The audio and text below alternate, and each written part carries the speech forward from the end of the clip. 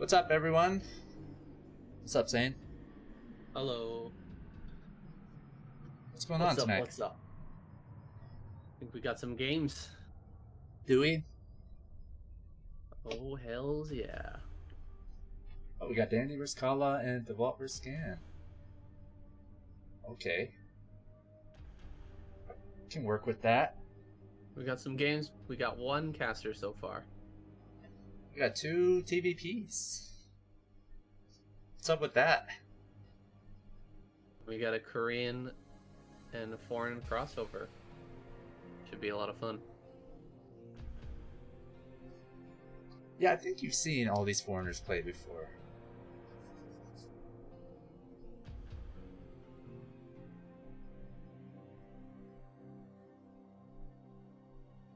I've definitely seen Dandy. I've definitely seen Dewalt. Khala I'm new to. Who's Khala? What race does he play? He's a Protoss. Protoss player? Yeah. Alright, so that's gonna be the new to me anyway, player from this group. What do these guys have to win? I think Dandy vs. Khala. Khala is favored, obviously. And Dewalt vs. Scan. But I think people would probably say, you know, Dewalt has a fighting chance to get some wins in there. Definitely after his performance in the last series I casted with him, he looked absolutely unstoppable, so we'll see what he can do against Scan here. I mean, someone who's so dominant in the foreign scene has got to be able to put up at least a few games against Scan.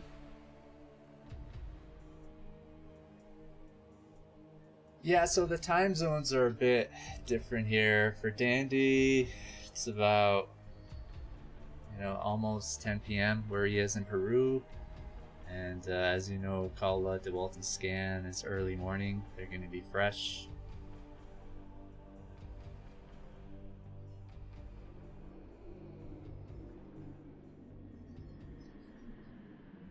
Early morning. I think it's around noon. So yeah, Yeah, I that's guess right. it's early My morning bad. if you're A StarCraft player. if you're a lazy bum like me. Just woke up at noon. Gonna have breakfast. Somehow I woke up at 11 this morning. Don't know how that happened. And Went to bed at like 12. if you get like crazy screen time, your eyes are just exhausted, And True. sometimes, an extra hour or two feels right.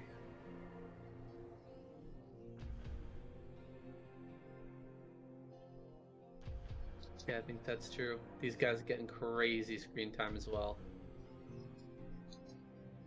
Probably practicing 7 or 8 hours a day, I'd say, at least. Maybe So? streaming as well.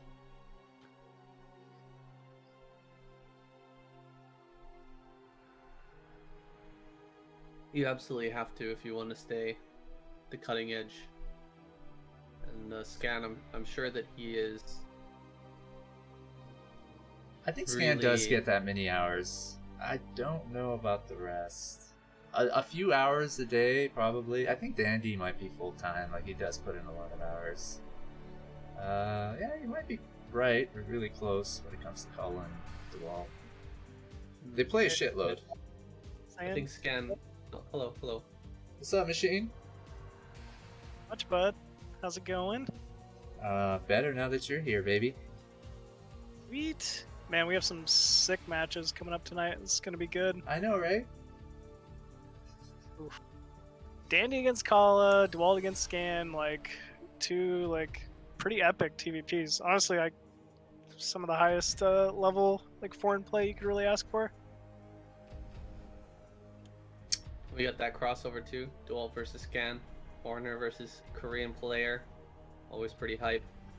Yeah, for sure. Dewalt obviously been on a tear lately. He, if anyone could give Scan a run for their money, it's definitely Dewalt.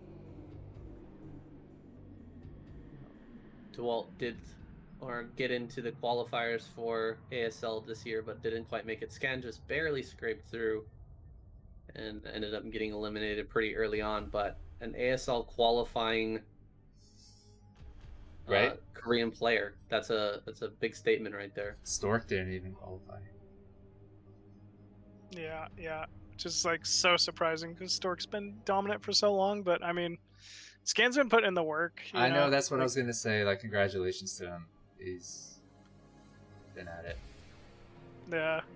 Honestly, watching him on Artos' stream doing the coaching sessions lately is it's kind of nice to like dive into his brain a little bit and see how he thinks of the game, and I mean just how incredible he really is at this Right. game. Yeah. Yeah, I mean, like, I don't play the game. You guys do. You know how hard it is, laddering and all that. Can you imagine trying to be a pro gamer? Like, getting to ASL? Yeesh. Now, yeah, Forget about no way.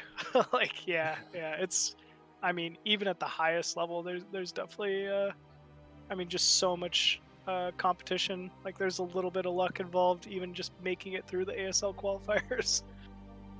Yeah. There's just an insane amount of game knowledge as well that's been developed over so many years.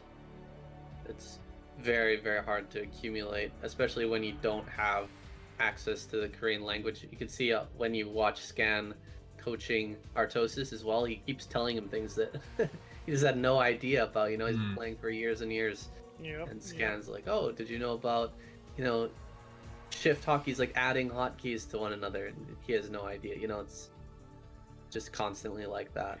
I couldn't believe that. That's not like lost knowledge, but I know exactly what you're talking about, saying he's like, you could shift add units to a control group. I'm like, Artos is like, what?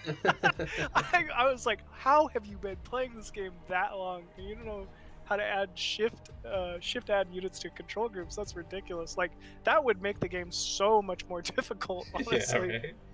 Yeah, right? Yeah. But yeah, Scan uses like alt click too, which is definitely one that some people don't know about, to select like previous control groups and things like that. Machine is flexing right now, guys. He's like, I knew all this. It's just confirmation bias from here on in. Yeah. No, I don't know all of it. Tell me something I don't know, sure. Scan. Machine's in the chat. He's like, I know this. I know this. Come on, Scan. You can do better than Come on, this. you have to do better than that to fool me. Like, I should be an ASL, not you. no way. Not even close. Yeah, you know what? Khala's a badass. Like, he's played Scan a lot too, and I know he's lost many series, but he puts up a pretty good fight.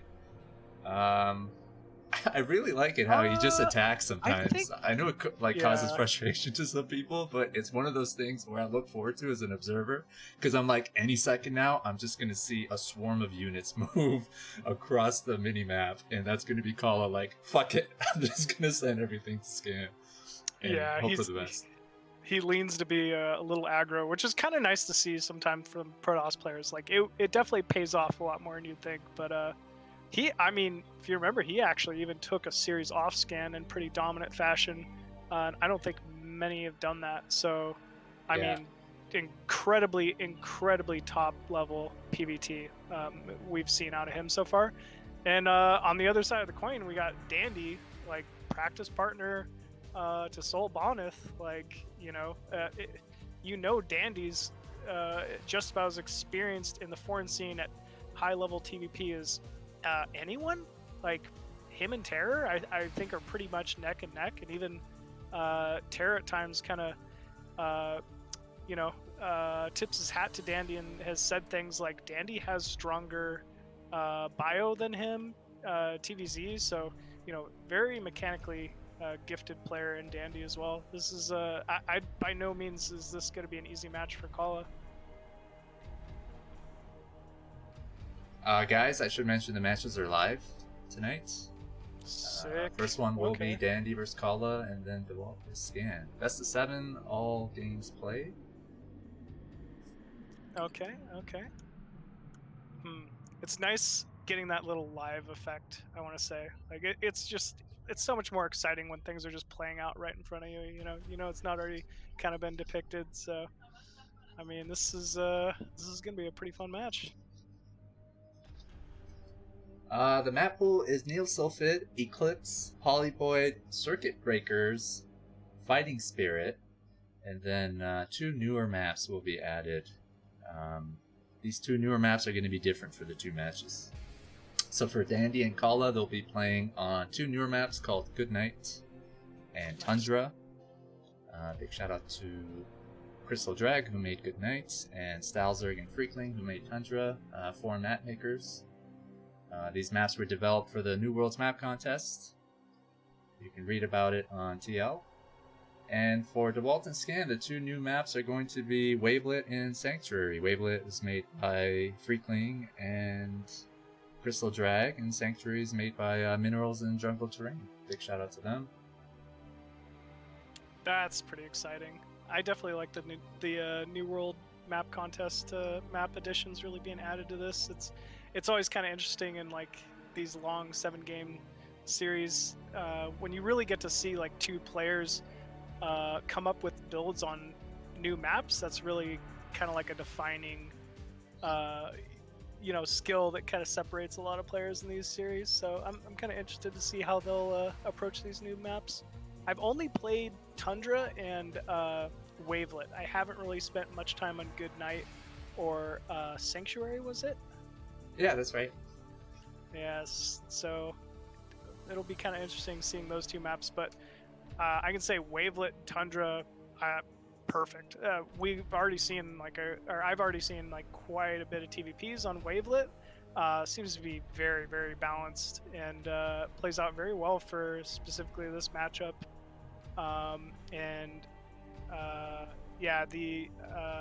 What was it? Not Goodnight. Oh, Tundra. Yeah, another epic like macro map, which is the kind of the games I personally like to see. Right. Longer like 4 or 5 base play from Protoss. 2-1 siege vulture timings from Terran. So this is gonna be a pretty good one, I'd say, just with those maps. Yeah, I haven't seen a lot of these maps being played yet, but how do you feel about carrier play on any of these maps? Is that something we're going to see? Wavelet, I think, absolutely. Actually, and Tundra, both great carrier maps. We actually casted a match from Khala and Scan recently, and Khala really utilized carriers very well on Wavelet. So he's going to have that in his back pocket here against. And I'm really excited to see that because I don't know what you do. There's a lot of like funky neutral high ground area that Terran isn't really privy to, can't use move its units onto in the center of the map, which allows for like carriers to kind of have free reign throughout the middle on Wavelet and have like little areas to retreat to. So it's going to be tough. It's definitely going to be tough to stop carriers on that map for Dandy, I'd say. All right.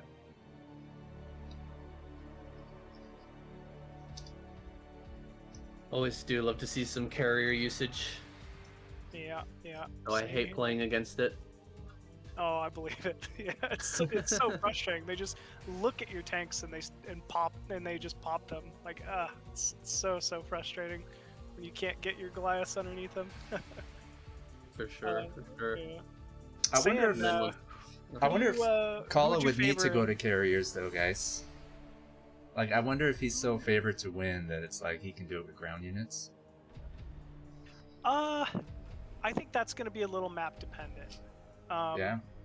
Like, one advantage I'll say about a map like Wavelet is because there's so much high ground area inside the main. Like, it's very easy for Terran to just kind of sustain by sieging tanks up along like the high ground. So I think we're going to see some long games guaranteed here. But a map like Sylphid, however, like, yeah, we could definitely see some early 2-gate pressure play from someone like Khala, and it'll be very daunting for Dandy to try to hold a early timing like that. I was gonna say, who would you kind of favor here with Dandy versus Khala early on? I've never watched a Khala game, so that's up in the air for me. Okay. You're in for a treat. I've seen a lot of Dandy, but I haven't seen much Khala at all. So. It's actually funny because we were just talking about Stork, but when I think of Khala play, it's like it's very like very aggressive, but like very macro oriented. He almost always gets to like a quick 5 base to like Terran sometimes, barely getting their third when he's on 5 base. So a lot of like gateway flooding, little too like he's definitely lost some engagements to because of I'll just say to scan when he was way ahead, and then he like donks away 50 supply worth of Zealot Dragoon for nothing. But I mean that stuff happens to everybody, obviously. So, but he's very aggressive and I mean very mechanical, obviously. So it's gonna be a little tough for Dandy. If I had to pick my favorite, after seeing the last series with Khala Scan, I'd say Khala has a slight edge here, but I don't know. Best of 7, I'm gonna say Khala takes it 4-2. It would be my guess. Think we're gonna see any Arbiter play out of him? Is he favoring that style? It's been a little bit out of the meta for a bit, but still can be strong. Yeah, I actually no. I don't think he Arbiters. I think he maybe pulled out Arbiters 1 game in the best of like about 7 games that we watched him play against Scan. So he doesn't favor Arbiter play very much at all. He's very gateway heavy, and then he'll throw in like carriers more often than Arbiter. But yeah, it's interesting you say that because I've kind of noticed that about the meta too. I'm Zerg obviously, so I don't really keep up with TVP meta as much recently, other than just when I'm picking up through these casts. But I do notice like Arbiter play is falling out of style a little bit. Yeah, that speed gate style really took hold in the past year or so. Building a lot of speed shuttles and just dropping zealots on bombing tanks and stuff and just going full on gateway man. Yeah, absolutely. And I mean, Khala's definitely embodied that style. We're going to see a lot of speed shuttle storm drops this game. He just executes it so flawlessly. But yeah, I mean, why not? When you can load a shuttle up that costs 200 minerals with a couple Templar and then clear a whole mineral line, it just seems so strong, Yeah, for sure. I know I have Scourge and I still have a hard time dealing with storm drops, honestly. Yeah, it feels so strong that I think someday in the future we're going to be looking at Arbiter as like a super late game or like a cheese unit, where it used to be a complete standard in the matchup. There was 2 base Arbiter was a thing where you just wouldn't build anything else, just 2 bases and then just go for the Arbiter. Yeah. Completely switched up. Terrans, I feel like really just kind of solidified everything. Like you always see high level Terrans getting their turrets, researching EMP, getting a vessel in position. Like it can be pretty difficult to pull off a good recall, and then sometimes you get the recall off, and then your army just evaporates because hey, they were prepared and put free mines down inside their main.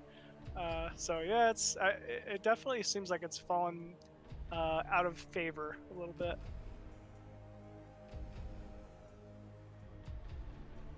So what about Dewalt versus Scan? How do you feel about that matchup? Do you have any predictions? Oh man, I want to say, okay, my head's telling me Scan right now is just such a dominant player, but my heart really wants Dewalt to win. He's had a little, he's had a lot of close calls, I'd say, in tournaments recently.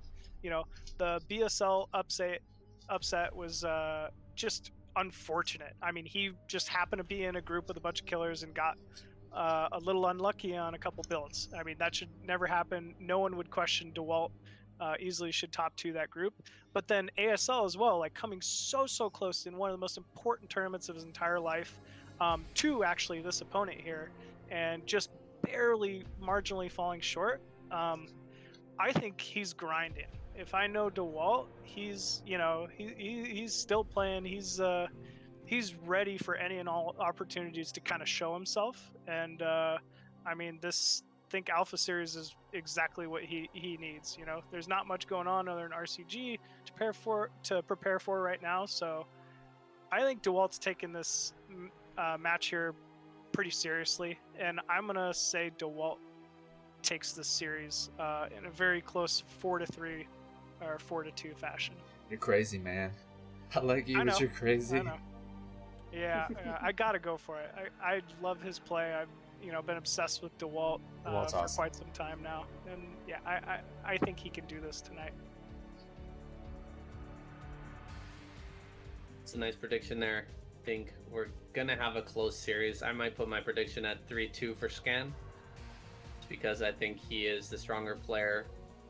But he might underestimate DeWalt here. He's already beaten him in the past, and he got into ASL. He should be, on paper, the better player, but we'll see.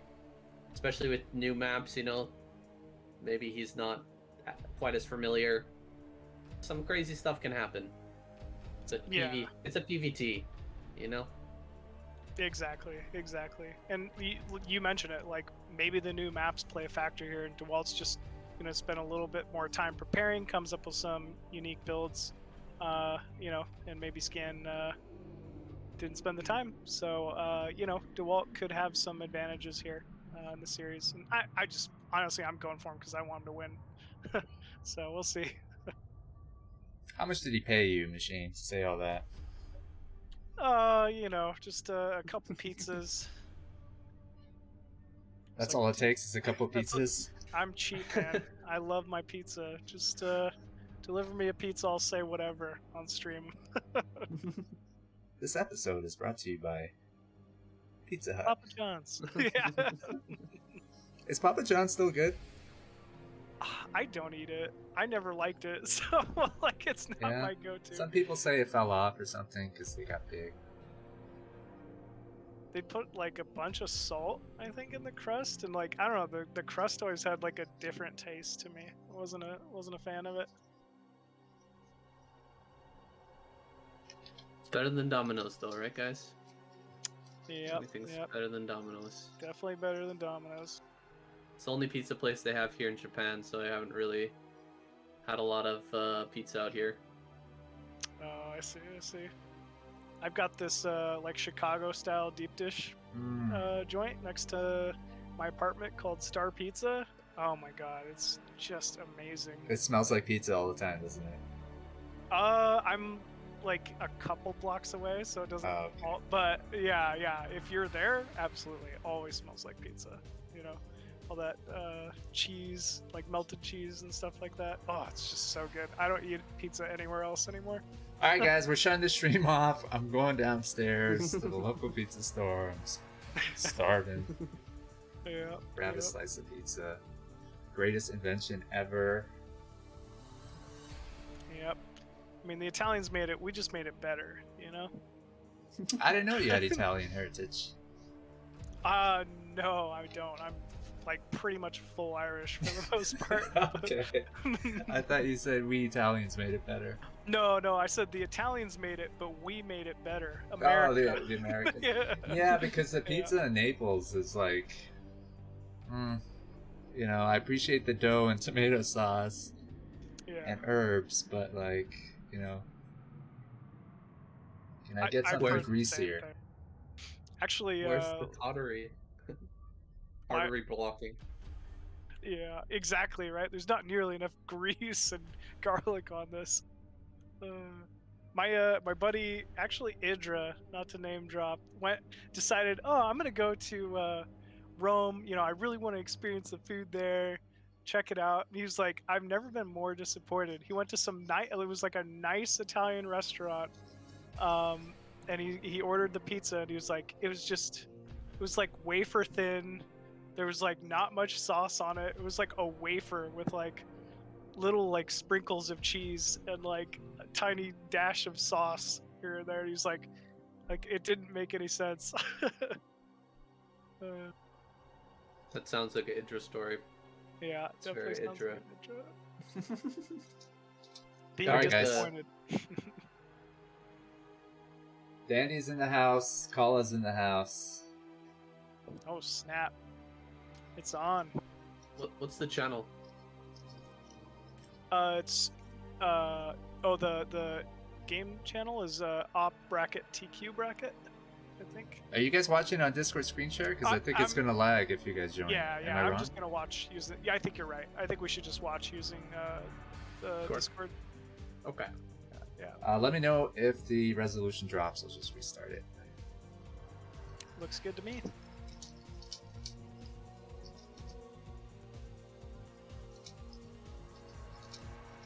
All right.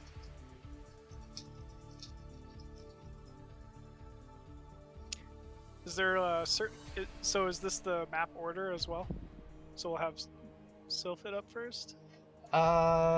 Yeah, it could be our loser picks. Neil Sylphid, we got Eclipse, Polypoid, Circuit Breakers, Fighting Spirit. So we got 5, standard, comfortable maps. And then 2 newer maps, Goodnight and Tundra, for these 2.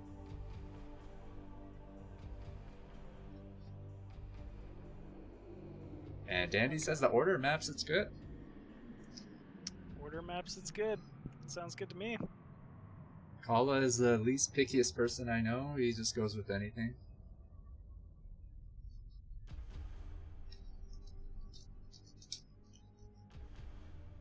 It doesn't make a difference if I were to host, does it? I mean, I think it can. I don't know. I'm trying to think.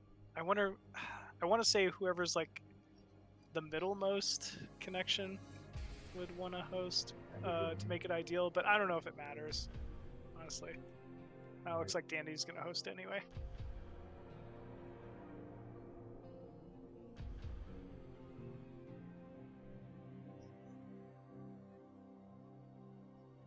So it's probably gonna be Sylphid first. Honestly, not a bad pick there for Dandy.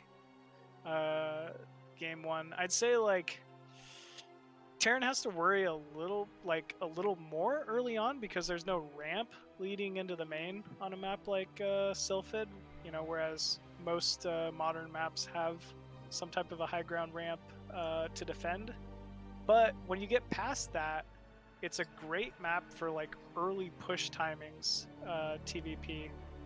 So I'd expect to see some some solid mid-game aggression, let's say, out of Dandy pretty early on this map. But Khala could run away with it with like something like a forward gateway into 2-gate Dragoon timing or something like that.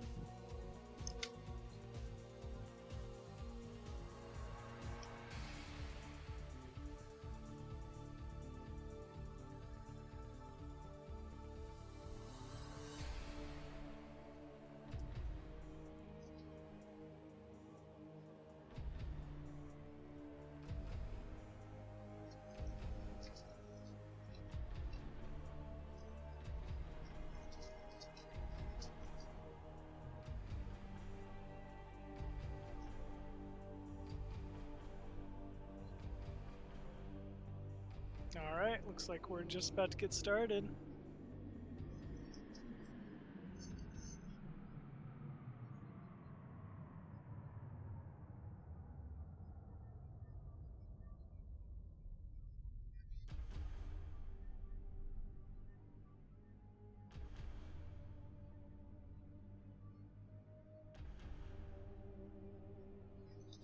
Alright, Khala and Andy are ready.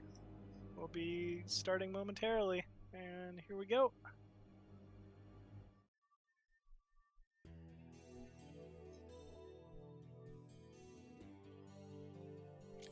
Alrighty, game 1 of Dandy versus Khala. We have Khala spawning as the green Protoss, or blue, at the bottom left side of Sylphid. And spawning at the bottom right as the yellow Terran, we have Soul's Dandy. I love how the color switching still throws you guys off. Yeah, it's like, I don't know. It doesn't. It fucks with you. You're trying to say the color and it's changing. You're like, what's going on? Yeah. That's my favorite part, guys. Oh, Ox, such a troll. All right. I don't know. Like I was saying, I think this is a good map for Protoss to really pressure early on against Terran, just with that lack of ramp. Meanwhile, Terran gets kind of a little bit of an advantage mid-game through being able to push through those like high ground choke area, like third bases in the center of the map. So that can always be a little tricky for Protoss to defend. Is that really considered a high ground though, the third base? I think it's like still medium ground, is it not? I think it is. I think you're right. It's not quite like a high ground. Like I don't think there's a mischance, but the base is kind of gets confined into two separate chokes. So it's a lot more difficult for Protoss to really flank with things like Speed Zealots and Dragoons early on if you're able to secure those. So like if Terran can actually get their army into that position, it's so tough for Protoss to break on this map. Right. But yeah, you're right. It's not actually like a high ground. It's like a mid ground, I think. So we'll probably see a third base here out of Terran, and then the real point of contention will be that fourth base take, or a large timing attack coming from Dandy. Well, I even think like a 2-base timing from Terran could be tricky, so I don't want to rule that out yet. But yeah, I think you're right. Knowing Dandy's playstyle, he's most likely going to get his third before it goes for any kind of a solid timing. Yeah, this map's a bit different than a lot of the more popular recent maps. Something like Eclipse, super hard to take that third for the Terran player, so more likely to see those 2-base timings. But here, relatively easy, not the hardest thing. So, take advantage of the map. It's a good way to play. Exactly. A lot of maps here. Yeah, you always want to play to the map. Very well said. Yeah. So we have, it looks like Dragoon range, researching no Zealot first from Khala, electing kind of save those resources. Meanwhile, Dandy, just single SCV on gas after factory, so this does look to be a factory expand. Pretty standard play from both these players here early on.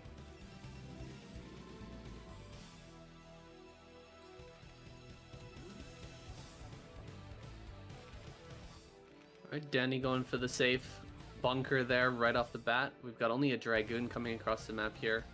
It's a scouting probe, no Zealot. So not a lot of pressure going to come here, but he might try to get a bit of damage with the range on the... So the tank will be coming out very quickly. Throws down his command center. Everything is starting off here very nice and standard. Yeah, exactly. I mean, this bunker should be able to hold this Dragoon off at least long enough to get that siege tank out. Khala is going to be forced to kind of push back a little bit. Ooh, really nice SCV scout timing here from Dandy. We'll see that Nexus of the Natural, so he knows there's no funny business going on here. It's just a very standard one gate robo expand out of Protoss, and he's really in no danger early on here. Yeah, he missed that SCV with the second Dragoon as well, so he's gonna have to loop back around, track that SCV down, kill it off before he can actually start this pressure with the range. There's the range finishing just now, but only one Dragoon here, and the tank will push that away. Shoo, go. Okay, yeah. There it is, gone. Great timing on that tank. I mean, Dandy, he doesn't really have to be afraid of anything. It could be Reaver is really the only thing Dandy should really be thinking at this point. There was no Citadel, not even a second gateway, so he's not really afraid of even heavy Dragoons at this point. So I'd like to see Dandy just kind of get that armory, second factory, and really just kind of continue on with his build here. It's a very missing an observatory. Yeah, you're right. No observatory quite yet. Oh, there's the observatory right there. Oh, okay. No robotics facility, or not, sorry, robotics support bay. So maybe he's just gonna go ahead and take a third Nexus right away here. Keep the pressure on with the Dragoons. This is always a little scary. This could have been a starport being added on, and you could be seeing a drop in your base pretty quickly. So just sitting out in the front with your Dragoons, a little scary, but I think he feels he's got a good read here, might pull back the Dragoons shortly to cover that sort of possibility, but that's not what's coming. Yeah, he's just gonna snag a third base here right away. Yeah, very nice by Khala here. I totally agree with this decision to just take that quick third. Wow. 2 Dragoons even going down. 2 Dragoons.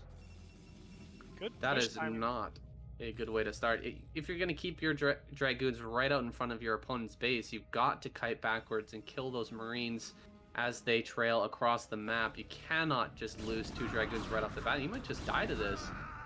Yeah, you very much could. If these vultures have mines, this is a very tricky timing here for Khala to try to hold. Wow, very good pullback on that tank here from Dandy. Vulture getting in front, going for a mine, but was not quite able to land it. 1 tank finally falling here for Dandy. This has already done so much damage. This is huge, yeah, and there's 2 more vultures coming up. He's going to be fighting with probes, so the vultures are going to be so helpful here, dropping some mines as well, killing off more and more probes. Not enough Dragoons here to kill off all of the mines, but at least he does have that early early observer here. Pretty good control holding back these 2 tanks, but still losing Dragoons. This is really, really rough. This is just flawless control from Dandy. I mean, every single tank has been focus fired. He has not been shooting those pylons even once. So many probes have already gone down. Dandy's money getting a little high for where he's at in this game, but I mean, it's actually fine because these 2 tanks just continue to mow through Khala. This is the definition of an overextension, though. Look at how far these tanks are inside the base right now. However, getting some mines on top of these gateways could just end the game. Luckily for Khala, though, the Dragoons pop out on the correct side of these gateways, not taking any of those mine hits. There's the Reaver, though. Oh, my big gosh. shot on the Reaver. Luckily, he does pick that up, so we'll be able to make a few Scarabs and actually get some use out of this Reaver. But damn, that is too much damage here. Too much damage. Absolutely. Even more probes going down. This Despite really is saving just that too much Reaver. damage from Dandy. I mean, just phenomenal control here. He's got to worry about a Reaver and a shuttle going to his base, but that's it. He's already done just so much damage to Khala's economy. He doesn't have a single turret, so we'll see what this can do, but yeah, it's got to be a miracle play right now from Khala. Okay, pretty Ooh, good very shot there nice to start. The Scarab will be dudding out here. Gotta Yeah, he head really towards the needs main a base. tank. He needs more. He needs more damage right now. This is not Yeah. enough. Gotta get in that main mineral line. Go, go, go, go, go. You've got to get more damage here. I mean, it's a One little turret. unfortunate from Dandy. I feel like if he just made a single siege tank there, he would have been able to clear this up without taking any losses, but at least Khala's getting some type of a trade here. Stopping the mining time a bit. Slowing him down. Could kill some more SCVs as well. Drop Yeah, for those- once more. Can he take one shot? No, he cannot. The Reaver gets taken out in one hit.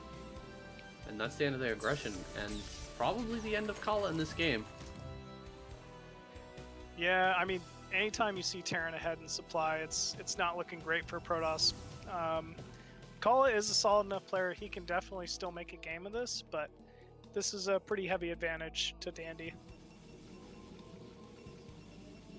I mean, what can Khala do with this? The one thing he has right now is a pretty heavy Dragoon force, but with 3 siege tanks on the map, I mean, there's no clearing this natural at the moment. Khala doesn't even have his 3rd started. You know, this is just bad news bears here for Khala. No Goliath range, but he still might track this down. Oh, just barely not. We'll get 2 Goliaths for free. It's a nice pickup. But he can't really go in with this shuttle now. This shuttle is so badly damaged. I mean, there's Yeah, not it's a just weak. there's no full surround in the main. He could actually fly in the back there and just land the Reaver, start hitting those supply depots, but he doesn't really know about that right now. All the defenses are here in the front. So there are holes in Dandy's defense right now. It's just that Khala, I don't think he's been able to. He just can't really extend right now. Any play here could just be a game-ending play if he messes it up. Yeah, especially when you're so far behind. I mean, this Reaver really is his push defense at the moment. Dandy, I think with his 6 factories, is just going to go for a massive 2-base timing. He knows he's at a pretty big advantage right now. Doesn't want to let this game go any longer than it really has to. So I think we're going to be seeing Dandy move out here pretty quickly with an upgrade timing. I think the moment is now. Can he end the game? It's all going to come down to this push. Clearing some of these eggs here, getting them out of the way. Coming up, gonna just snipe that shuttle. Good snipe. Kills the Reaver as well. Oof. Yeah, it was a nice pickup there for Dandy. And yeah, Siege Tank's slowly starting to push out here. Khala's force really just sitting outside the natural of Dandy, trying to halt this timing if at all possible. And here we go. Another Second Reaver comes out. Ooh, that was the weak shuttle. Falls instantly. And yeah, the Reaver goes down as well. I mean, this is... Go for it. Cool. What you said earlier about that third base being on the kind of a high ground there, that's also a great place to stage a Terran attack onto the natural. And GG is called. Dandy takes game number 1. Yeah, Colin knew it there. I think you were right. He knew he couldn't hold that high ground area, and he just knew what the game was going to turn into. So, very well played there from Dandy. Wow, taking game 1 in the series. Very solid start here. I mean, that 3 tank timing did way too much damage, like you were saying from the start. I mean, picking off 2 Dragoons almost instantaneously, and then just kept getting great trades the whole way through. I mean, how often do you see 2 tanks end up that far into the main for Terran? You know, like that. It's been a while for me. Basically never, yeah. Generally, there's just enough Dragoons to hold back that type of attack, especially on only 2 factories after taking an expansion. That is not a regular timing attack. But, you know, Khala, he wasn't paying attention to his Dragoons, and that happens. That happens sometimes if you're just not watching. And as they come out, you can lose a lot. You can lose your first couple of Dragoons, and things just snowball out of control from there. Yep.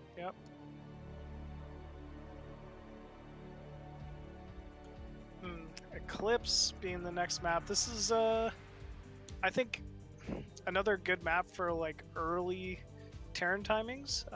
If Dandy was to 2-fact open against Khala, I think this would kind of be the map to do it on. What do you think about that, Stan? Yeah, for sure. I think that's something you definitely have to factor in, the 2-fact timing, and there's a lot of spaces where you can hide that fact even out on the map. You can hide it down in the bottom right, you can hide it up in the top left, or in this the middle area there. There's a lot of paths that you have to kind of scout. So if you want to hide that factory out on the map and get a 2-fact timing going, that can be really, really strong here.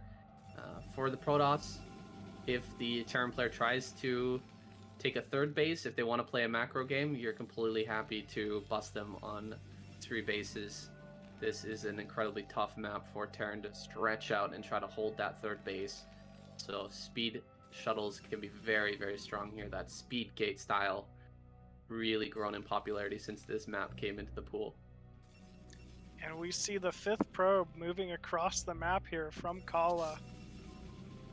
I think this is shenanigans.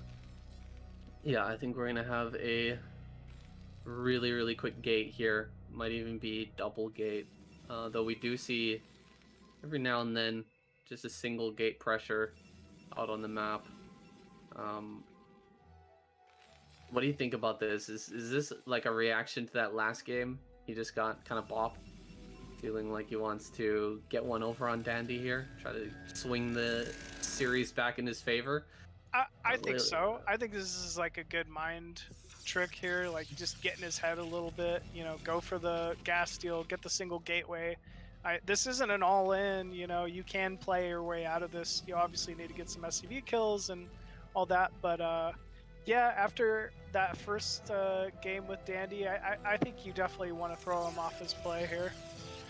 And gas steal goes down for Khala. Very nice. Gas steal on this map is always a factor you have to imagine for the Terran players.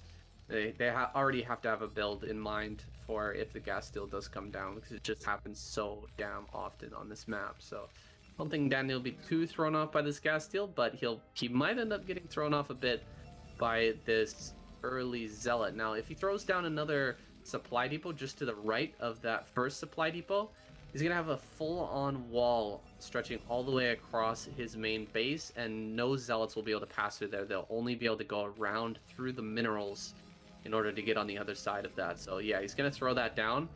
That is a great Sim City for Dandy. He should be able to hold this relatively well with this Sim City.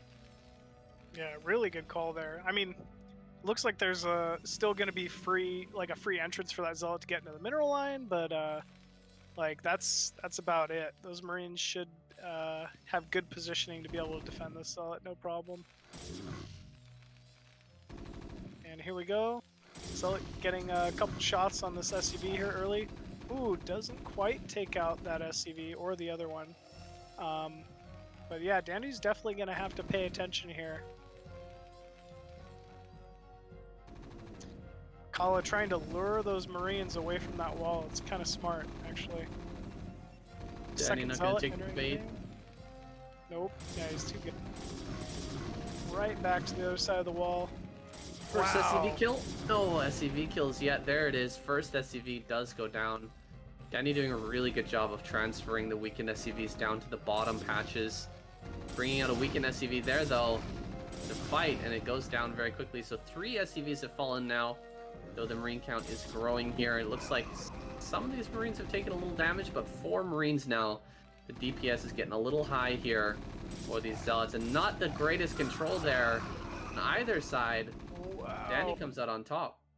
Dandy absolutely took the better of that trade. It was looking bad, you know, with the 3 SCVs kills, but if you look at what he's done here, Khala can't take his natural. That's kind of the big advantage of trying to do this build, is you put pressure, you can get a nexus behind it. But yeah, Dandy just doing an incredible job of really defending this timing here early on, and suddenly I'm a little worried for Khala's forward gateway.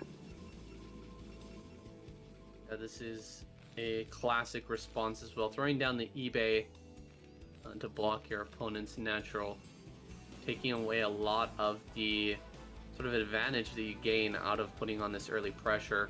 He's had to pull 3 probes to take this down.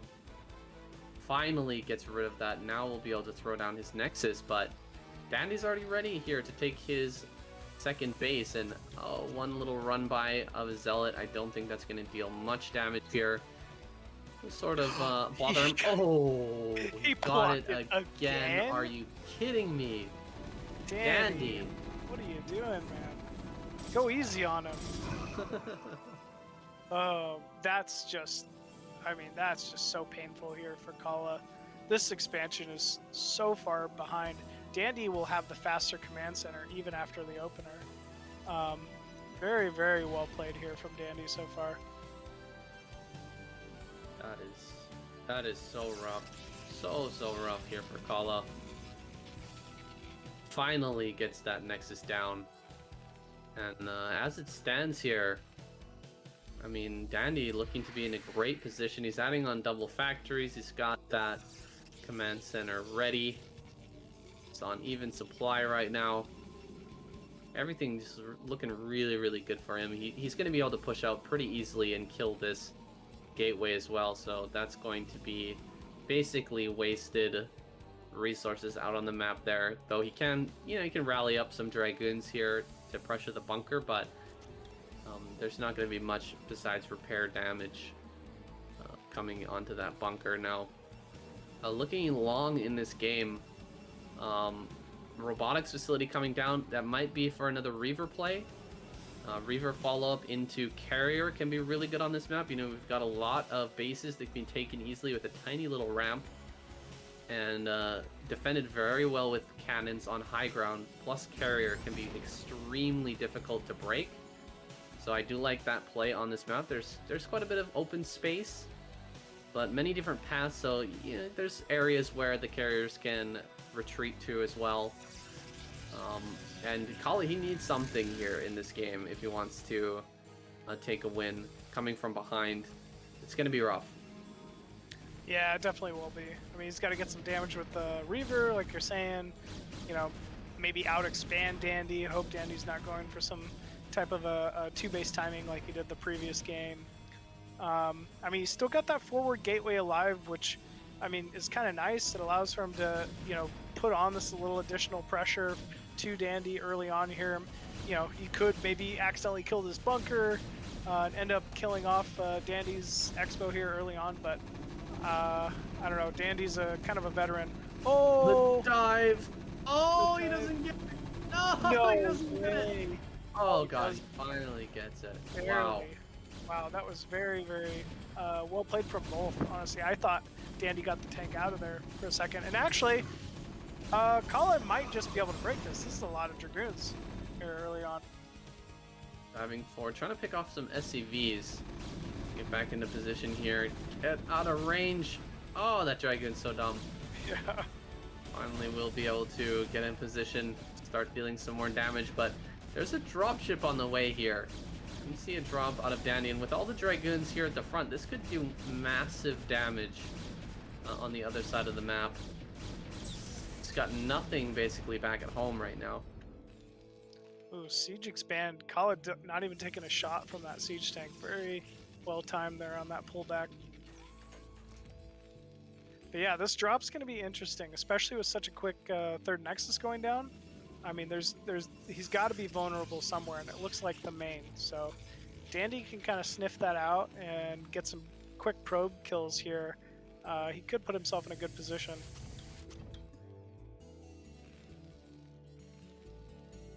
Losing that first tank is a big deal.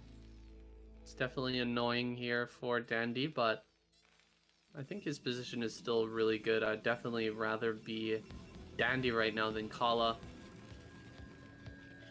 Dropship gonna go around the bottom side of the map here, so maybe going for the natural. Yeah, maybe. I think either river is gonna see this starport, and Khala should know. Okay, because of this timing, I know there's a dropship headed somewhere to my base. So I'm sure he's gonna use his rallying units to start spreading out and defending for drops here. I'm really surprised he's not pulling back his Dragoons right now. He is sending a couple to the third base, but these Dragoons here, they're not really doing anything on the map at the moment. And there's going to be a drop here in the natural. Probably going to continue flying on into the main as well. Drop 2 here, drop 2 in the main. Slow reactions here from Khala so far. Yeah, getting quite a few probes already. That's a little scary. 2 more vultures going down in the main. Oh! Wow, he just mirrored so that close. mine just like not burrow. That was weird. That was crazy. So Yeah, that damn was close. crazy. More probes going down in the main. At the same time, Dandy's also going to see that Stargate, so he knows exactly what to expect here. This is definitely going to be some type of quick arbiter out of Khala. So yeah, I'd say this drop definitely paid for itself here. I don't know about quick arbiter. Do we see a citadel? Is there a citadel anywhere? No, we don't see one. You're right. Maybe it isn't arbiter. I don't know why I thought arbiter, because it's just a single Carrier. Carrier. Oof. All right. That's I don't know. I feel like Dandy's gonna have so much time now to prepare for carrier that this could be a little difficult for Khala to actually execute. I feel like Dandy's just gonna come out here and attack right away. He's already killed so many probes. This carrier is going to be so incredibly late.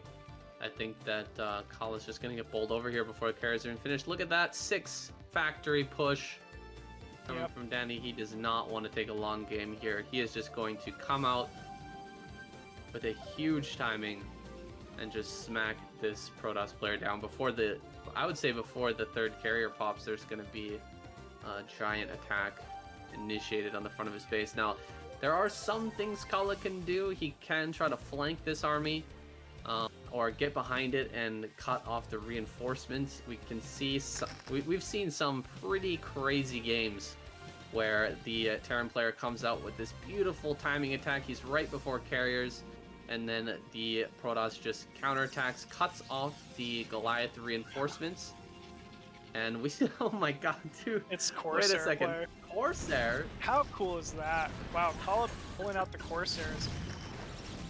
Wow, very nice spread here from Khala moving in, but ooh, that's already a lot of blue. Oh my gosh, yeah, back up Khala, run! It's not working. Ooh. He lets everything die here. Yeah, that's a lot of dead Dragoons.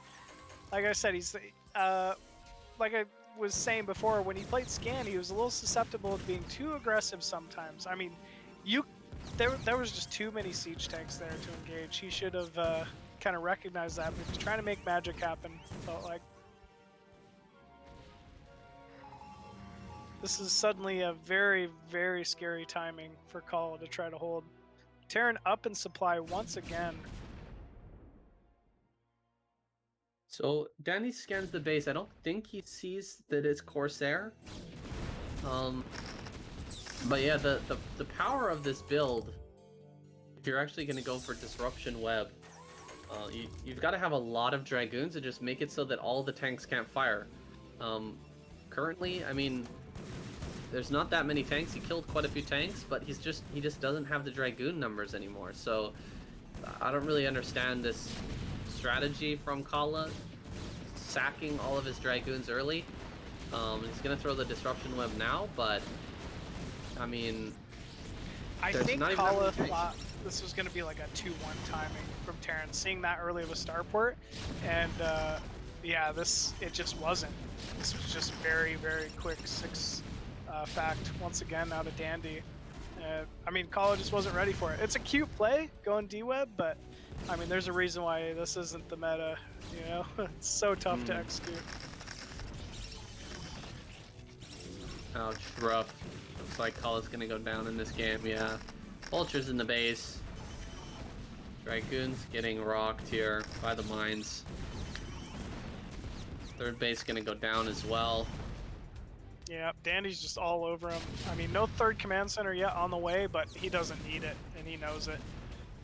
He scouted out the Corsair tech. I'm sure he's doing nothing but producing some Goliaths at home to start trying to counter this, but the damage has already been done.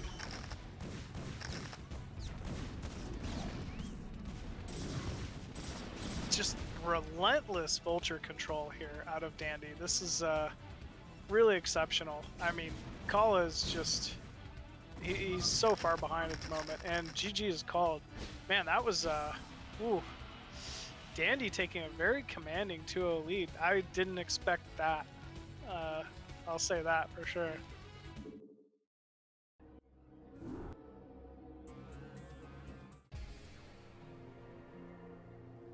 I feel like Dandy just, I mean, he's playing so strong right now.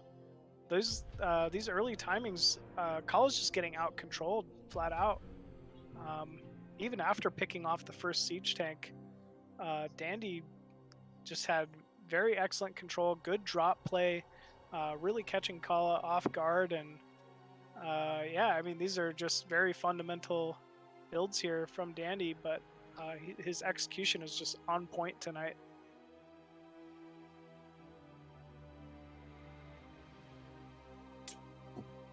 Whoa.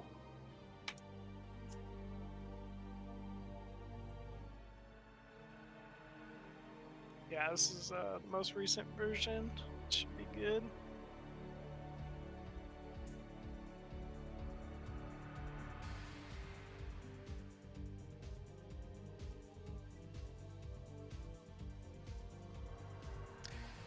Saiyan, what do you think Khala's got to do to really kind of get himself back in this one? I think he needs to play pretty standard here. Just get into a nice macro game like you were describing this play. I was expecting, a long game with 5 base, grabbing another natural or something, especially on this map for sitting on Polypoid can really favor that type of play from the Protoss. Such a large map, so many different bases to take. Just get into a good macro game and bring out the speed shuttles. Try to break Dandy when he's taking these other bases. I don't really want to see him rush again. I don't want to see him do some forward gateway action or anything like that. Anyway, I think you're I think you're absolutely right. It really would benefit Khala's play here, and it's when I think of Khala, like that's really what has stood out to me from him. But I mean, Dandy really getting the better of this like early aggressive play from both sides. And I mean, there is an advantage to what Khala did last game. Now Dandy has to have that in the back of his mind. Oh, he is capable of doing, forward gateways, proxy gateways, that type of play. So maybe it'll force Dandy to react a little differently. But I don't know. Dandy also held that so easily that I think he's feeling very confident at the moment. Game number 3 on Polypoid. Top left, we've got Khala, the blue Protoss player. And down in the bottom right here, we've got Dandy. Flying high off of several wins. Looking really good in this series. Cross map positions, though, this is really looking like, what we were saying before, a great position to go into a long macro game here for the Protoss player. You can snag bottom left, you can snag top right. Got plenty of space to hold any sort of early push. As long as you're controlling your Dragoons, as long as you're watching those out in front of the Terran Natural, keep pulling those back. You got lots of room to kite. So I hope we're going to see a nice macro game here from Khala. Yeah, I think you're right. Just from their positioning alone, it kind of allows for more of that macro opener. I mean, there's just so much distance between mains, but at the same time, we see this very forward gateway out of Khala. We know that, obviously he's looking to try to put some type of pressure on Dandy early on, but unfortunately it's cross-map Polypoid. He's got to, he's going to have to run a marathon just to get a Zealot inside Dandy's main here. And I mean, Dandy held the last timing so easily. It's I'd say this is Dandy's advantage at the moment. I think we see the reaction from Khala as well. He just throws down his gas here right away. I think if we were closer on the map, we would see something like Zealot, Dragoon, or even 3 Zealots and then a Dragoon. But here we're just going to see just a single Zealot, I think, then into that Dragoon. It's just too far. It's too far to walk. The 2nd and 3rd Zealot are going to arrive. There'll already be 4 Marines. It's just too far. Why no gas steal from Khala here? No gas steal? I'm not sure. I'm not sure why he didn't steal his gas there. I guess he just knew Dandy was going for a gasless opener. That's just a very delayed gas. It's like command center gas. Huh.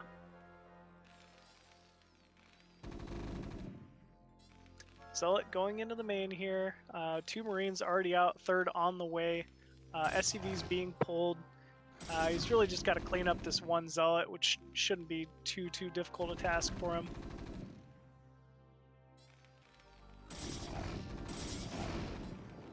Nice kill. Slow this down a little bit. Yeah, very, very good kill there. That definitely slows down that natural command center for Dandy. 2nd Nexus almost up. Khala's core is halfway complete as well, so Dragoons will be on the way shortly here. So that was a Nexus before a Cyber Core there. That was a pretty fast Nexus. So, that's seeing the distance, seeing that he's in cross maps, just deciding to grab that Nexus right away. Only produced 2 Zealots here, and now he'll be going into the Dragoons. He won't have much to pressure because this core is just so late that range is going to come so late. We're probably going to see a tank out by the time a Dragoon gets over here with range, but you know, taking an economic advantage here at Khala.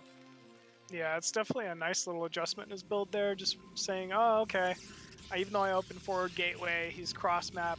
Not really going to be able to get much done with this. So let's just try to make some more probes, get that second Nexus up, and because yeah, this, like you're saying, this Dragoon's not really going to be able to do much of anything.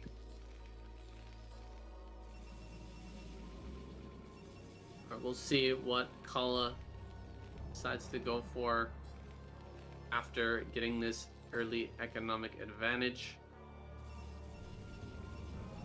Any I'd like robotics? to see some DTs. Some DTs. All right. Well, we got a robotics here. So Okay. it doesn't rule out DT. You can still see a DT drop, but that what's it called? Citadel will have to come down right away. And it seems like It's not going to be the case, yeah. Robo's still nice. You can get observers out and take a quick third Nexus or something like that. So, still just pretty standard play here from Khala. Dandy, same thing. Nothing crazy going on. He's got his second command center down. See just a couple factories in the main so far. Probably an armory as well.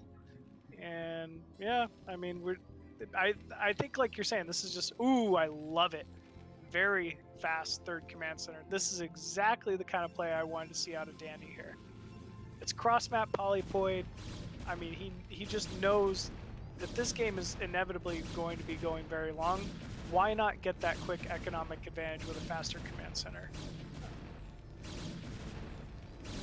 So I really like this, actually, out of Dandy.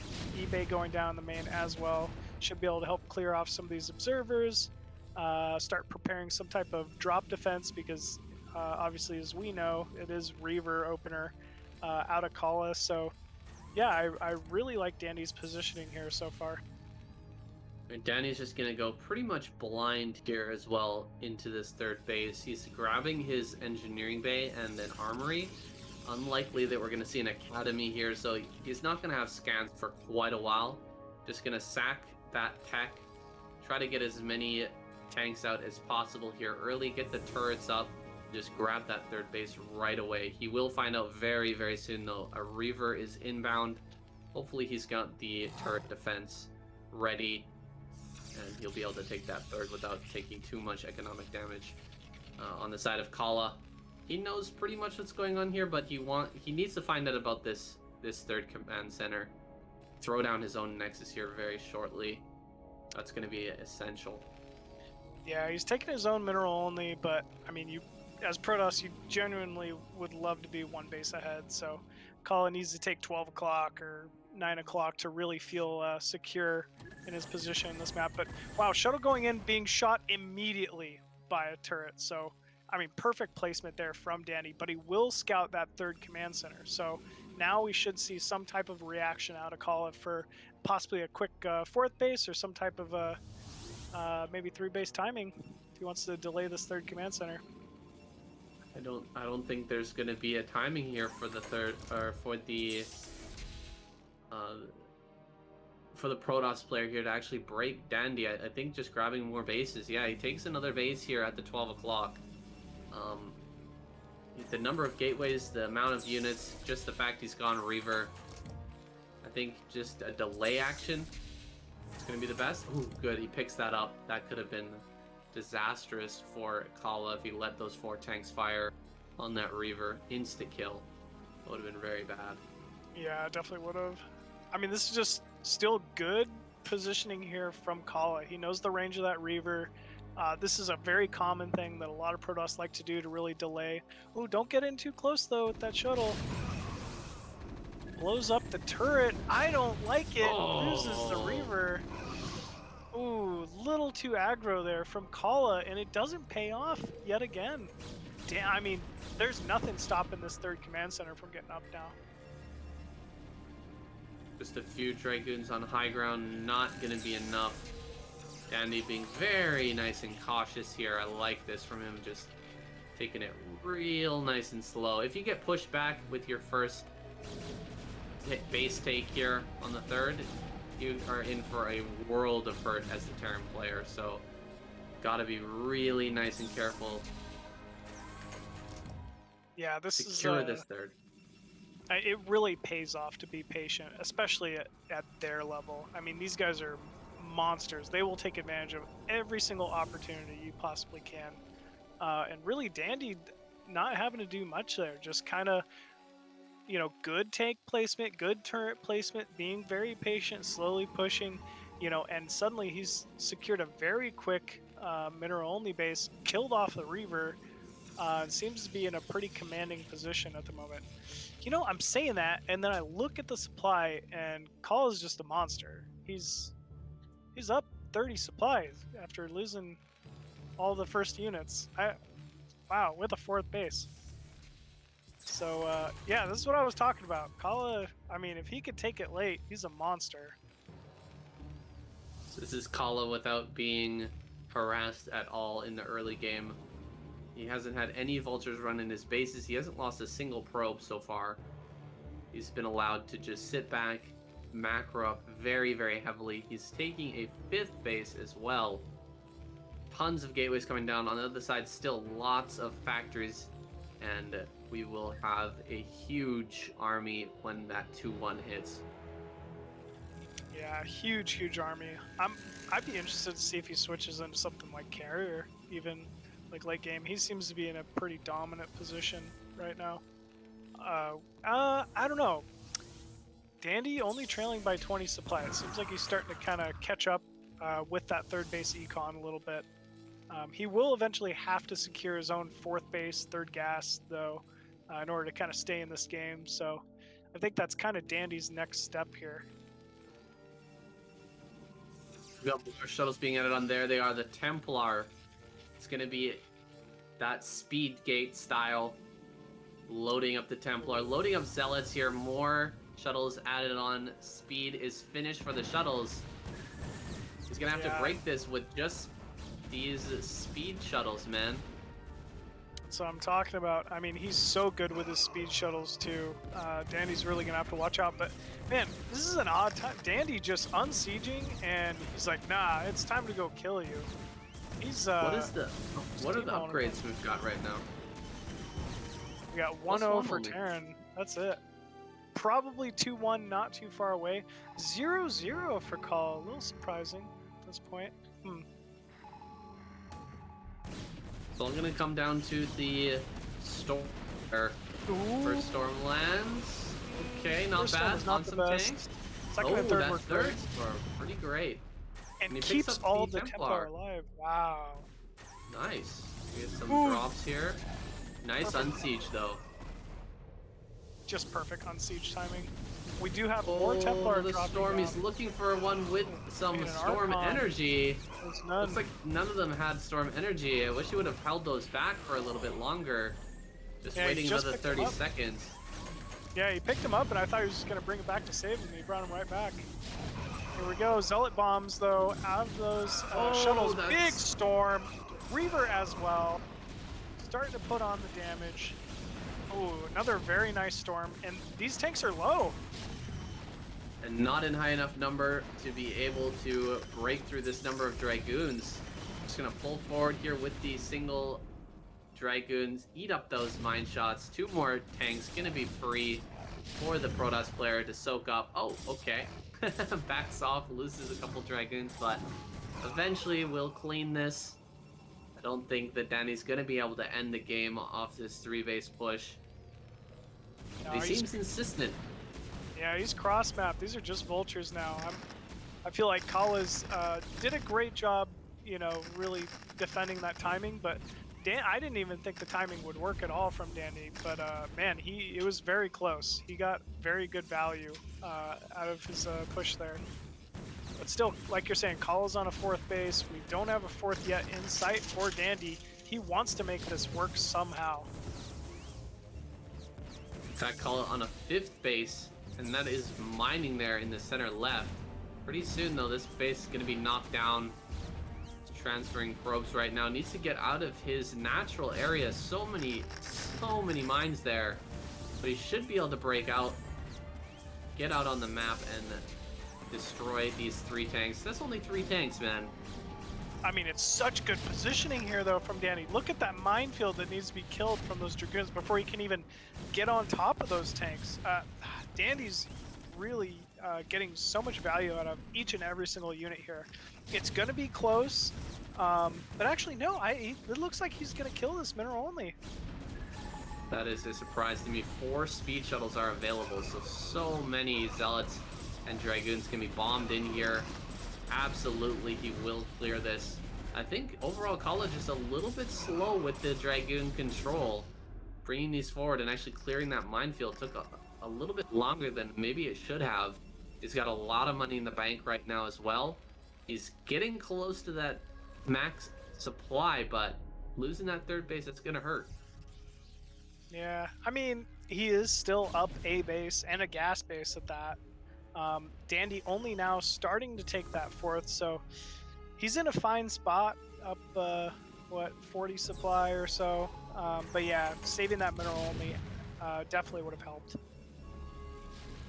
Another minefield here covering the flank of Dandy. It's going to start to get cleared out, but this base is under threat.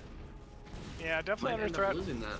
Only no, 3 tanks, but tank. they open the wall for these vultures, and those vultures are going to dive right onto that mineral line, and suddenly this is big damage from Dandy. Shuttles bringing in reinforcements here to try to clear this out, but like you're saying, it's a little too late. All the damage is done, and suddenly Khala's on basically 3 mining bases. Wow. Still got a very, very good supply. We can't take that away from him. He kills the command center. Whoa, just moved across the map with a group of Dragoons and kills the 3rd command center for Dandy. Oh man, that was like a knife in the liver. Ugh, that was pretty painful little timing there from Khala. It was so quick. I mean, Dandy is suddenly in a pretty rough spot.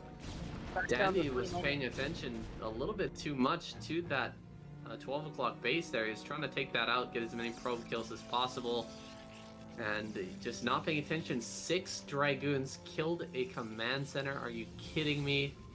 That is a serious oversight from Dandy. And it's like Khala, I mean, he's stabilizing here now. He did lose an insane number of probes, but he's 200 supply. Yeah, he's maxed out for the first time in this game. He's taking bottom left. He's got bottom right scout, or top right scouted rather. Has map control. He's really coming into his own this game. This is going to be a very hard game for Dandy to win now. The Protoss player just stinging out everywhere. He's going to be able to put pressure on this base. 4 siege shuttles coming in as well. I like using the Archon to tank for those siege tanks. That was huge there from Khala. And 3 more shuttles coming in. Storm's going down. Wow. Just Dandy's army really kind of being overrun at the moment. This should be another dead mineral only here for Khala, or for Dandy. And the budget recall comes in there. Smashes through that tank line. So many Zealots being bombed on those tanks. Just an insane number of Dragoons to follow up as well. This is massive army. How do you even get out of this? I think we're going to see a GG pretty quickly, and the first game to go to Khala. Finally going to get a win here. GG is called. There we go. Khala wins game number 3. All right, Khala bringing the series back, 1-2. I mean, very well played here from Khala. Like we were saying from the start, I think the positionings just in general played to his advantage. Like, Khala wants to take it late game. He wants to use those speed shuttles, the storm drops, as a way to really disrupt his opponent. And Dandy not opting for any type of early pressure of that game. So Khala was kind of just allowed to, do as he pleased, it felt like.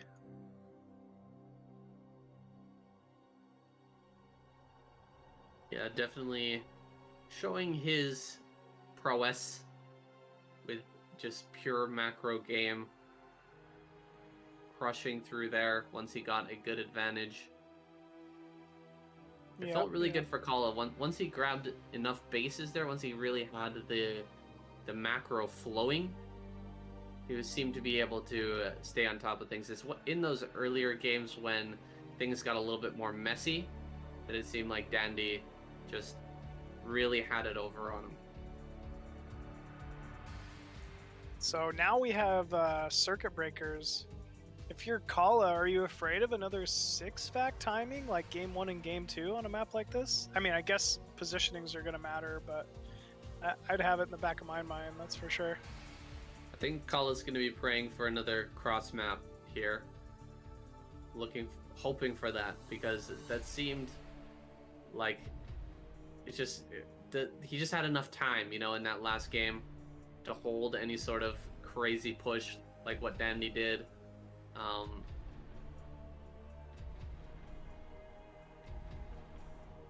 Yeah. I mean, I think a lot, you know, just that positioning as well helped out. Even though he had the forward gateway, wasn't able to do like too much damage early. It didn't seem to matter. But God, he's just so strong. I think on a map like Circuit Breakers for TVP, oh man, and as we see, they get cross map once again. I think I already like Khala's position here, but yeah. So spawning at the bottom left corner as the pink Terran, we have Soul Dandy and blue, and spawning as the purple Protoss at the top right of the Circuit Breakers, we have Khala.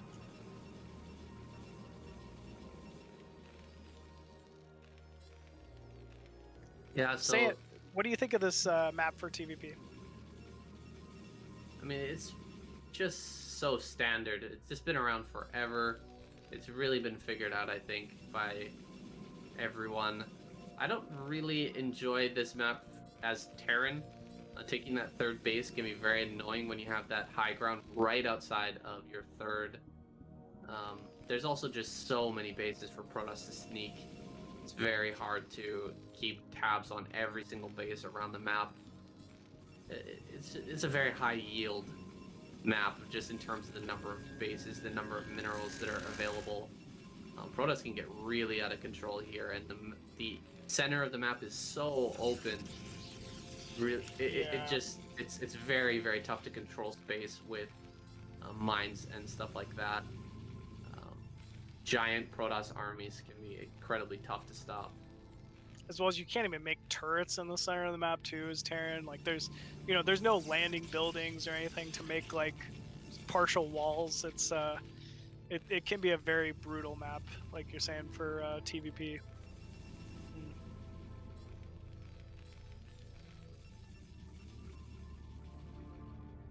And so we're gonna have Dandy sending his SCV up towards the top left. Nothing crazy coming out of Khala this game. Delayed scout even. This is a very late scout from Khala, which has been much different since everything he's done so far. And he's just getting straight into that Cyber Core, so not getting the early Nexus this time. I think we're just going to see no Zealot, just straight into Dragoons here. Rallied across the map, put on the pressure at the natural, and then go into a Nexus after that. Just completely standard here from Khala. Meanwhile, we see a very delayed gas here from Dandy.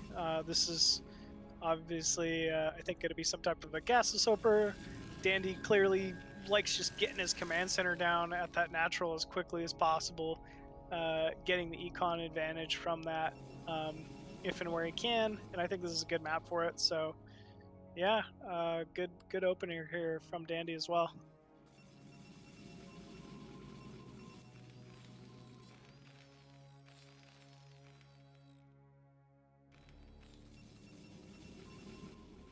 We have Dragoon range coming down in the main here for Khala. A little bit of probe harass going down at the natural. Probe falls instantly. Whoa. Dandy, oh man. He must have just been spam right-clicking that SCV on the probe as fast as he could. That was Very, very quick kill. Second Nexus going down as well for Khala. He's got to start using this Dragoon to get on the map, get some type of scouting done.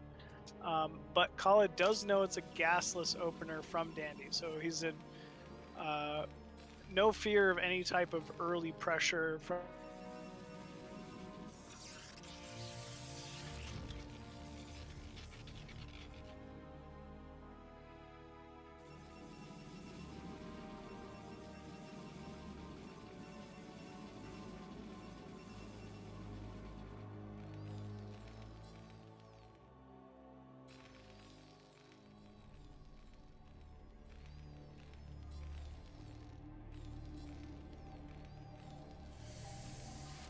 Really quick.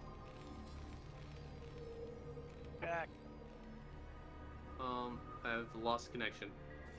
Yeah, I did too. It must be a Discord thing. I think Discord must have stopped for some reason, but we're back. Okay, we're in. Yep, it's still working. Yep. So went down for me for a bit, but it's back. Second SCV being chased off here from Dandy will confirm that second Nexus, and I like that. He doesn't want to really lose to any type of ridiculous Nexus cancel timing into DT. So it's really allowing Dandy to kind of recognize what's going on here and play as greedy as possible. Sees the Robo, delayed second gateway. I think Dandy's going to go for that quick third command center again. I mean, why not?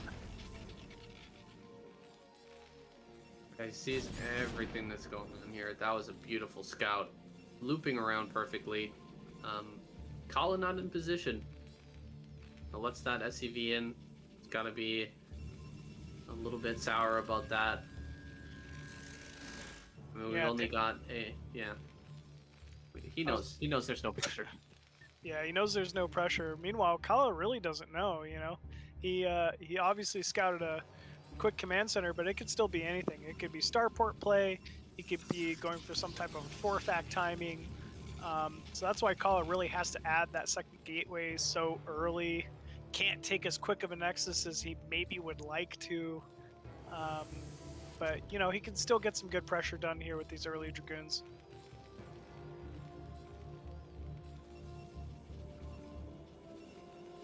See this observer coming across the map now, so at least he'll get a full scout on in just a little bit. Do we have another command center? No, 2 more factories being added on instead. So not going for that super quick command center. Stargate coming up here. Very quick second Stargate. I wonder if this has to be carrier, right? No Citadel, so yeah, I think we're gonna see a carrier unless he wants to go for that Corsair build again. I think in this instance, 4-fact hits before carrier usually, right? That's kind of one of the main purposes of it, or I don't know. I think this could be a little scary for Khala. He's gonna get in here now and find out what's going on. Sees the 4-fact. It's gonna be the reaction. More gateways. Immediately adds that third gateway, and I think that's such a smart call. Abandon the Stargate. So what? You spend 150 minerals and 150 gas or whatever on a Stargate. You got to hold this 4-fact timing. This is a lot. Does he see this moving out? Okay, he does see that moving out. Looks like he's gonna try and hit it from multiple angles here, and kill off as many tanks as possible. Ooh, flanking Dragoon Force is going to be going for some reinforcements. Oh my gosh, this is so scary from Dandy. He's just steaming across the map. What are these 5 Dragoons at Dandy's base going to hope to accomplish? They can't. There's no more reinforcements. It's all here. Okay. Maybe this could end up working out. Dandy's actually heading back across the map. I'm not sure about this from him. He's gonna run right into these Dragoons, jump on the tank. That tank cannot retreat. He'll just fall back here, kite it up a bit. Rallying vultures. 5 Dragons. Uh-oh. Good mine placement here, though, locking these Dragoons uphill. But man, uphill, there are so many missed shots. Very good control here from Khala. This push is ended. Wow. Oh, nice hold there from Khala. He kills off 5 tanks, I think. Yeah, he killed off 5 tanks. Or, yeah, I think maybe it was 4 tanks. Oh, now it's 5.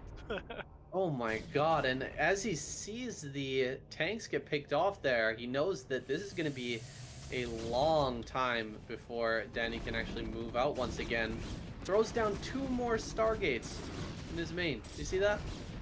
Yeah, he's feeling so Oh no, calm okay. at this point. Excuse me.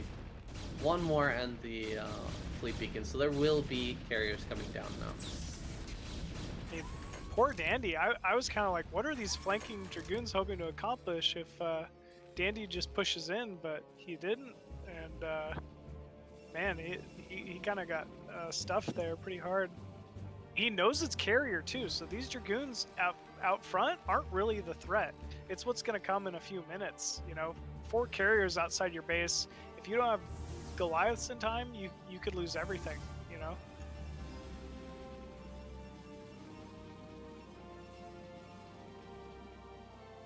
Still no third Nexus here. 2 base carrier from Khala.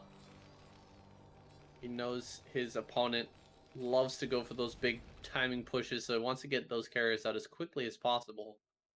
Rotate around here. Danny already got his... No, does he have his 3rd base on the way? Okay, he's got one building inside the main, right? Okay. It's here. Just yet to be landed. He still doesn't have the actual muscle to push out and take that 3rd base just yet. Yeah, not quite yet. He's not feeling confident enough. I guess if he scouted out, all the Dragoons are back at Khala's base, so I mean, he should be trying to take it at this point. But Reaver going down in the main will kill a turret. Good little pickup there from Khala. This is just kind of annoying, especially if you're this, far behind already for Dandy.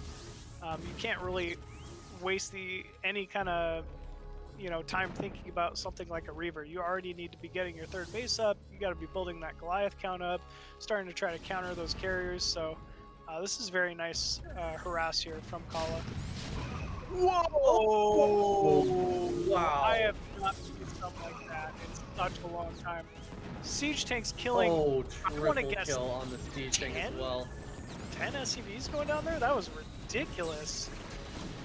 That timing was insane. Zealot bomb there. Crazy amount of damage on the SCVs.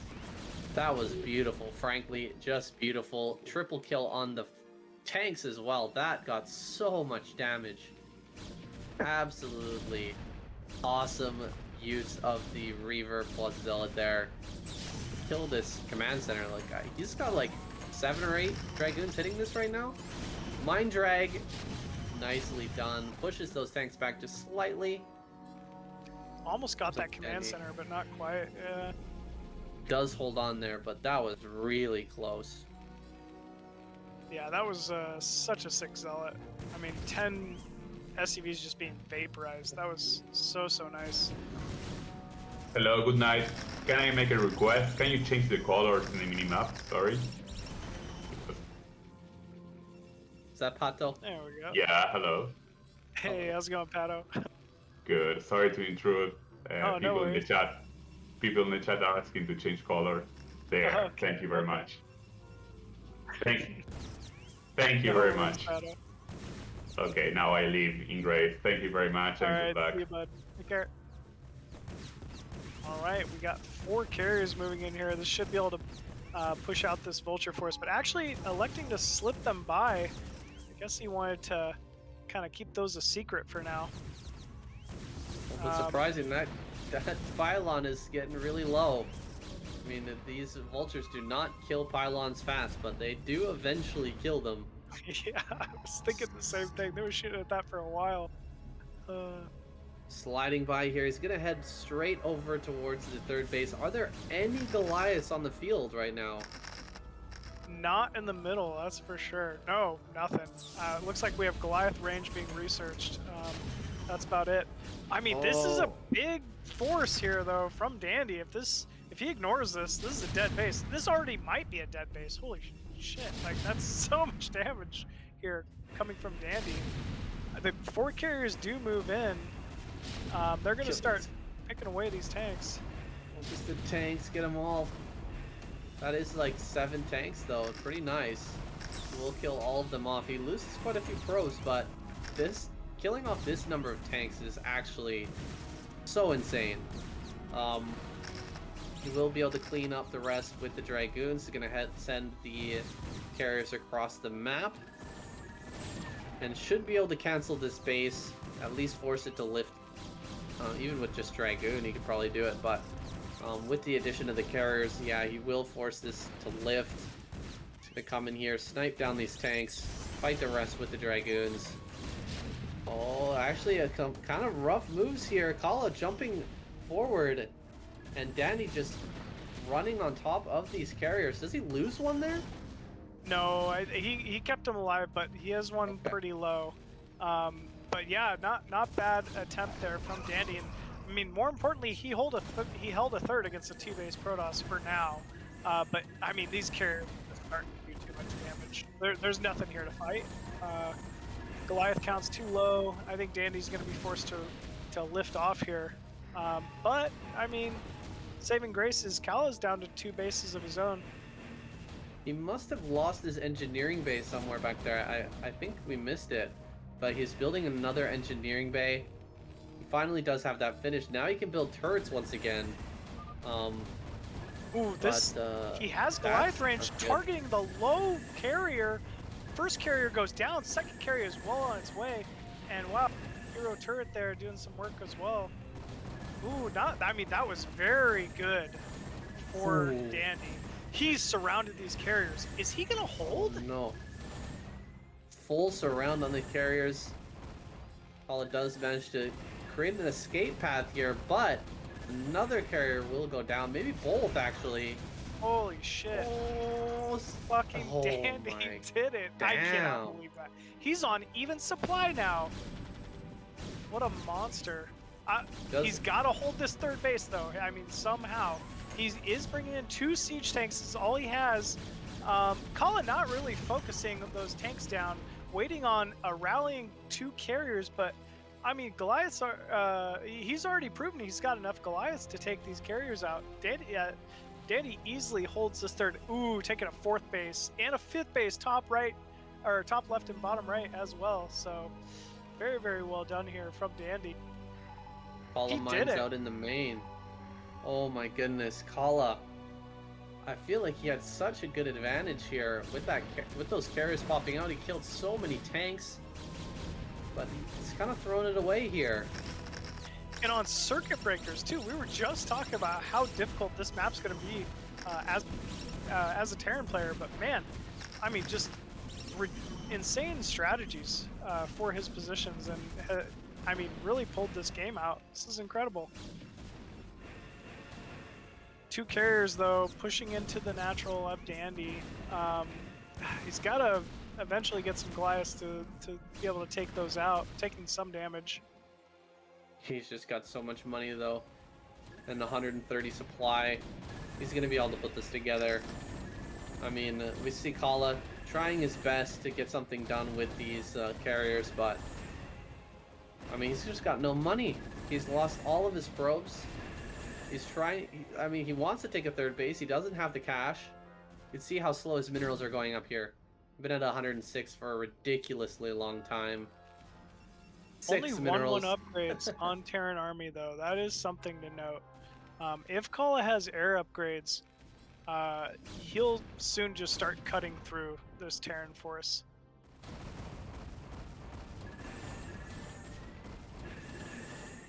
And that's exactly what we're seeing. That's exactly what we're seeing. These carriers are too strong. Dandy needs some armor upgrades, or he's going to continue to trade inefficiently. I mean, Khala exploiting that. He knows from now on these carriers have to be attacking till the end of this game, but he can come back.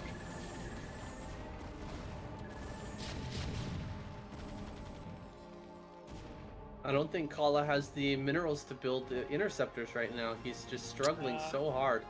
Yeah, you're right. Only 2 base. Or 1 base, really. Yeah. 6 carriers. Yeah, this is over. 6 Danny's carriers? got it. 6 Yeah, carriers it's is only enough 6 to carriers. do something, but not with this Not low without number of interceptors. Yeah, He's gonna try to kill as many tanks as he can and then push in with his ground army, but I mean, Danny doesn't even need this base really. This third, he's already got top left. Just mining there. I think Khala spots that. Feeling the desperation right now. He's got to break in here and actually get on top of the Terran production. Seems like he's added on enough probes now. He can actually build up this interceptor count. Khala's got to start trying to long distance mine somewhere or something. I mean, this is getting a little ridiculous. He's picking off all of these. Oh, he loses a carrier though. Yeah, losing a carrier is pretty big, especially when you only have 6. Looks like he is pushing out, trying to take another Nexus. He just doesn't have the resources. Still a few too many tanks here as well. Just can't get through this area. He's trying to push up and kill off this base of Danny in the upper left, but he still doesn't have a third. His natural's gonna mine out.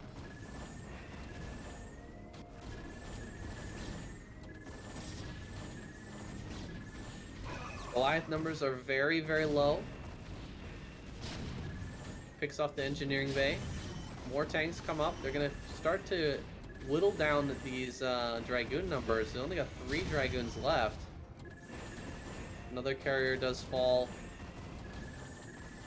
The last breath here from Khala, trying his best pick off these tanks to finish off some of these Goliaths and maybe spare himself in this game. He's gotten up here to the top left and start to pick off some of those SCVs, although I think the SCVs could just fight. I'm a little impressed he's still in this game for this long. I mean, he's really making this a fight somehow. Especially being so many bases down, so low on econ, but man, he's a fighter, that's for sure. Goliath's jumping forward. They don't do well against Dragoons, though. Oh, he gets one more carrier down. There's only 2 left. Every carrier hurts so bad. I mean, 700 minerals in the bank for Khala. He can throw down another Nexus right now. He really needs to. Yeah, he really does need to. Why not? I mean, you're doing all this damage. Just get another Nexus, and maybe you can continue. Dandy's sitting here with no mining, basically. He's only got the mineral only. Natural's mined out. Main is mined out. Yeah, he's gonna go take a Nexus. Yeah, this Nexus a little late, I'll say. But, I mean, he did take out Dandy's top left. There is a lot of idle SCVs, but actually it looks like Dandy feels confident enough to just defend with only Vulture. Ooh, is that command center pretty low? It'll probably be repaired, but ooh. Yeah, down to 350 HP. A little unfortunate. One carrier will try to go up there and snipe that. Maybe if he gets the command center, I don't know, then we have a game on our hands. But Dandy holding on to a 4th base will not do for Khala right now. I think Dandy can just build turrets to hold this off. And he's gonna try. See what Khala can do in the top left. This is the only mining base really for Dandy right now. This has become such a scrappy game. I love it. I'm gonna pick off some of these SCVs, but on the other side, some probes being picked off. He cannot afford to lose more probes right now. He's lost so many already. Oh, big mine hits as well. Yeah, he Picks definitely off will. quite a few. GG. GG's Khala called. taps out. I don't know, that game was getting really damn close there. Surprised he decided to tap out. Maybe he lost his carrier in the upper left to some turrets or something, but... Yeah, Khala. it was very, very close. Man, What a Khala, close fight. he really made it a fight. He really did. I felt like Dandy's 4-fact timing was like just so well executed that Khala was absolutely behind from there. Or actually, no, the 4-fact timing, sorry, was held pretty easily. but he did such a good job, like just kind of defending and killing off that carrier count with relatively like low Goliath count. It was very well done there from Dandy. And I mean, I'd say one of the worst maps for TVP out of the map pool. So that's a very solid win there from Dandy.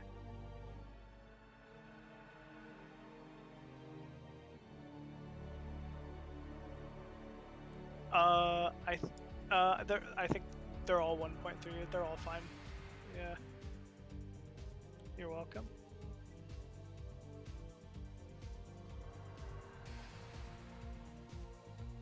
But yeah, this was now we have Fighting Spirit up next. I'd say Fighting Spirit's arguably a much better map for Dandy TVP.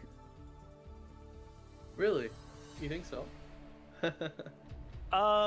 Yeah, I mean, just because Fighting Spirit, you know, is in general like a lot easier to really hold that third. There's almost like a single channel leading to like a high ground. So just compared with Circuit Breakers, I'd say, you know, Dandy would be in an even better spot to win this game than, you know, just based on map than he would the last one on Circuit Breakers. So, man, it's looking really good for Dandy right now. My Terran players, my Terran brethren out there, friends probably yelling at their computer monitor. No, the third base. That third base is so incredibly hard to take. Really? Is it? If the Protoss player just puts a bunch of Dragoons and maybe a Reaver on the high ground there, Terran units are so incredibly dumb. They just will never go up that ramp. Okay. We need an edit to this map. Honestly, I think there needs to be a wider ramp heading into your third base. That's just me personally. You're probably right. Oh, it's just so frustrating, man. I know you're not a Terran player, but that is one of the most annoying things. When I think of Fighting Spirit and most annoying things, I know that like it's very buggy. Like that ramp leading to the 12 o'clock base, units get caught there all the time. Like just stuck on the ramp for the rest of the game for no reason whatsoever. It's like it's kind of crazy. So yeah, it becomes like a whirlpool, right? And then if another unit walks, you know, on top of it, then it gets stuck too. Yeah, I think that's how it works. No, you're absolutely right. There's like a famous like OSL game or something like that where Bisu got something like 24 Dragoons stuck on one ramp. Like they all were stacked on top of each other. It was ridiculous. And he like GG'd out and they zoomed in on the stacked Dragoons. Like it was really funny actually. Oh my god. There's not even a good way to like kill your own units there either. Like if you send a Reaver, you can as only if there's kill one ever at a a time, good way right? to kill all your own units. But yeah, you're right. It's like, what do? You can't splash your own units with Reaver. Like, you storm them? Do you waste two storms on killing all your own units, like, to free up supply? You need that supply. Oh my god, that's crazy. Yeah. Yeah, I know. With the with Terran, if you see a vulture get stuck like that or a tank, you just kill it immediately with your other tanks so that it doesn't become a problem. But there's not really a good way to deal with that as Protoss. That's super annoying. Oh my god, super annoying. Yeah, it really is. So they're both spawning the bottom side of Fighting Spirit here. How do you like their positionings for this match so far?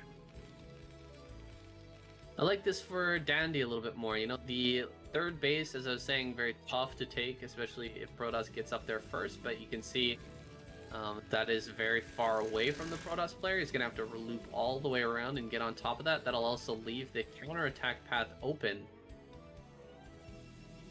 Okay. Oh, that's kind of nice. So, I mean, I definitely see what you're saying. Like, it's almost nice, too, because your natural's facing towards, their main or their own natural, etc., too. So, your third's a little farther away and more difficult for them to be able to attack. So, yeah, not bad for Dandy here so far. Is Dandy mining gas with the second SUV? Is this 2-fact? Yeah, he's going with 3 SUVs right now. Look at that. He's positioning for another factory. Yeah, 2-fact is coming. So he's not even gonna play on this map. He knows how annoying it is. He's just gonna go. Just gonna go straight up 2-fact. All right. That probe will be pushed off. We'll not be able to scout command center at the natural, so yeah, this is looking all right for Dandy so far. Quick Nexus, only 2 on gas in the main for Khala.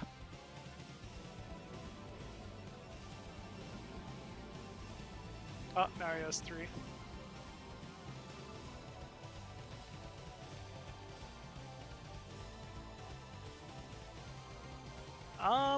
I don't know. I mean, he's got good Dragoon count so far. Ooh, very quick Robo. Actually, Robo before... Oh, he scouts, though, that there's no command center. That's a very beneficial way to do this. So Khala should know that this is a 2-fact right now. And we see a second gateway going up, but he even keeps the Robo. So that's a little interesting. Feels very confident that he's going to be able to hold this timing. Yeah, we should see even another gateway come down here pretty soon. Reaver is also a great way to hold a 2-fact timing. You know, the micro with that, you can pick off a lot of vultures. The Marines as well. It'll still come out even after Nexus in time to defend? It should be here right as the Dandy 2-fact is coming across the map. Like right as it's getting towards the natural, he should be popping with the shuttle to pick up that Reaver. So an observatory, okay. So he's gonna get an observer out here and just hold straight up with the Dragoon. So no Reaver. Yeah, no Reaver at all. Just pure Dragoon. This can always be tricky.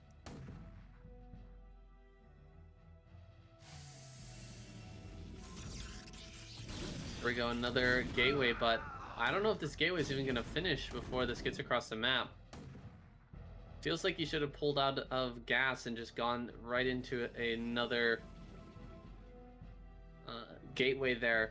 Pretty damaged Dragoons, and the rush has commenced. Dive right on top of these tanks. Gets one very quickly. Second tank might go down. Oh, it does get killed. Wow. Third tank being repaired. Won't be going down here unless... Oh my goodness, the DPS. Tank. Very, very nice. Insane. Yeah, Khala really just needs the wall, and he'll hold the natural. And yes, oh, I thought that was a wall. It's not quite a complete wall here from Khala, but still, we'll be able to hold at the ramp. So very well played here so far. Surprised he's not going to build a bunker here. Might as well throw down a bunker. Try to get some good positioning here with those Marines. Gets another mine on that Dragoon. Nice job, actually, making this a real game, even after losing all the tanks. Yeah, he all really of the Dragoons do go down. He's only popping out 3 at a time. With mines on top of these gateways, this could be really, really bad for him.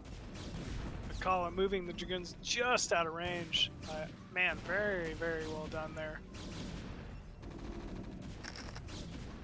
Oh, this mine! Oh my! Could you imagine if that mine would have been massive? Oh man, very, very well played there from Khala. He's the observer here. Yeah. He might be able to clean this. I think he'll without losing the Nexus. Yeah, I think he's got this. He'll be able to clean this up without losing the Nexus.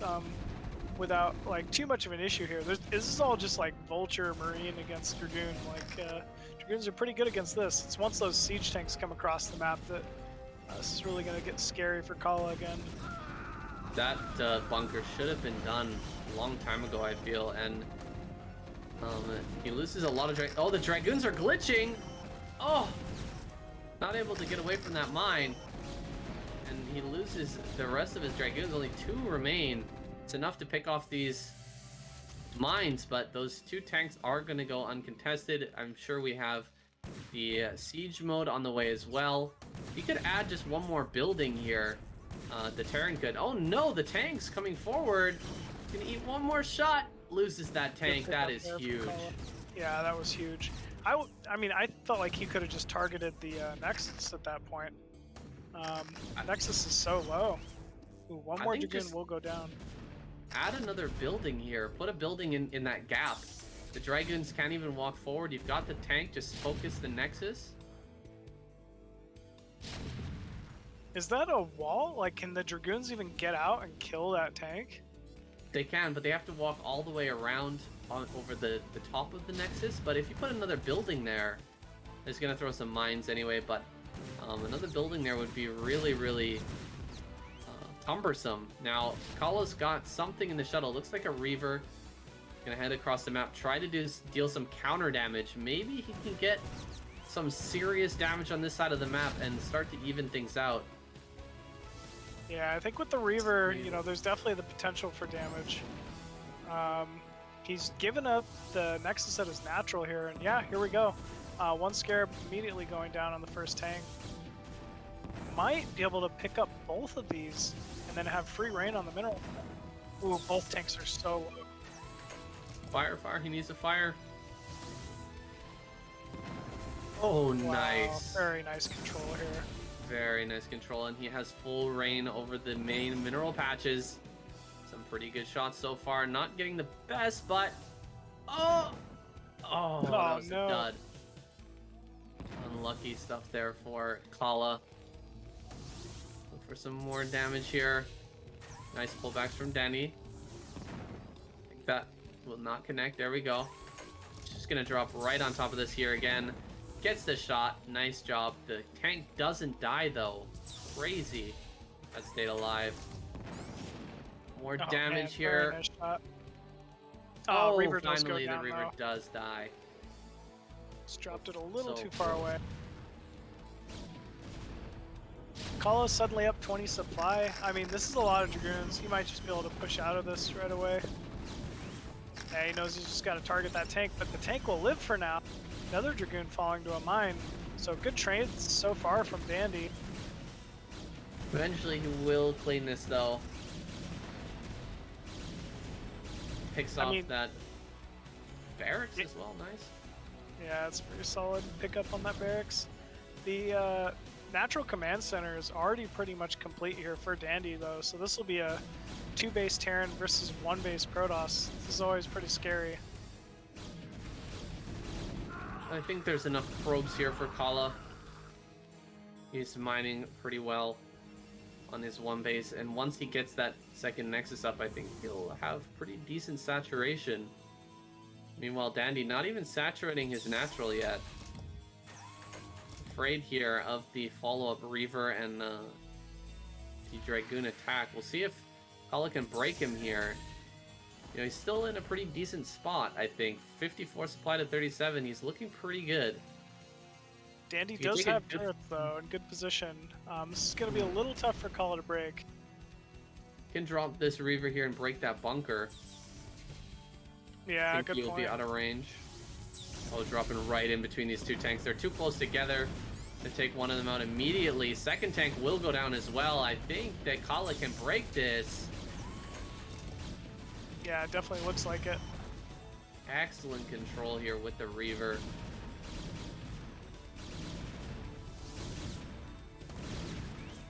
Drop the Reaver once more.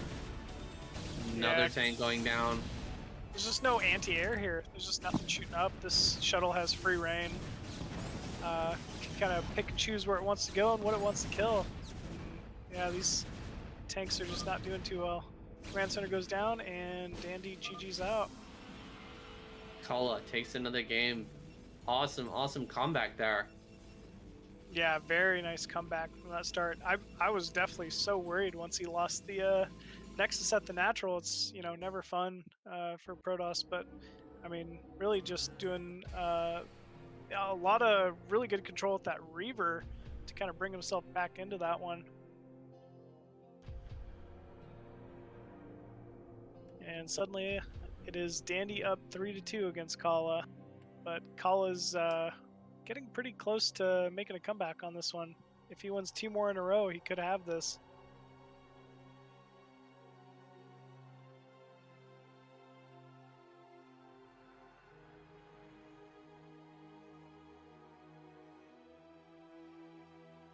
Now we get to see the new maps. Kind of interested to see what each player is going to bring to, our 2 newer maps in this series. See who's kind of really prepared a good build given the new maps. I'm glad we're having a nice close series here, actually. Yeah, it's always fun when it's a closer series. Yeah, I mean, I kind of knew it would be between these 2. I definitely didn't expect Dandy to take such dominant first 2 games, though. That was quite the start here from Dandy, playing just as well as ever, honestly.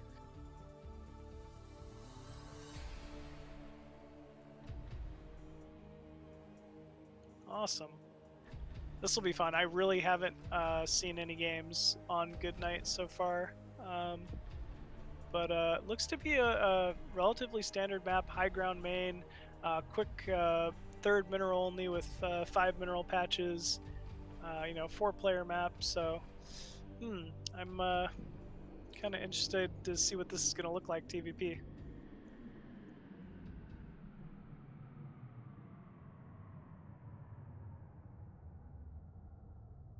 Looking at this map, I feel like carrier play will be really good here.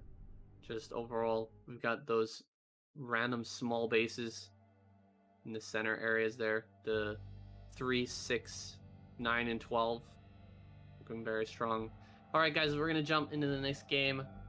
Dandy spawning up here in the top right-hand corner. He is your Terran in the white, and in the bottom right, Khala, the blue Protoss, coming back in this series.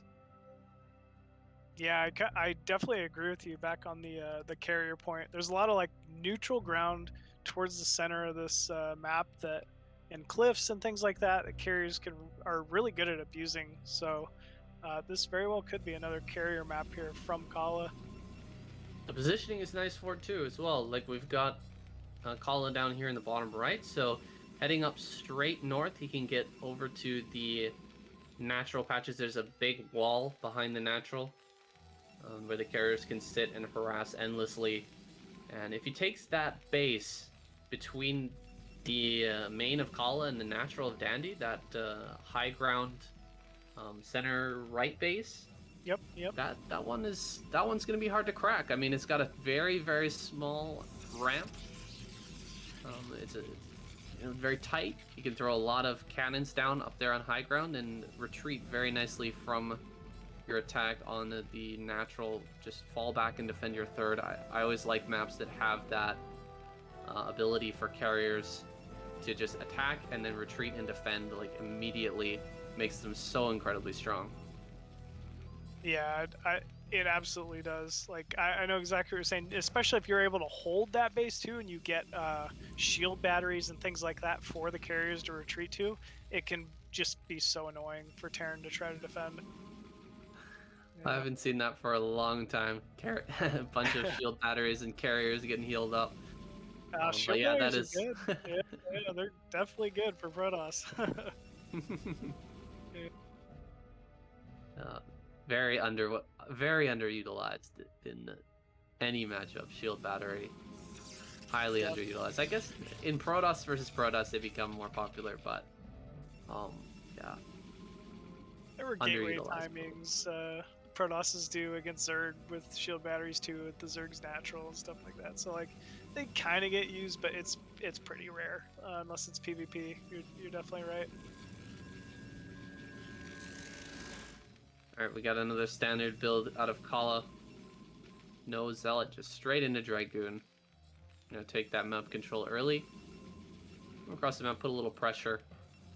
But the Dandy, he's not going for a gasless or anything like that. He's just getting his factory up here.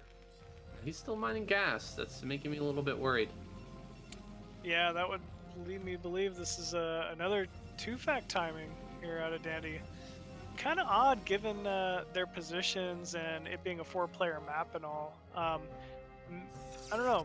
The only thing I don't know why he would do that actually, but maybe it's really just to catch Khala off guard. He feels like he has a very strong read on what he expects Khala to open with. Like he likes to get that very quick robo, before second gateway. So it's maybe not a bad idea here either.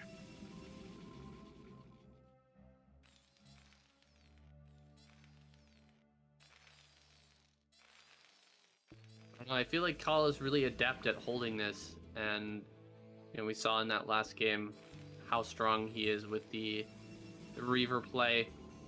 I mean, of course, he did lose his Nexus. It was a scrappy game, but he's gonna dive in here once again and just look. Oh, do you have a Nexus?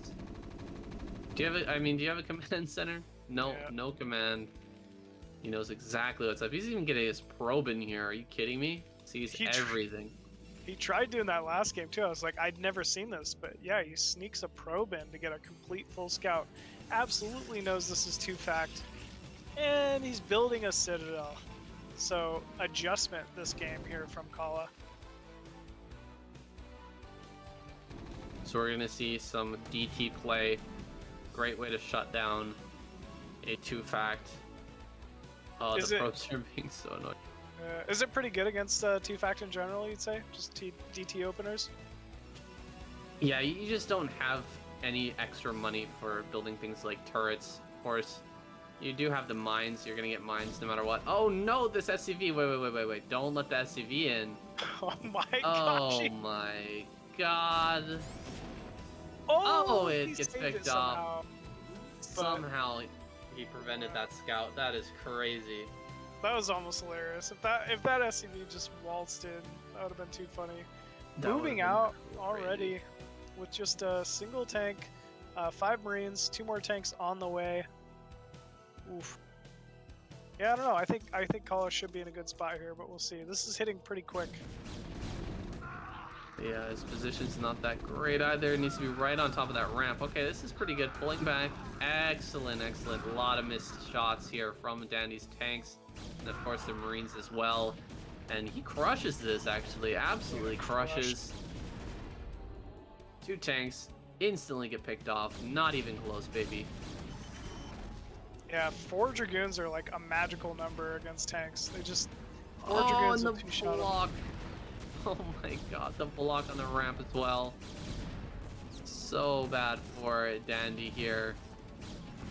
He's gonna get no damage. He can't get inside the main. Yeah, he won't even get the scout. Mine. The mine doesn't come off. GG. Khala, another quick win against Dandy's 2-fact. Wow, 3-3. It's all gonna come down to the final game. Well, I feel like we just got a little bit gypped there. What the heck? What happened? We didn't even get to see that map.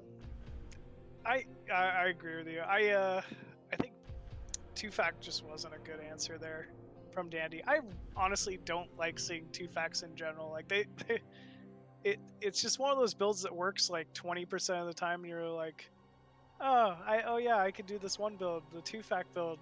It might work this game, but I don't know. It's just never seems to be a very strong build for the matchup. I don't know. What's your thought on two facts, Sam? It's definitely necessary to throw it in now and again. As a Terran player, you want to put the fear of God in your opponent, but you run the risk of being too predictable, and you've already seen that Khala, he's willing to dive forward and look for it, and it's not hard to hold if you know it's coming. So I wouldn't. I really don't like the idea of going for that again after you see how persistent Khala is at scouting. You see him dive forward and try to get the probe by in that previous game, and you're like, oh, let's just go for another 2-fact. It just doesn't make sense to me.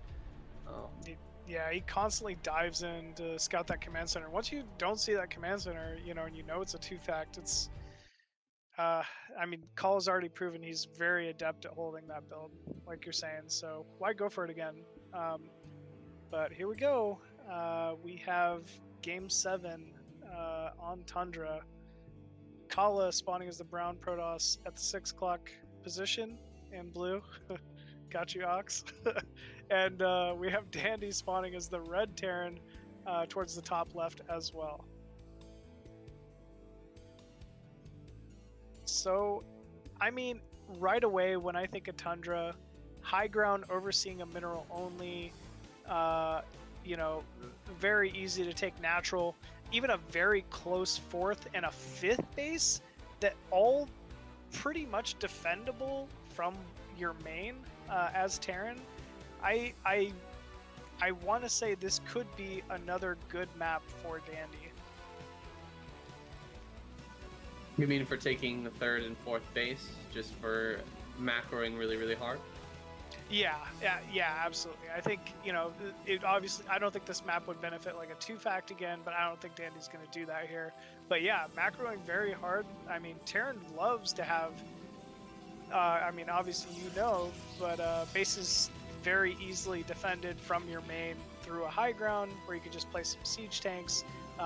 Terran really benefits from having like a 3rd base very close by. So yeah, this is you know, could be a good map here for Dandy going into Game 7. I really hope we're going to see a nice macro game out of him. I don't want to see another 2-fact. I think we're going to just lose as Dandy if we go for another one like that. This is not a speed run. We're trying to we're trying to test these maps out. Get out there and take more bases, Dandy, for the love of God. I think that's exactly what we're going to see here. Still no gas in the main for Dandy. That would kind of indicate his token gasless expand, which he seems to really love in this matchup, and he's very good at. He showed that earlier in this series, so I love it already.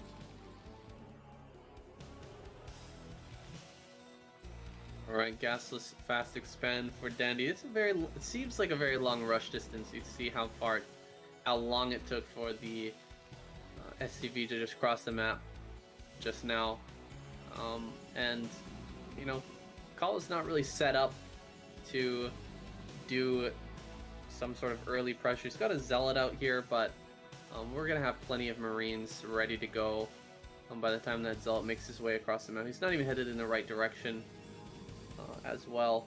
Looks like Dandy doesn't know how to get in this base either. Yeah, a little unfortunate. You always hate that weird direction. Scouting on a new map. Yeah. I mean, the main, actually, now I'm kind of looking at it, it's a little small, no? For a Terran? It does seem a little bit tough to fit all your supply depots in there. Yeah, depots and tech buildings. I don't know, it's always a little, I don't know, frustrating. You know, playing Terran on a newer map, trying to figure out the building placement because it's so essential to the matchup. Seems like a 3 goon expand here from Khala. He didn't even scout with the probe. He's just now scouting with that Zealot, and hasn't added on any tech yet. He's just thrown down the Nexus. Can get some goons out here on the map, start to power up. This is a very standard build here from Khala. It's exactly how I, you know, really expect him to play. He showed it each and every game. He loves that single gateway into a robo after Nexus. He's gonna get obs. I doubt we'll see a DT opener this game. Not seeing early 2-fact play. Khala just wants to take bases and make Dragoons and Zealots, and I think that's exactly what he should be doing. It is a very pretty map. You never get to see winter tile set maps, so I definitely respect the change. It's kind of cool.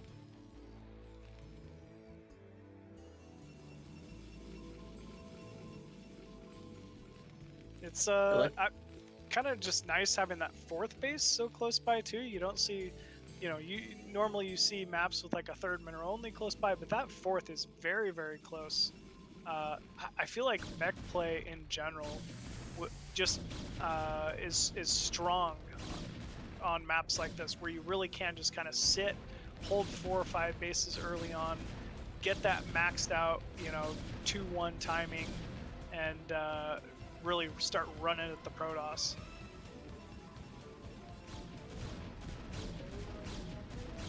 Just a little pressure here on the front, not a big deal. Danny gonna bring extra SCV up here. I don't know if Khala wants to try and run that Zealot in or not. I mean, that Zealot is gonna be pretty useless for next little bit. Yeah, he's probably gonna run it in, try to kill an STV or two. All 3 Dragoons tanking different shots. So. But he backs off and gets into position really, really quickly. Oh, Bunker, he gets it! Bunker goes down. I mean, that was so clutch for Khala. Like, he jumped forward with the Dragoons, got them all into range, and then backed off immediately, getting them back out of range. And just let them all fire again instantly. That's very, very rare that things work out like that. And he picks off the tank as well. Yep, also picks off the tank. We still have 4 Dragoons alive, but they are surrounded by SCVs now. Some lost mining time so far from Dandy, but actually those Dragoons fell very quick. So good hold here as well from Dandy. Still more Dragoons coming up. This is 2-gate Dragoon. Pushing in here on these tanks. He's going to be able to pick up another tank, it looks like. Oof. One more tank for 2 Dragoons traded. But this pressure is not going to end for a little while here as Khala takes more bases. He's also going to get that Reaver out. Still no bunker here for Dandy. He's adding on more tanks, but he's only got 2 factories. So he's at a danger of being overwhelmed here. Yeah, fortunately he keeps he's keeping that tank pressure up and actually moving out. I was not expecting this. Moving out with a 3 tank timing. I don't think he can quite do this. Jumping on that weakened tank, nicely done, picks that off. Another Dragoon goes down. Maybe he can get one more tank here, just 2 more shots. Does pick that off. So trading 2 tanks for 3 Dragoons. Again, not a bad trade, especially when you've got a Reaver on the way here. Yeah, absolutely. Khala with some pretty incredible controls so far. Has his natural up very quickly as well. Good probe saturation. Dandy trying to put some more pressure on here, but I think the Reaver's going to be out in time. Insisting on pushing up here. Trying to deal more damage, but I don't think it's going to happen. Just has to fall back. Yeah, get the heck out of there. Dragoons are going to be chasing along with the Reaver as well. Shuttle's headed towards the main base. Dragoons just pushing really fast. Okay, he will fall back. Really good spacing on those Dragoons to stay away from those mines. I mean, he's just doing a great job kind of defending so far, and I don't think Dandy even knows about his 3rd. That shuttle's gonna go down. Rats, that's really bad here for Khala. Losing that shuttle already. Not gonna be able to juggle this this Reaver around inside the main, though he does push away all of the SCVs, and he will stop some of these factories from making. He knows the strategy from the Terran as well. Just needs to keep some of these probes alive. Be losing quite a few of them here. Pretty good shots on the tanks. I think he's gonna pick off a couple more tanks there. Yeah, good shot on the Reaver as well. Oh man, if this tank goes down, it will be saved. Oh, that was so close. So good trades from both so far. This is another 4-fact timing, but it obviously was scouted from Khala. Wonder what, it seems like Khala's in a pretty good position to stop this timing though. I think maybe Dandy should abandon it and try to take a 3rd at this point. Yeah, I think you're right. There's no 4th just yet from Khala. He's only got his 3rd base up. You're not going to be able to break that. Maybe just keep sending vultures around the map. siege up and take that third. Getting more probe damage and just staying safe right now. I think that's the best plan here for Dandy. Right now he's looking at 2 tanks in the front though. A third is about to join. It's a good amount of Dragoons though, and we've got a shuttle heading up towards this natural. Should be a Reaver inside, maybe a couple of Zealots as well. He's gonna try and run by. Ooh. I don't like this. There's nothing to defend for Dandy right now. I feel like that shuttle could just run into the natural and he'd die. But either way, Khala not going for it. Wants to continue this game, and Dandy gonna be allowed to move in here and get some probe kills. Good 2 or 3 probe kills. It looks like just 2. Another mine. Not bad at all for Dandy. This is that probe that's heading out to take the 4th.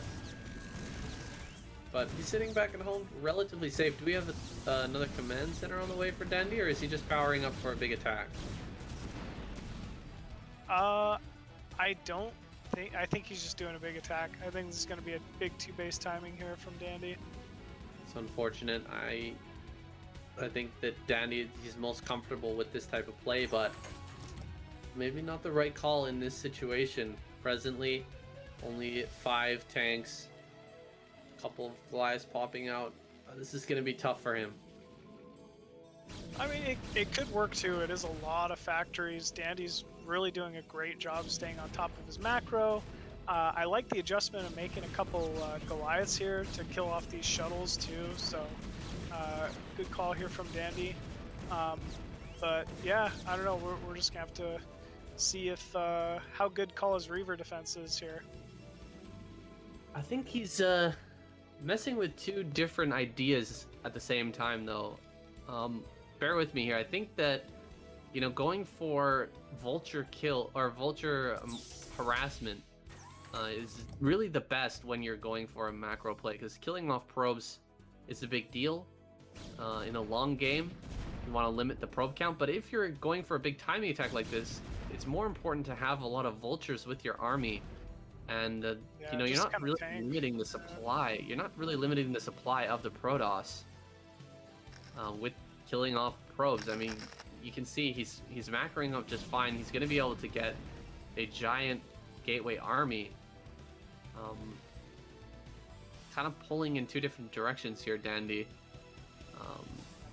You know, probe kills are pretty great, but this attack is going to suffer because of the loss of those vultures.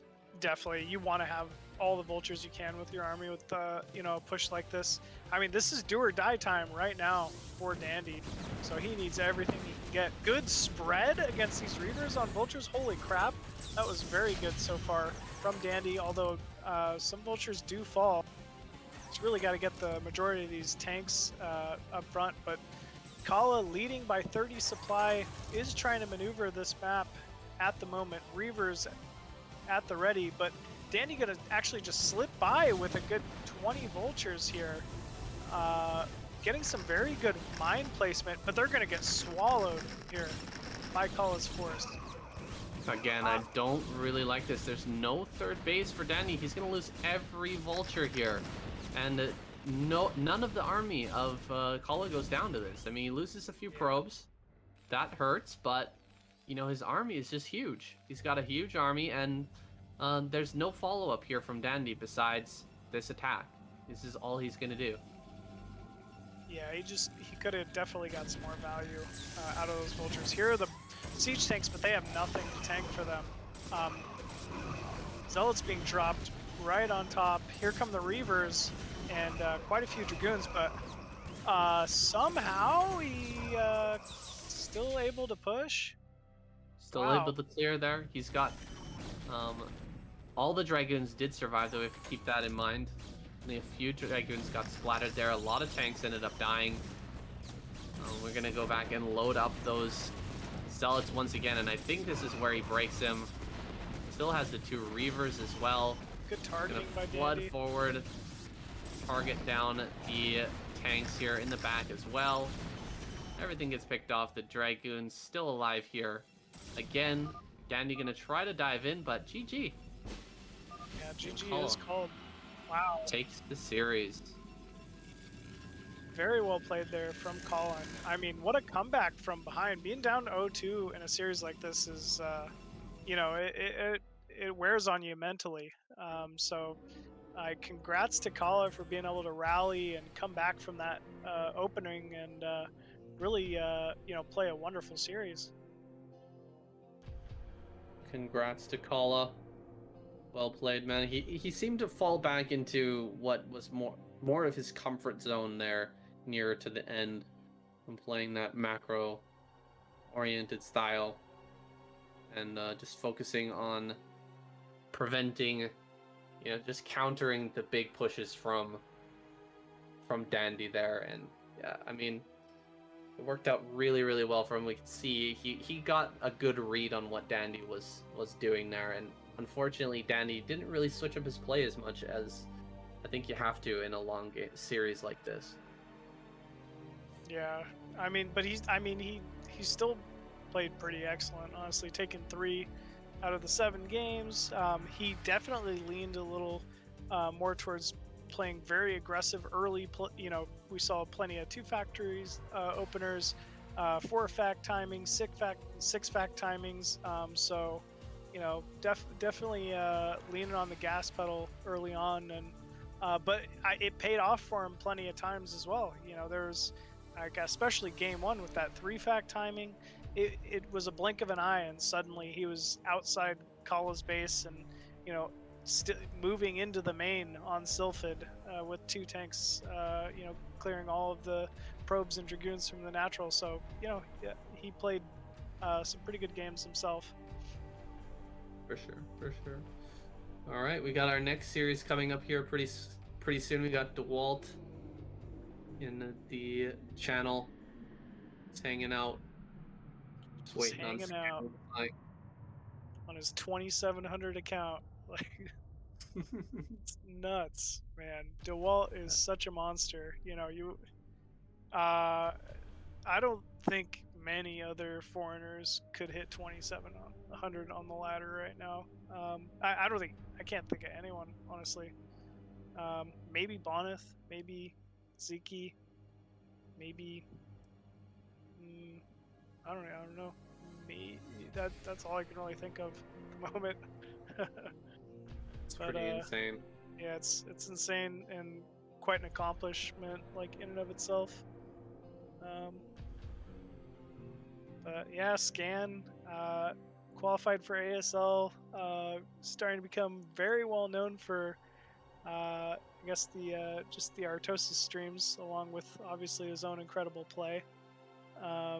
So yeah, he's actually written some foreign Terran guides and Zerg guides and Protoss guides. You know, if you're looking to try to study,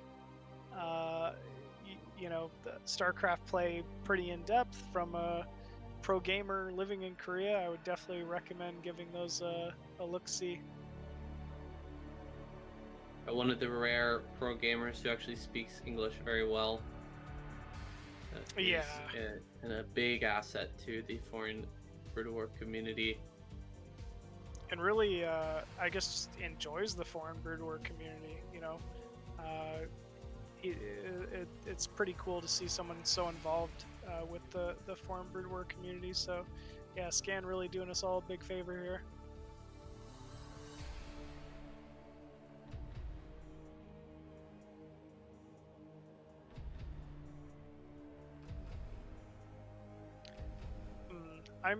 I kind of said it before, but my heart's definitely with Dewalt tonight. I want Dewalt to take this series.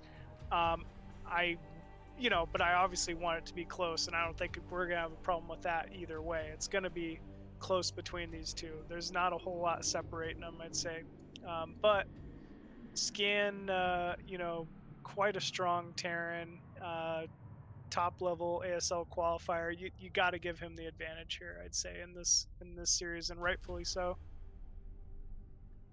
Yes, but as we discussed before, there are the newer maps, cannot be discounted. Of course, we're going to start out, I think, on some of the more standard maps as we did in the previous series. Is that right? And then move into the new maps later?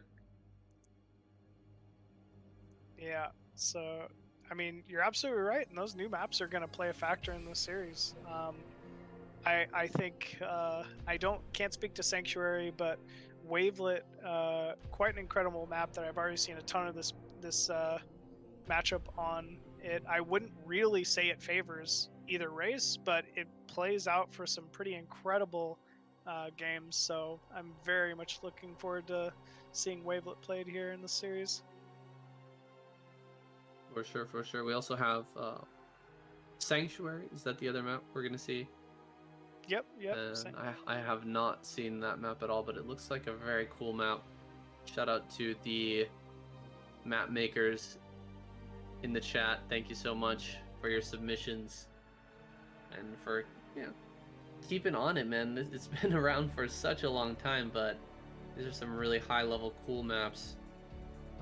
Very playable for any race, for any matchup.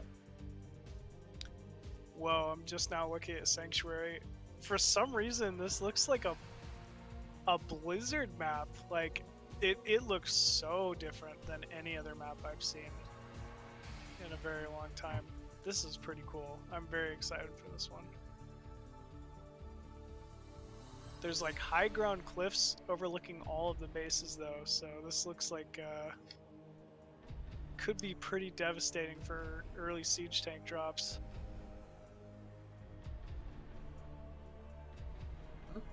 Really? Yeah. I missed that part. I gotta take another look at that map actually. Oh, never mind. I'm looking at an older map called Sanctuary. You might actually be looking at the Blizzard one. It's like Twilight. Okay. Oh, Yeah. you're right. Yeah, I am looking at the Blizzard I put it on one. the stream. It's a jungle. Okay. Tile Got set. it. I see it now. Okay, this looks a lot more modern. I even said it. I was like, this looks like a Blizzard map. What the? It was voted as one of the popular maps, guys. We had a map contest. You can read about it on TL.net. The threads received over 10,000 views. Over 100 voters participated, I think, including Machine. I may have even bugged Saiyan to vote. And so the maps, the newer ones we're featuring tonight, they were the 4 finalist maps. You saw Tundra, you saw Goodnight, and we'll sneak in Wavelet and Sanctuary. The Dewalt or Scan. Yeah, I'm excited. Sanctuary here does look very nice. Wavelet, obviously, already gonna be incredible. But Sanctuary, this looks like a good Terran map, honestly. This could be a good map for Scan. Just given like the high ground, so many ramps. There's a lot of like walls you can siege alongside, which is kind of nice. But I guess all those neutral areas play very well for carriers too, so we'll have to see how that one goes.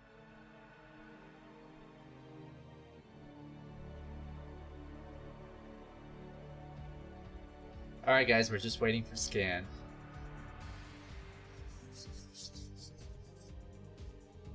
Wavelet as well. This is gonna be such a good map, actually.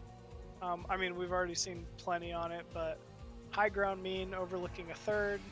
It's very nice for Terran to kind of defend with early on, but these outside the natural in the third is quite open, which kind of lends itself to Protoss timings with like big arcs of Dragoons, and then obviously the large moving up and down the middle, which I thought were going to be a bigger deal, but I don't know, seemed to be easier to push up than I would have imagined before really seeing some games here.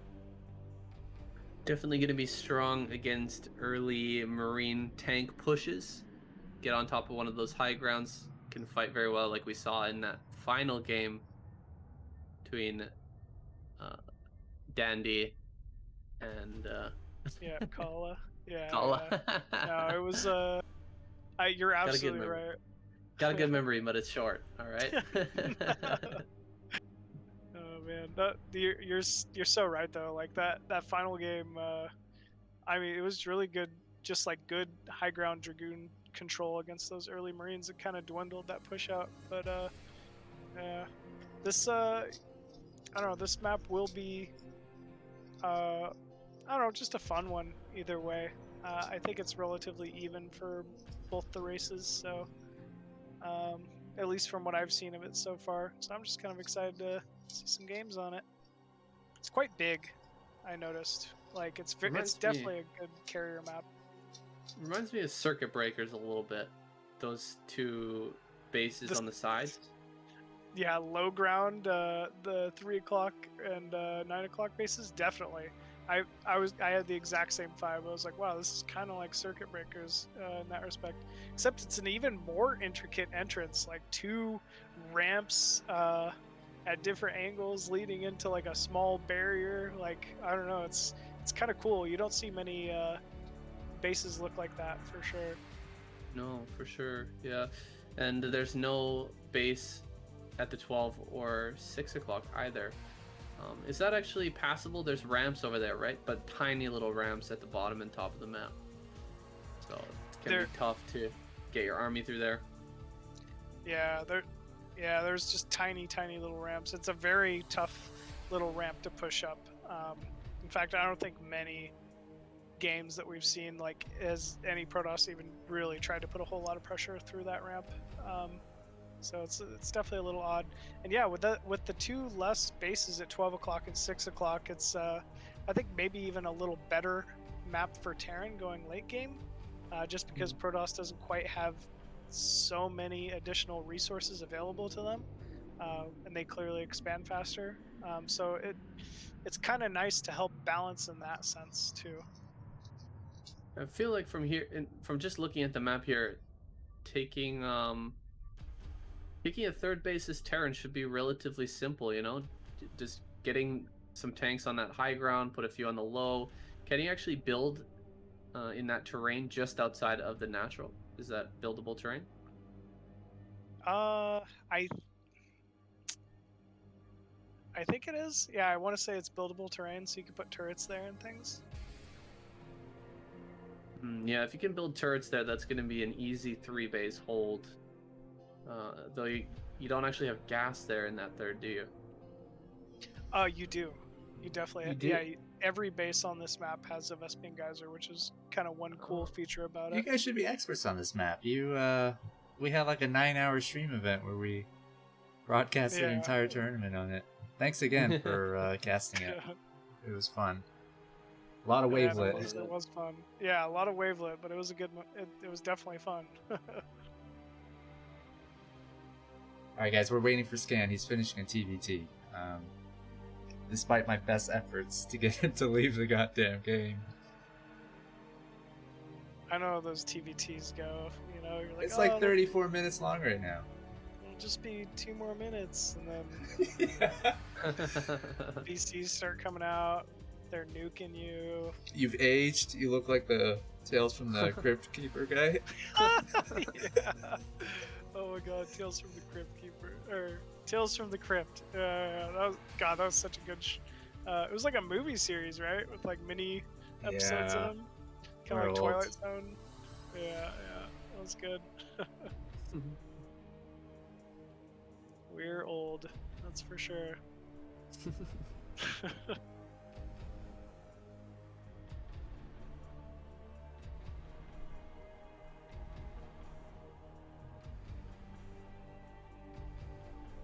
Well, I already want to give the advantage to Dewalt. He's already here. He's thinking about his match with Scan. You know, Scan's thinking about TVT and not dying to siege tanks. He's gonna be tired after that game. Yeah, I mean, there we go. Bang. Energy, you know, Dewalt's saving so much energy right now, just chilling in this channel. I know, right? He's like, yeah, finish that TVT. Go ahead. Unless Dewalt's on an alt, playing Terran TVT against Scan in order to sap his energy before their match. That's the meta right there. Whoa. Deep.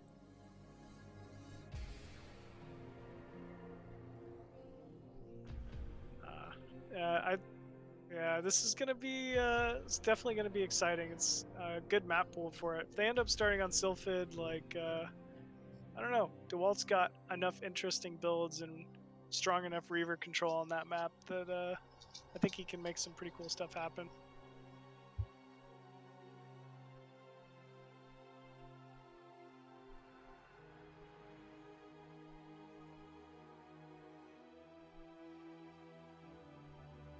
I'm trying to get him to leave the game, guys, but I think he's heavily invested. It's been 36 minutes. Yeah, I know how that goes. They've Just taken really the don't whole wanna map. lose some of those. I'm gonna check it out now. I gotta look.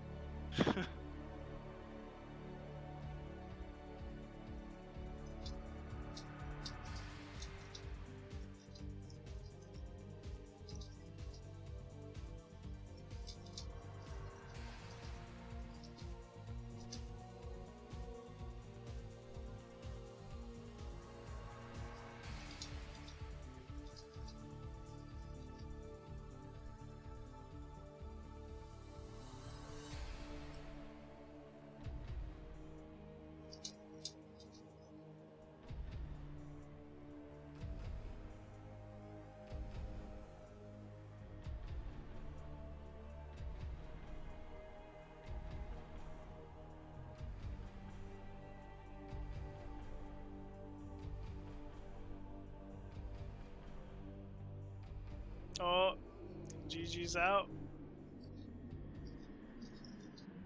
There we go. He's done.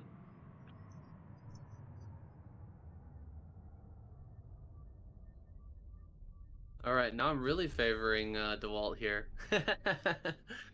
Yeah, His spirit's already been broken. got the mental edge. I mean, it's so true though. Like TVT, it's just the most annoying matchup to play. I'm like bad with Terran in general, and then there's like TVT level bad, which I feel like is just the hardest matchup in the world. It is such a grind. Such a grind. Especially when you get into dropship play. And of Yeah. course, the Exactly. BC micro can be insane.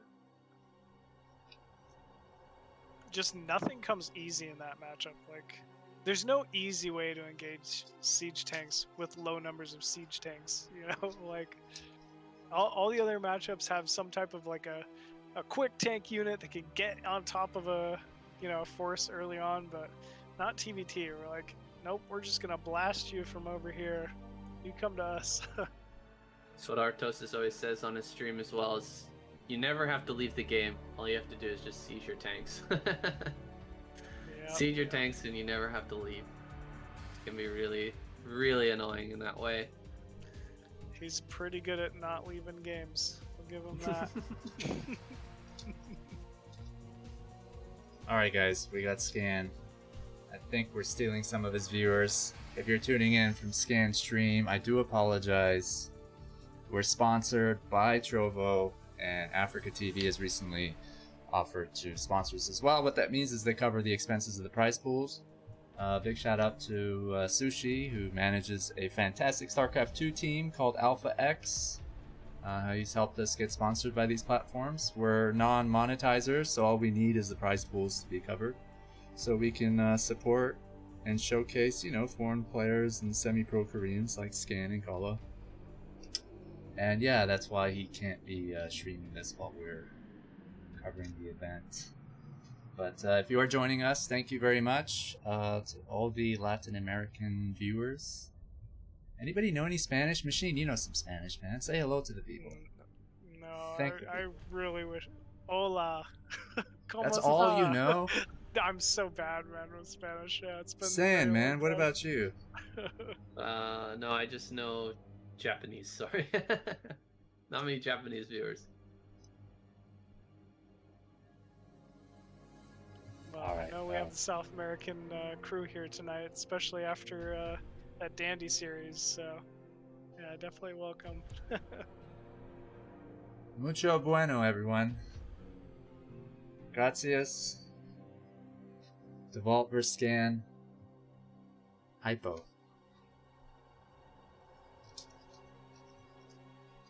Yeah, this is gonna be epic. I'm really pulling for Dewalt here. I'd love to see him get a win over Scan.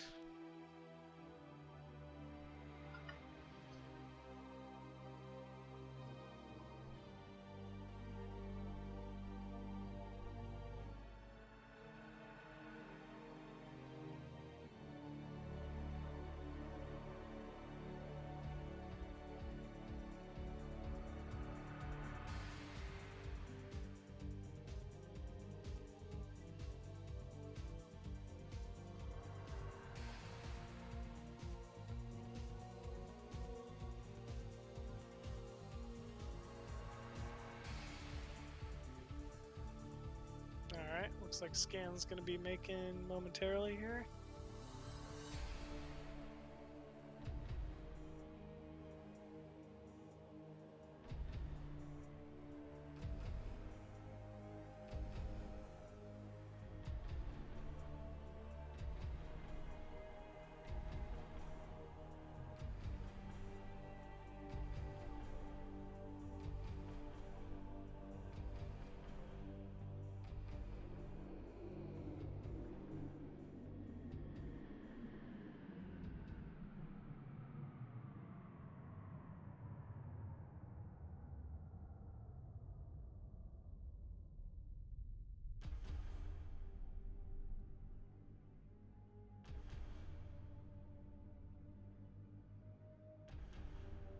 Alright, we're just trying to decide the map order here, and then we're going to go ahead and get into Game 1.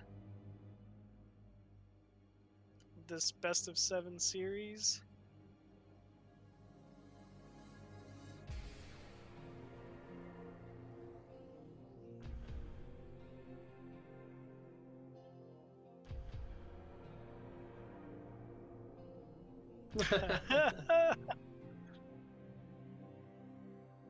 Yeah, it is actually. It plays. It's the menu music. Yeah, it's the menu song. It is. It would be pretty cool. I never thought of that before, but might have to steal your idea. Yeah.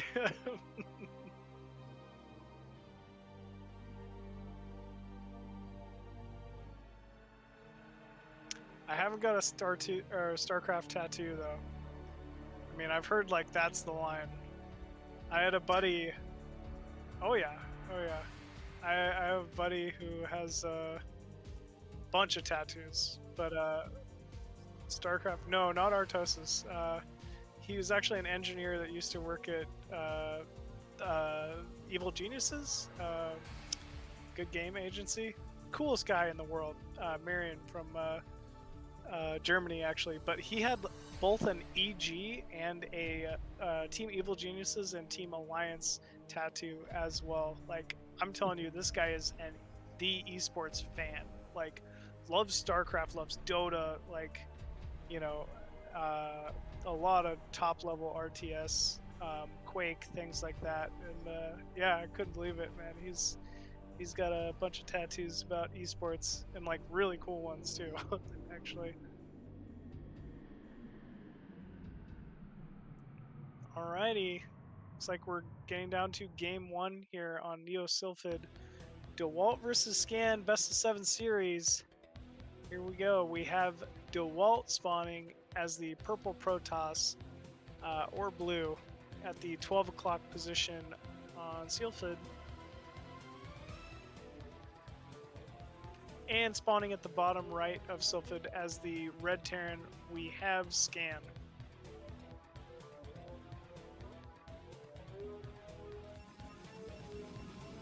So, Saiyan, what do you think of their positions so far for this map? I think this is pretty good. It looks like we're asking for a re here, so it might not come into play. Don't hate me, everyone. Just a simple observer. Just want to watch some StarCraft. Yeah, it's just a little unfortunate. Just the guy that wants the StarCraft menu song to play at my funeral.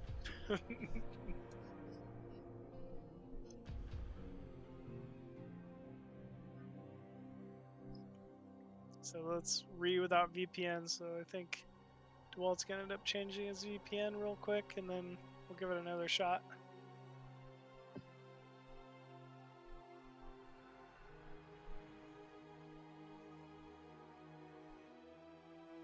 This is how you build hype, guys. This is You how wait do for it. Scan to finish a 40-minute TVT. And then you Lose try it and then go. Exactly. Yeah. No, this is gonna be good. Everybody wants live games. They're like, yeah, live, woo! And then when you try to do it with, a North American observer, they're like, replays, man! Replays. Well, you can't have Yeah. both. Can't have both. You get hype with the live matches, right? But there's gonna be some lag if the observers. Has to be a part of it. Yeah. Yeah, and a North American isn't gonna. I'm sorry, European isn't gonna be able to organize a live game with these guys at a godly hour, right? Because they're all Yeah. sleeping at this time. When Dewalt does like participate in events, like at 12 p.m. Eastern or whatever, which is like evening time in Europe, it's like midnight for him. It's really late. I know, and he's still playing. I've thought of that as well. I while feel he's bad playing for the PSL guy matches. because the time is terrible for him. It's always really late. Yeah, he's got to be exhausted while he's playing those series.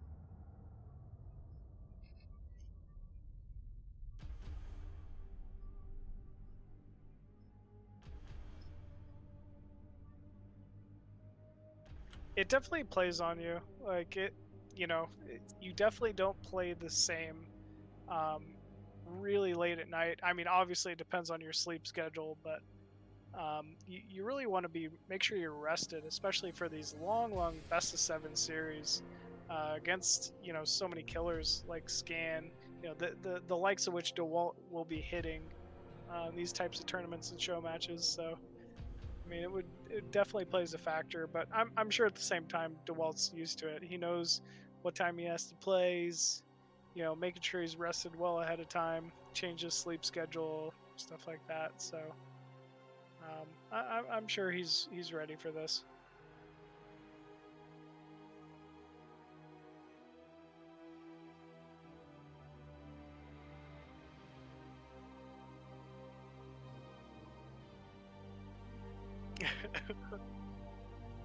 I'm trying.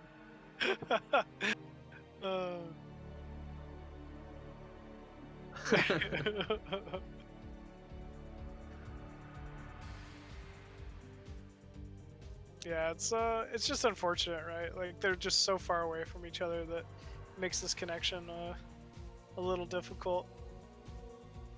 But I mean, that's StarCraft. We've all been there. We've all done that. We're all used to it.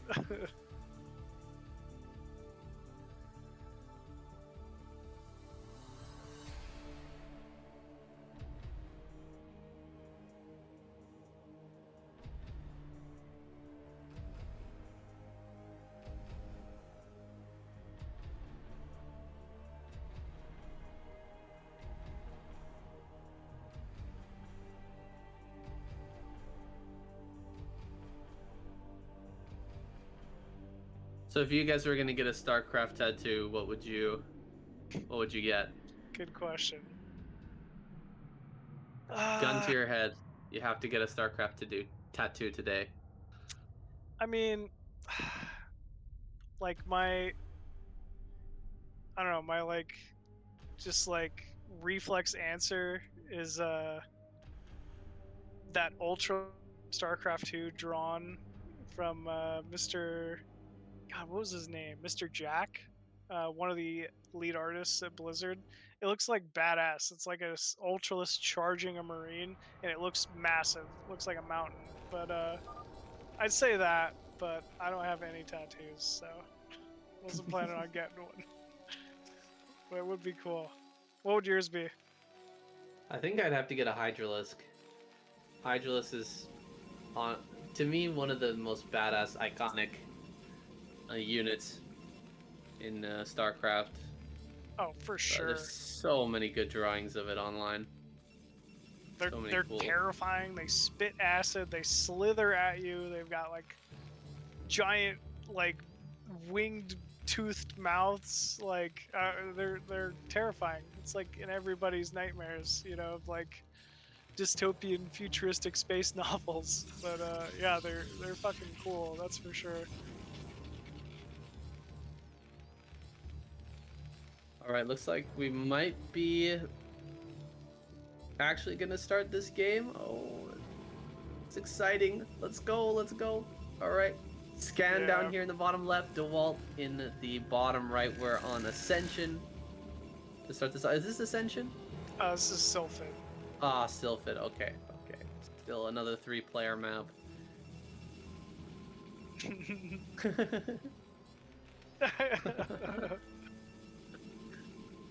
Ascension is made by the same author of this map, Latis. He also made that's Eclipse. Cool.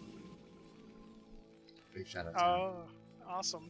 I mean, some of the more modern maps for sure. So, I personally enjoyed Ascension and definitely Eclipse. So, 2 great maps.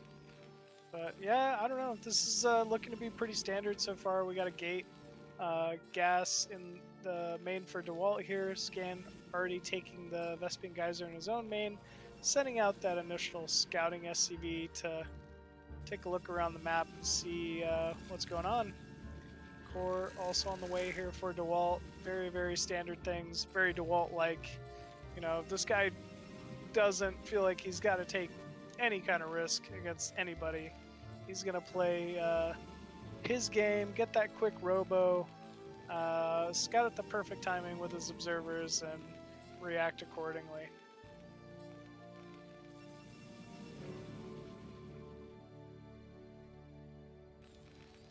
Alright, Scan scouting the wrong direction here. But Dewalt just sending out his first, I believe it's a Zealot. Nope, probe heading across the map here. Yeah, it's kind of a later scout. You know, it was almost like scout after he built the core. So, I mean, but still with that early Dragoon, he'll be well in time to defend anything, kill off the scouting SCV. Sees the first Marine and backs up a little bit with that probe. But he knows where Scan is. Scan just going to abandon the scout here with the SCV, doesn't even send it in. Knows there's going to be a Dragoon popping out any second. Just falls back with that. Gonna keep that alive. Good call there from Scan. And he should be throwing down his command center any second.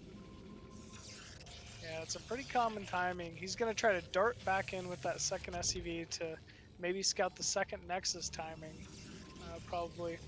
But actually, Scan, we see putting down a command center of his own at his natural. Very standard here. We have the add-on on that factory. Siege tank in production here shortly. But yeah, never mind. Scan not sending that second SCV in right away. So this is a little bit of a delayed scout. Dewalt confirming that command center at the natural, so he knows this is very standard opener here from Scan. Doesn't have to expect something like a 2-fact or any kind of funny business here, and has reacted with his own robo going out of the main. I'm interested to see if this is going to be maybe like a quicker Reaver play, or if he's just going to get observers and try to play from there. Ooh, did that Dragoon just miss? It was like a 1 in 32 chance or something. 1 in 60, 1 in 160 chance or something like that of a miss on neutral ground. The Dragoon. Yeah. Can't remember exactly what it is. Yeah, I can't remember myself, but yeah, it's like 160-ish, something like that. But yeah, it's kind of crazy. It happens though. It's a lucky Dragoon right there. Or unlucky. Yeah. You know that Dragoon's gonna get like 10 kills now because he already missed a shot. Yeah, I jinxed him. That's what's gonna make him get so many kills. We have an observatory. Nice. Okay. He's destined for great things. He's destined for it. Got an armory on the way here. It's like a little move out from Scan already. 3 Marines plus 2 tanks, but this is enough Dragoons to pretty well deny this, so I think Scan just gonna drop some mines here, make sure that he's got a nice mine positioning outside the natural Dewalt, and then probably just fall back. Yeah, we see him turning around here. Knows he can't get anything done. Is that a pretty common move out in this matchup? Pretty common, yeah. You don't want to overcommit with those early tanks. You push the opponent back. You know, get the mines placed out on the map. You know, you want to give some room for your vultures to move around, and potential for run-bys, potential for putting mines in places that are going to be annoying, like where he's going to take his third, or where he might end up taking his fourth base. And he's done a good job with that so far. So he's just sitting back here now. He's already ready for this. But is he ready for this dive in? No, he loses one of his tanks already. That is very annoying. You see, he pulled that back very quickly, but he just didn't have anything to block the Dragoons there. Losing one tank, very annoying, but 2 Dragoons do go down. So a relatively okay trade there to start. I think that Dewalt does come out ahead there. And is that a Stargate in the main? Stargate, and he's got Templar Archives. This is going to be very quick Arbiter out of Dewalt.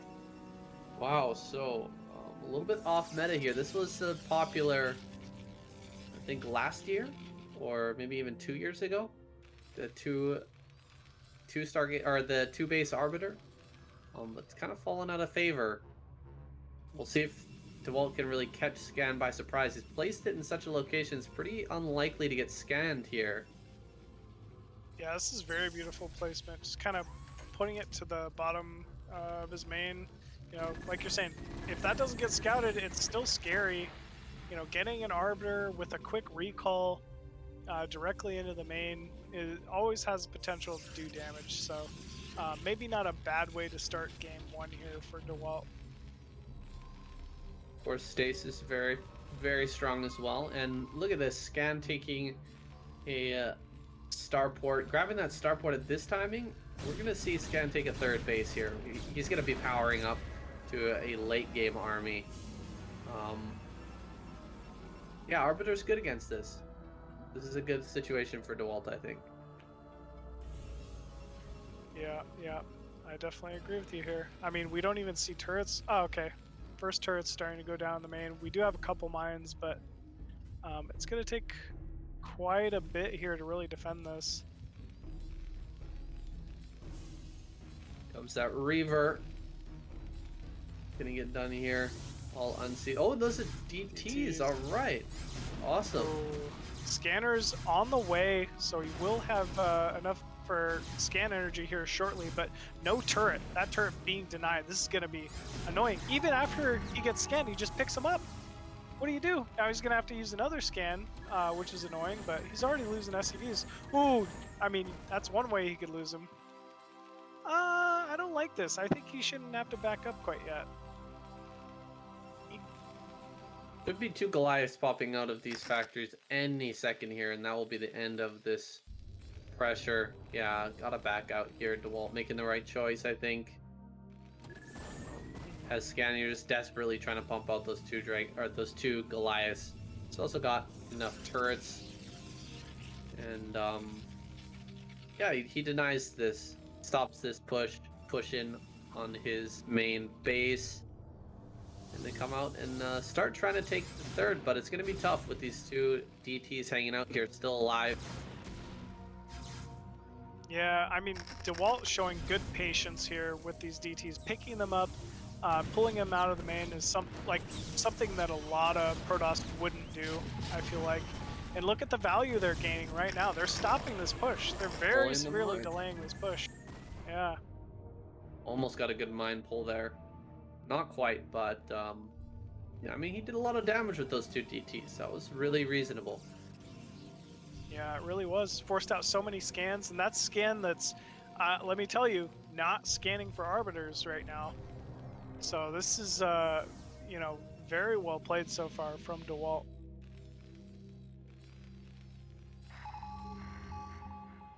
Scan comes down. What does he see? Sees the main, no confirmation of that Arbiter play. And this Arbiter already ready, maybe with a stasis. Either that or he could be going for that recall. Definitely strong against a quick 3rd like this from the Terran player. He's bunching everything up here. Is he going to go for the 3rd? Yeah, he's going for the stasis here. Must have researched stasis already. Dropping Server on moving these in as tanks. well. Targeting down that turret. Stasis. Very nice. Only 1 tank in the stasis, but There's just not much for Scan here. Yeah, there really isn't. I mean, this was just such a beautiful timing here from Dewalt, taking out so many siege tanks. Let's hope he doesn't overextend here, though. He might still have to back up, but actually, I don't know, it's only 2 tanks. Man. Forcing the cancel on that CC as well. This is huge damage. And Dewalt just gonna take a bunch of bases. He's taking the base at 6 o'clock. He can grab another base. Maybe at 12, take another main. He's got plenty of room in this game now to do whatever he wants. And he should be researching recall here as well right now. Yeah, we already see him taking the mineral only at 6 o'clock. That will be his 4th. He needs to delay Scan's mineral only. Scan has no business taking this mineral only right now, and Dewalt might not be punishing it. Well, it looks like he is moving back though, so maybe he did recognize it. Don't see an observer in that area, but Scan, yeah, taking that quick base right after being denied, that might be a way back into this for him. He's already in a bad spot, but if he can get that base up and properly defend it, he might have a shot here. Dewalt moving through this area, checking to make sure there's no additional base, maybe trying to pick off a few tanks here as well. Sees the transfer on the SCVs. That's going to be a tip-off. Big timing coming in here from Dewalt. You got Zealots just on those first siege tanks at the natural. D-Matrix going down on a tank, but that's a lot of Zealots moving in here.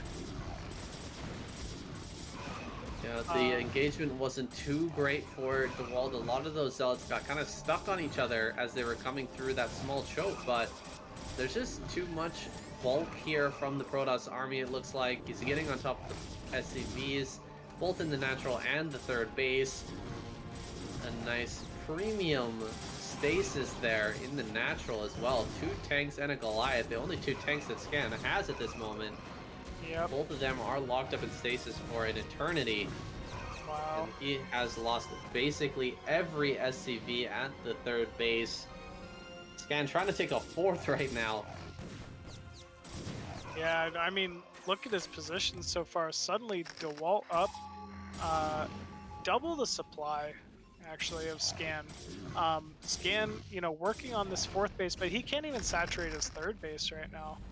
He lost way too many SCVs from that timing, and I mean, he's in a near unwinnable position, I'd say.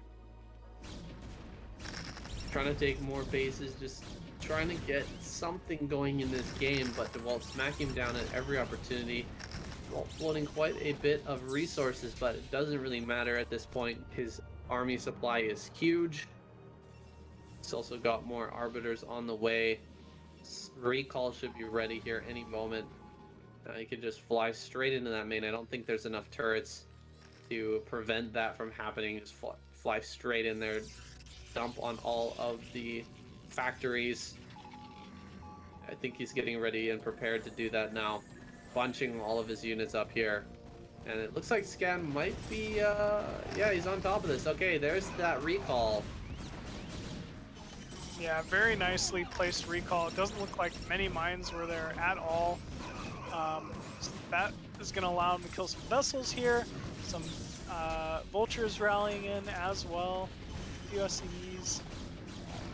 This is just kind of annoying at this point. Protoss is already ahead. Any and all trades from this point on are going to, you know, be to the benefit of Protoss. So yeah, and actually while he's pulled Scan's army out of position, looks like he's trying this little shuttle zealot timing on Scan's 4th. And there's nothing here. Yeah, Scan just relying on mines here to keep himself safe, but it's not going to be enough. His entire army is tied up in the main base, so he's trying to rotate it back out here. But Scan really being pulled apart in this game. Gonna have to defend this 4th as well. More and more units being added on for Dewalt, being super annoying.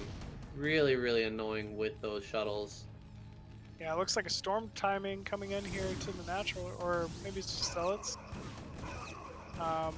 Still, just being very, very annoying. but suddenly Scan has stabilized on his 4 base, so he's not out of this for sure. Dewalt taking a kudos, 5th. Yeah. kudos to Scan here for sticking in it. I mean, he was just in a desperate situation, but the balls on this man to just take, 2 more bases as he's being pulled apart, and defends the recall reasonably well. He did lose an academy, he lost a lot of supply, but he did hold on to his main, and he's held on to that 4th. Now, this is going to be the big moment here. Can he continue to hold against what Dewalt has macroed out at this point? 180 supply now. Looks like Dewalt going for a recall in the main. This could be devastating. The follow-up recall. Always so annoying. And a second Arbiter gets pulled in as well. He can even cast another recall. No, he's going to go for the stasis. I love that stasis. It's going to take Scan forever to get back into his main. Meanwhile, he's able to freely pick off factories. Ooh, good mine placement, though, in the main from Scan. But really, this is just Dewalt trying to pull Scan back into his main and give it an opportunity to kill his 4th at the same time. So he's also clearing out the mines for a future recall as well. This is just very well played here from Dewalt. I think we're just going to see endless recalls from here on in. Of course, we don't have an Arbiter in position just yet. But there's no reason. Right. There's no reason to take a full fight. Oh, shuttle. Oh, shuttle. There's no reason to take a full frontal fight with the Terran army at this point. Just recalling in whatever bases. Taking a small engages with low numbers of tanks will give you the best value for your army. It's going to come through here, and Scan has pulled back a lot of the units he brought from the main. Yeah, it's to very this good location, spread. but Like good too siege many spread. zealots. Yeah, you're right. It's just too much Protoss here. Just now getting on the mineral only. Actually, I feel like Scan is still holding this somehow. This is kind of crazy. I mean, he will lose some mining time at the 4th, but he's going to be able to clean this up again. Which is kind of a miracle given how this game has been going. Dewalt up 70 supply. He must have so many probes. That's what I'm guessing. He's maybe overbuilt probes at this point.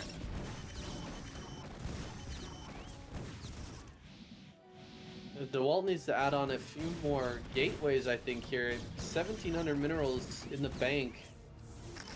It's got such a huge amount of production.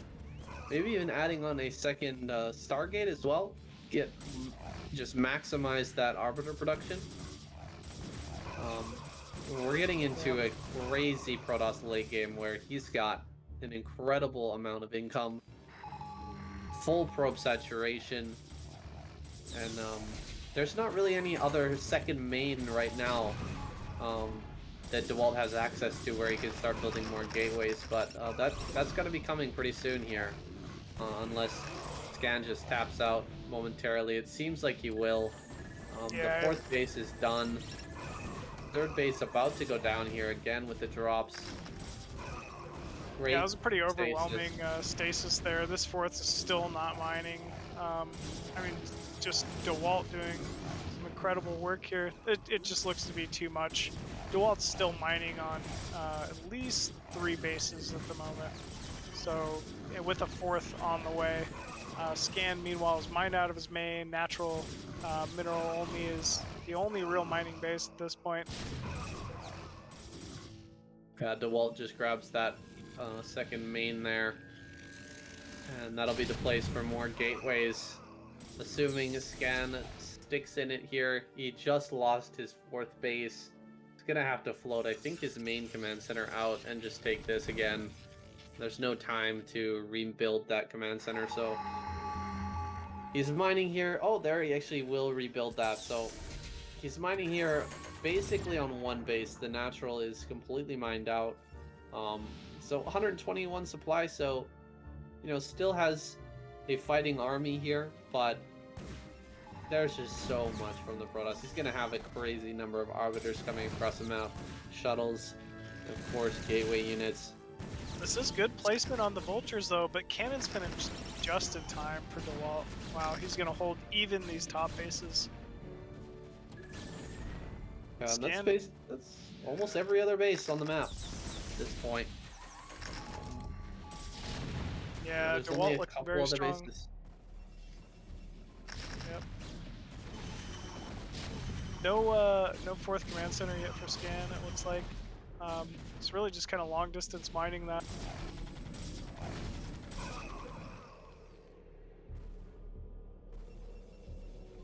Looks like, oh, okay. He's opting to take the third base outside his main and his previous fourth at the same time. So, I mean, if he somehow holds both these bases, he, could theoretically get back into this, but this is a lot of Protoss running across the map now. Oh, that's so heartbreaking. Gets the EMP down, but it's just 1 millisecond too late.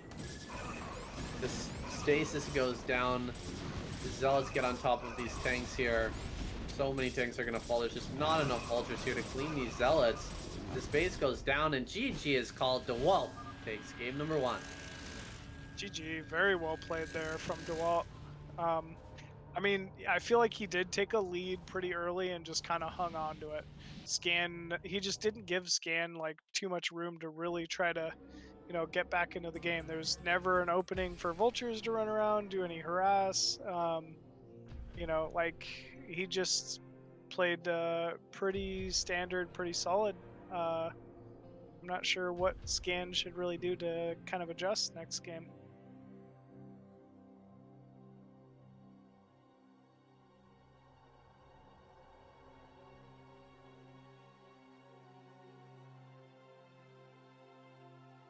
Yeah, I think he fought back very, very well. I mean, that was a tough position.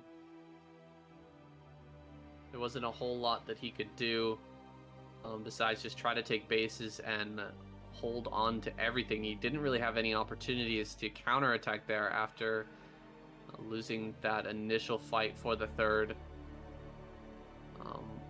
I think it maybe even stemmed from like the DT drop early on. Although Dewalt didn't, it wasn't significant damage. It forced those early scans. It kind of delayed Scan's push a little bit. And on top of that, Scan had no idea that it was quick arbiter because of all of that pressure. So that was, I don't know, that was kind of a nice little start there from Dewalt with those DTs. And I don't think Scan expected DT drop from Dewalt game 1. Yeah, I don't think Scan expected an Arbiter, 2-base Arbiter play to come out in this series. Honestly, it's probably been a long time since he's gone up against that sort of style. It's really fallen out of favor here recently. I don't know if we're going to see it again in this series, but it was a great play for Dewalt to bring out in game number 1. Really surprise not only Scan but also us. So it's good to be able to pull out a build like that. And I understand what you're saying. What you were saying earlier is that Dewalt has a lot of crazy builds. He's got a lot of good stuff up his sleeve, so that's cool to see. Yeah. So getting into game number 2 here, we're gonna have Eclipse be the map. Saiyan, what do you think of this map for your Terran vs Protoss?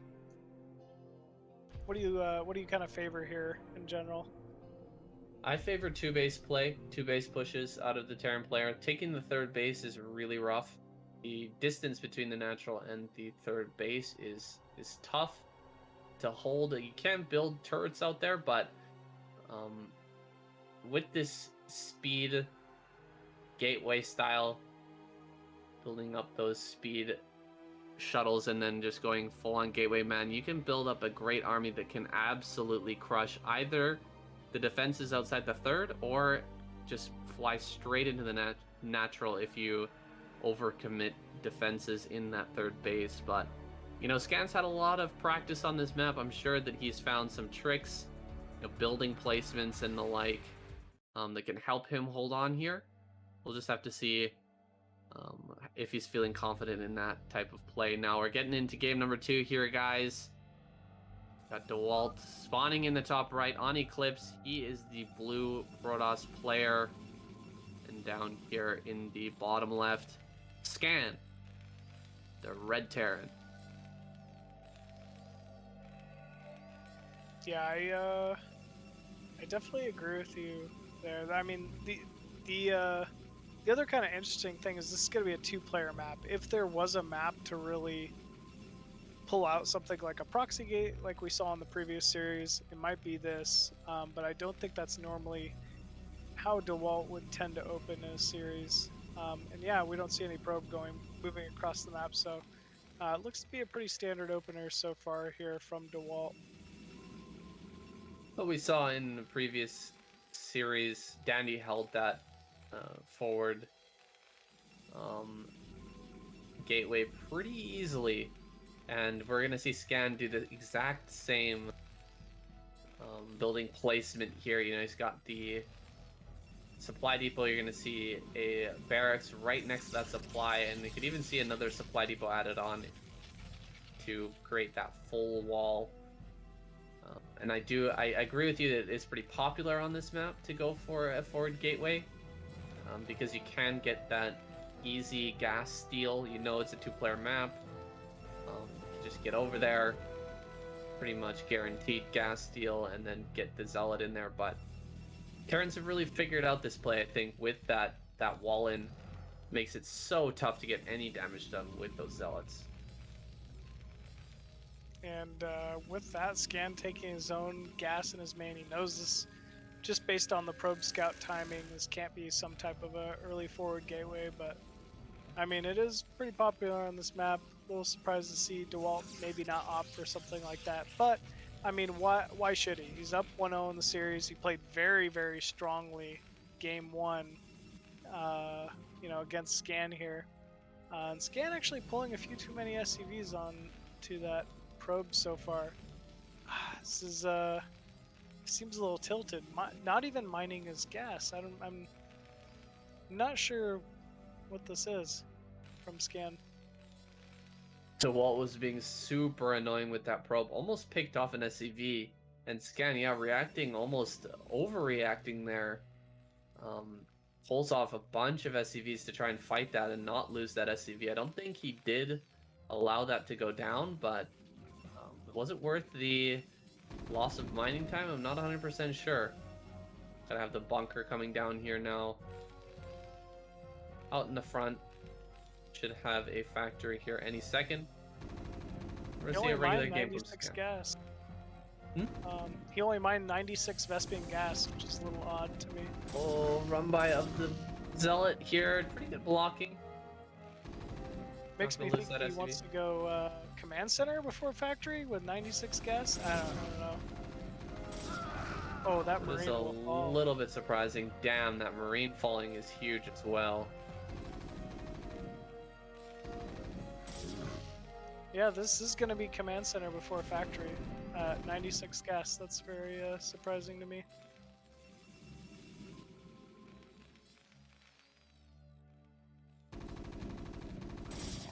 Zealot's still doing some damage inside the main, but it looks like it's finally going to get pushed off here in a second with this SCV. That should buy him enough time to get down to the bunker at the natural, hold this natural command center here from this next incoming Zealot. And yep, Dewalt's going to be forced to push off. Dewalt, though, still in a fine position, taking his natural command center here off of the single gateway. Cybertech is down. That might be a Robo in the main too. So yep, Robo going down. All very, very standard things here. Actually, even Robo before Dragoon range. So we won't be seeing any pressure out of Dewalt here early on in this game. All well and good. Scan adding on his double factory. No sort of hint here as to what the plan is so far. We're just gonna have to wait a little bit longer find out if he wants to get into a nice long macro game, take that third, or does he want to go for some sort of crazy timing here. So far, just transferring all those probes out, getting everything lined up, keeping safe, and a robotics support bay on the way, so we will see a Reaver play out of Dewalt. Very nice.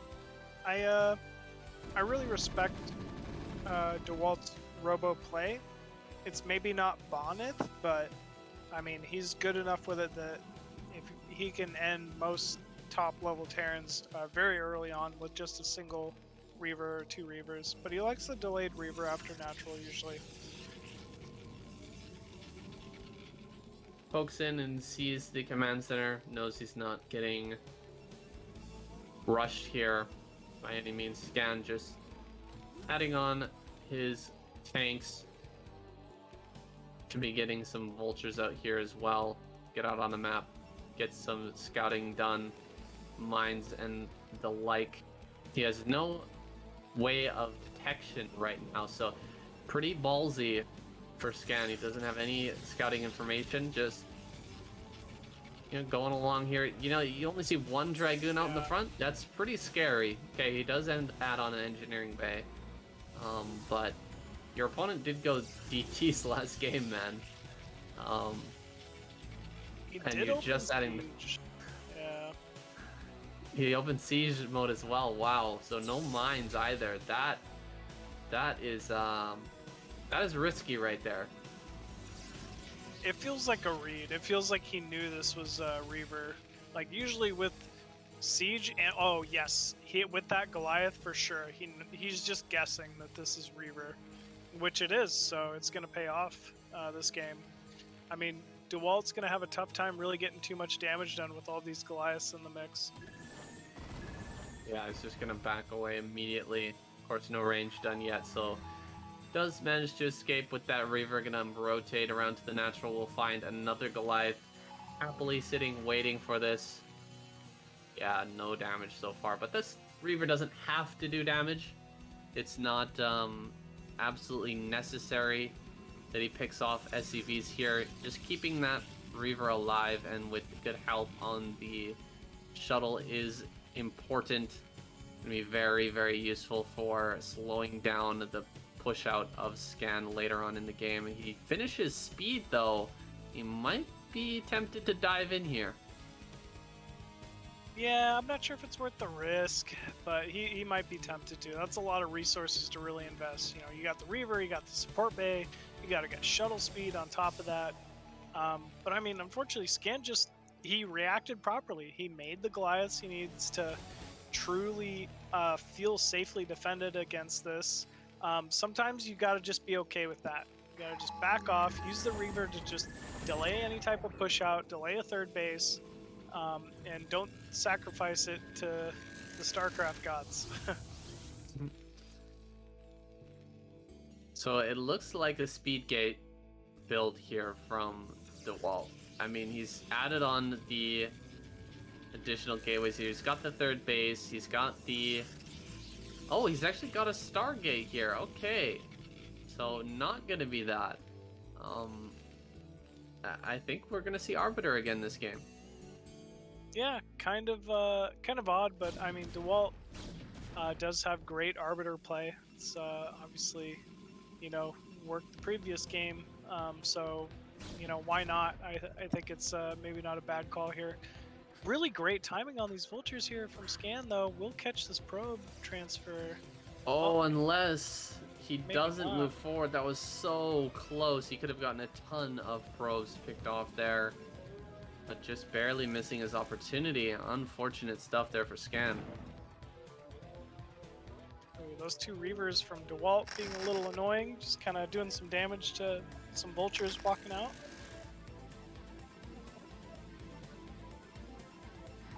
Oh man, if Scan watches this replay, he's going to be kicking himself for missing that probe transfer. That was incredibly close. He was waiting for mines to finish up, and I can understand, like, if you are the Terran player adding on the mine upgrade and you're like, oh, I want to get full value out of these vultures, want to wait for the mines to to finish up there before diving in. But he misses a big opportunity. Now going to go forward with a dropship, though. And this is kind of tough for Dewalt to defend here. He doesn't have a cannon up yet. No cannon, And, will pull wall off. Those Dragoons will not be able to get in there.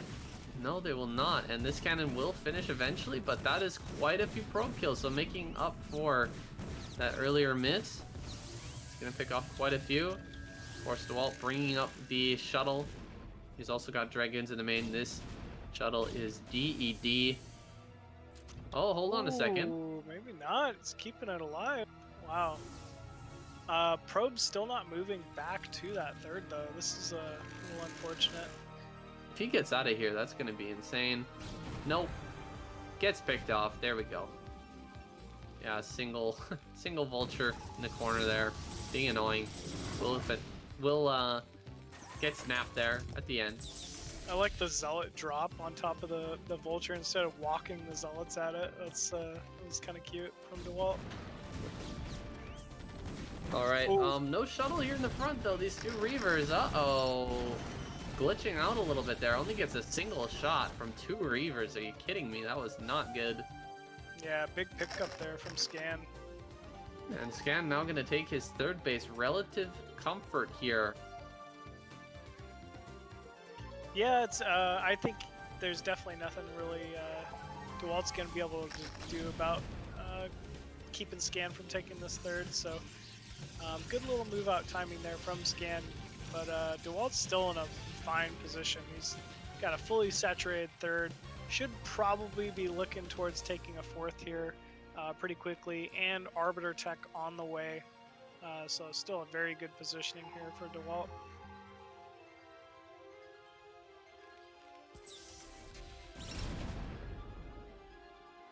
Alright, he's coming across the map, just clearing out the mines. Very important task here for the Protoss. Can never allow the Terran player to mine the whole map. You gotta leave room, space open for your counterattacks to come through. Yeah, it's pretty common to have like a small group of Dragoon with a observer just moving around the map, clearing every which pathway, you know, from whether it's an attack path for Terran or even just the paths between your own bases, because Terran loves to get those free kills with spider mines on, you know, in this matchup. Absolutely. Now we do have a second forge coming up in the main for Dewalt. Gonna be hitting those double upgrades hard. He's got the fourth base on the way. Getting ready for a very late game Protoss army. And Scan just sitting here. He's happily turtling up on 3 bases. But reaching that critical supply, 164. He may be waiting for another upgrade here, but Scan will be ready to push very, very soon. Yeah, this is going to be a very strong 2-1 timing out of Scan. He's already got his 2-1 up. He's got vessels, likely has EMP to deal with the Arbiter Tech.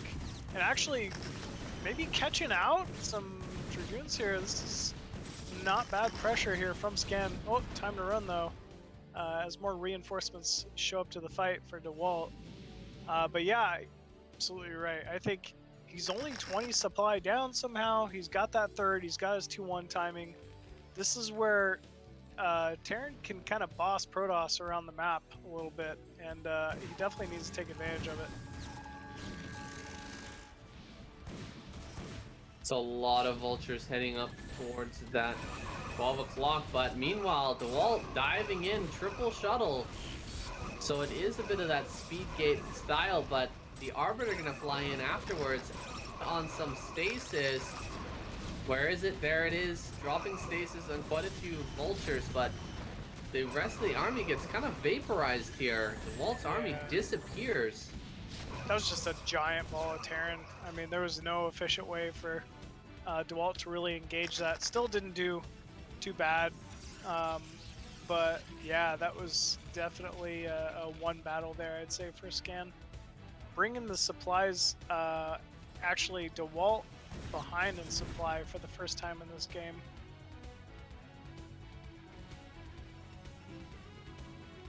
Yeah, I think that Dewalt saw an opening there with the vultures across the map. Might have been able to get some good damage on those tanks, but it didn't really work out too well for him. And now Scan denying this additional base down here in the bottom right. I think that's actually a good pickup here for Dewalt. That's quite a few free vultures going down. Meanwhile, big counterattack coming, but it's just vultures against a lot of dragoons here. Ooh. Scan going to delay that 5th base though. Picking up that probe pretty huge.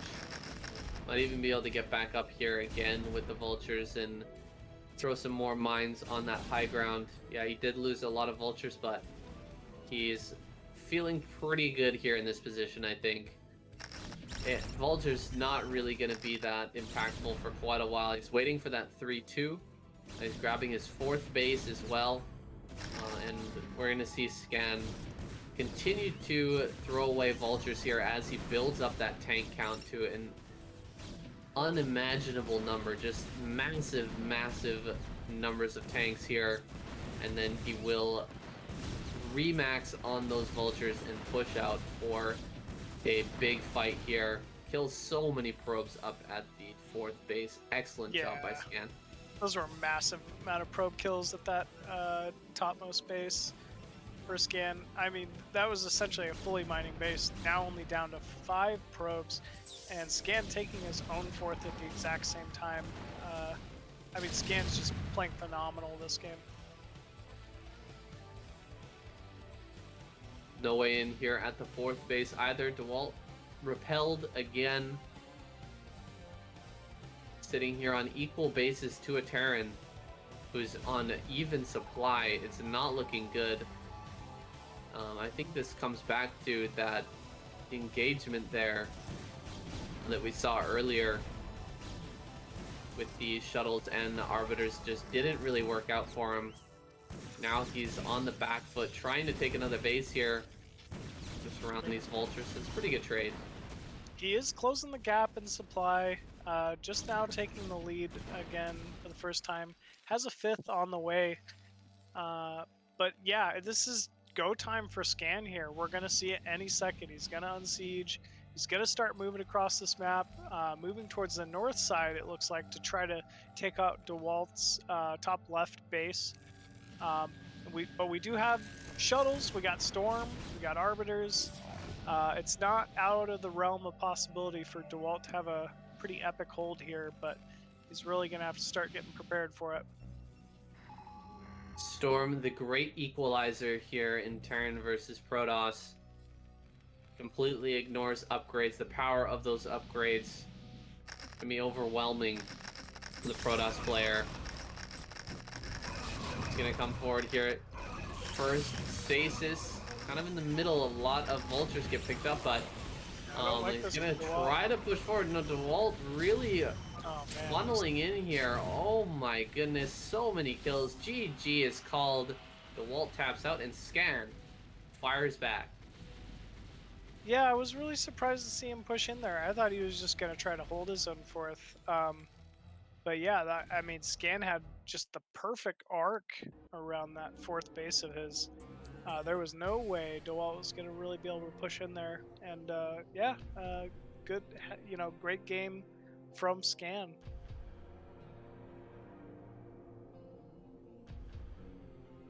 I felt like Dewalt was even a little ahead early on too, so it was kind of interesting to see Scan come back and play into that one. Dewalt just got a little too over aggressive, I feel like, in that one timing attack outside the natural in 3rd that kind of lost him the game, but he was in a fine spot until then. I mean, I like the idea of going in when the Terran has his vultures on the other side of the map, but that was just not very well executed. The Dragons and Zealots came in really haphazardly. The Zealot bombs didn't deal much damage. The Stasis just kind of whiffed. It was almost a good attack. Really, really close to a good attack for Dewalt, but just didn't go his way. Yeah, all the ideas are there. All the ideas are there. I'm curious if he's gonna go and continue playing this Arbiter style, because it seems strong. Maybe make him overreact to Arbiter play a little too heavily early on, but who knows? We'll have to see what he comes up with.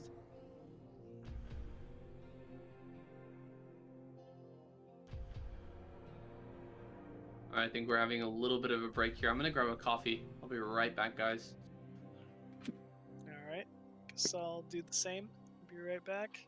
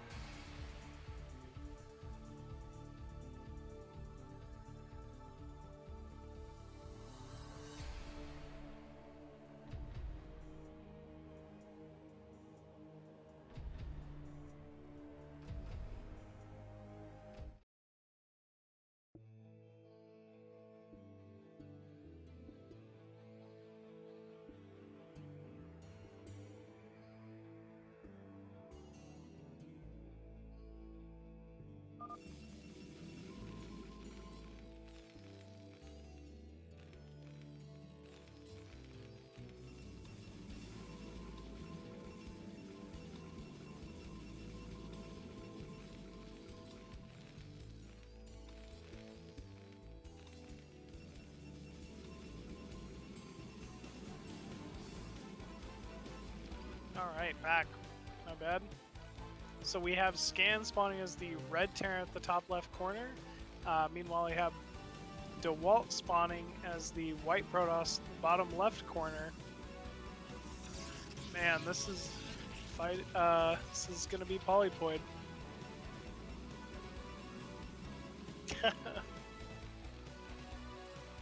That was kind of an interesting game too. Like I said, I felt like Dewalt was in a very strong position up until the attack outside the third, which clearly didn't go his way. But I don't really anticipate Dewalt being the kind of player to adjust his opener here. He's probably just going to be going for the very standard one gate, expo, robo, reaction play here. But meanwhile, Scan with a forward barracks outside the natural. This could be for a little bit of pressure, but more likely is just to try to hold a quicker gasless expand early on. You can kind of use that barracks to help wall off your natural with that command center on this map. So very, very strong opener here from Scan, just given the position. Meanwhile, Nexus first out of Dewalt. Dewalt has Scan just read perfectly. There will be no advantage here for Scan for this gasless expand play. In fact, he's gonna feel a little behind, I feel like, here early on. Alright, I am back. So Nexus first versus gasless. Hey. Yeah. Two greedy openers, but I always love Nexus first for Protoss in this matchup, so I feel like Scan's got to be a little frustrated, thinking he's getting some type of an advantage here, but in fact he does not. There's not going to be any rush forward here by Scan, try to like bunker the Nexus or something like that. He's just going to be playing it out nice and calmly. But now Dewalt can do literally anything. Dewalt can do anything that he wants. He has all the options in the world. He can go into DTs again. He could go into Arbiter play. He could go into Carrier.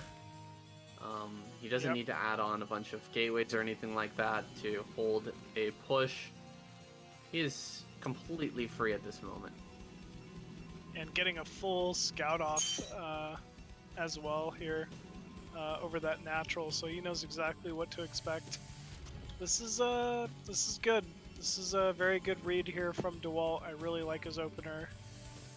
Just kind of interested to see what he'll opt for. Knowing Dewalt, it's probably just going to be Robo, right? But it could be DT.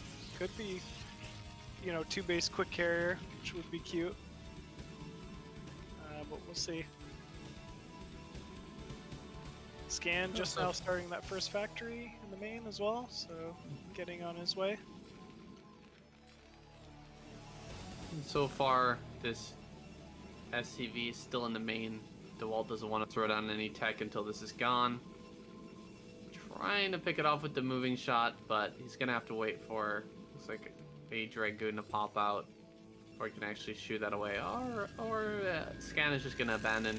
He knows this Dragoon is about to come out. Just keep that SCV alive. Might as well. Everything looking good. Exactly. He scouted everything he's going to be able to scout with that SCV. Why lose it, you know? Now it can go scout a third base later on or something like that. And we have Robo in the main here for Dewalt. Saying these are the games I want to see. I want to see these two slug it out in like a big macro game. I want Dewalt to take a third base here. I want him to take a fourth base. I want Scan to take 5 bases off of 2 factories. I want him to go nuke.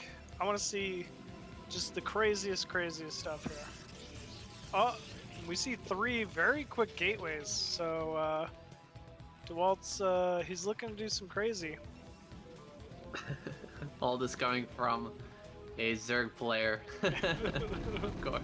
Yep. Of course you want to see nuke. Alright, Dewalt runs by, what the heck? Okay, he wants to see it, that there's a command center, but I feel like there would have been a giant attack coming already if, you know, if he had just gone for, you know, double or a bunch of factories there and no CC. Yeah, that seems ridiculous. You're right. I was thinking the same thing. What is he trying to scout there? Maybe it's the second gas? Because if it clearly, if it was 2 fact, it would have hit already. Turrets? Like, I don't know. But either way, I'm not really sure what that was for. He's forced to back off.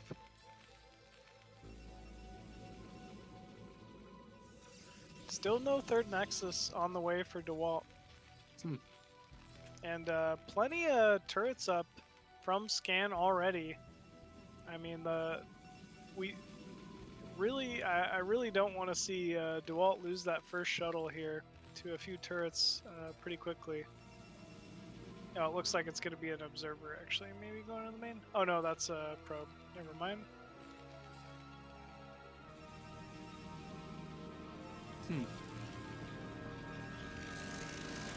Yeah, a little surprising that Dewalt doesn't want to take his third right now. Scan being very cautious, adding on all those turrets. He's coming out with some mines here.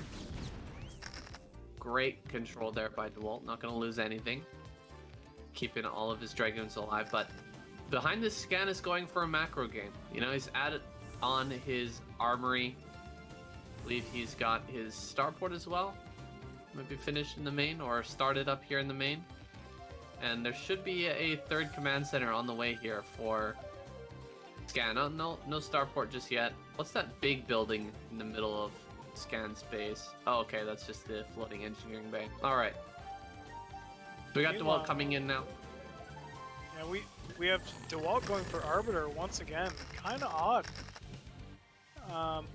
I guess he really likes Arbiter play maybe on this map, but as you see, we already have turrets, we already have mines down the main. Yeah, I'm not sure why Arbiter is the call here.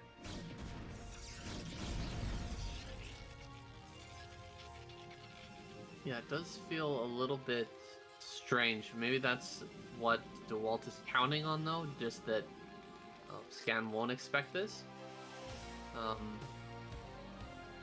He's gonna sit here on the third base and maybe wait for Scan to try to move out. No, he's gonna fly in the natural. No, can't decide.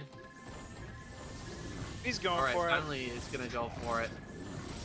Oh, Reaver Loses tries the to get that shuttle. turn time. Is not able to. Yeah, this is a dead Reaver, unfortunately. That is really painful. Looks like he might jump on this tank and get it. No. So what does he get for his trouble? A couple of SCVs, but he loses the Reaver and the 2 Zealots. That's really rough. I'd say that's advantage Scan right off the start. And actually, Scan looking to move out. Maybe he knows there's a timing with no more Reavers left on the map. Yes, this high ground and those 5 tanks. Oh, they could just be taking this a third too. But Yeah, I like this. I like this from Scan. Just, you know, you've got the advantage here. Obviously, the Reaver has already died. You don't need to try and wing it across the map. Just take a quick third here. This is way faster than he would have taken it had that Reaver still been alive. He would have had to crawl slowly towards the third base. Try to take it very, very cautiously, but now he's able to just snag it right off the bat. Just grabs that third, nothing Dewalt can do to stop it. Yeah, that should give Scan a little bit of an econ advantage here. No 4th yet for Dewalt, so they'll be on even base, even gas count, which is always good for Terran. CV's coming in here. We do see that shuttle is completely scouted though, and we obviously know there's already turrets at the ready. For Scan will be pushed off. I don't know. I mean, I feel like Dewalt's put himself in a position here where this Arbiter has to do damage. If this Arbiter doesn't get a nice recall off, it's not able to get some 6 stasises and, you know, kill 5, 6 siege tanks, Scan's gonna have a very strong timing push here in a little bit. Now Dewalt falling back on a 4th base. Wonder if he's just gonna wait for that push from Scan and then try to get the stasises then. Scan scouting around. Scan's the main. I think he knows now that Arbiters are on the way. Though he didn't see everything together, didn't see the Arbiter Tribunal.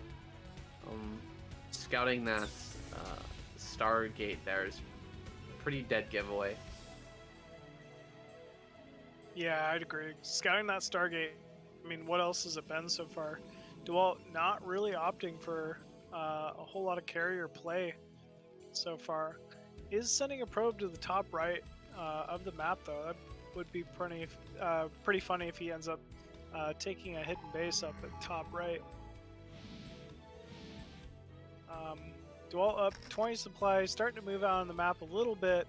Maybe looking to just clear some mines, delay this timing a little bit. Also got his 4th up finally here. Yeah, just clearing some mines. It's pretty standard. Barely ahead in supply right now. Scan macroing like a god. Yeah, Scan is, I mean, just has such solid mechanics. You know, you hardly ever see him get supply blocked. He's got so many siege tanks here up at that high ground. Dewalt, there's absolutely no way Dewalt could push into Scan's tank line here at the moment. Wow, good turret placement. So many mines here in the main as well. I feel like Scan's doing a great job really defending against the potential of a recall in the main. Yeah, that's hot death right there if you recall in that main. That is crazy. So many mines. But luckily for Dewalt, I don't think he's gonna go for that. He's just clearing some mines here.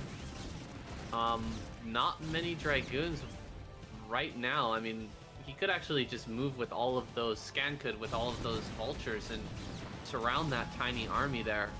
and just pick it off, but instead he's gonna run around with some vultures, just try to maybe snag a probe here or there, maybe catch a transfer. Yeah, never not a bad bad call. option.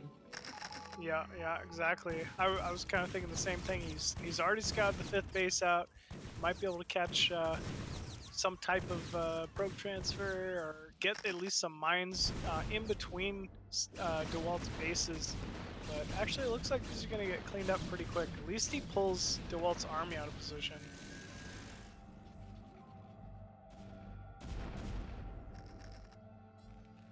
All right, now we're getting into some serious macro territory here. Dewalt has an insane number of bases. He's maxed out. He's also taking top right. He's taking bottom right.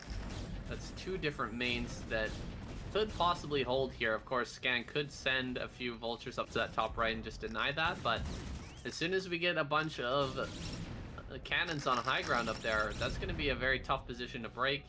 He might have to use, for instance, dropships. Maybe he'll have to go for a big push in that direction, but I mean, Dewalt is all over the map now, and this earlier kind of disadvantage that we were saying Dewalt was in is starting to slip away a little bit.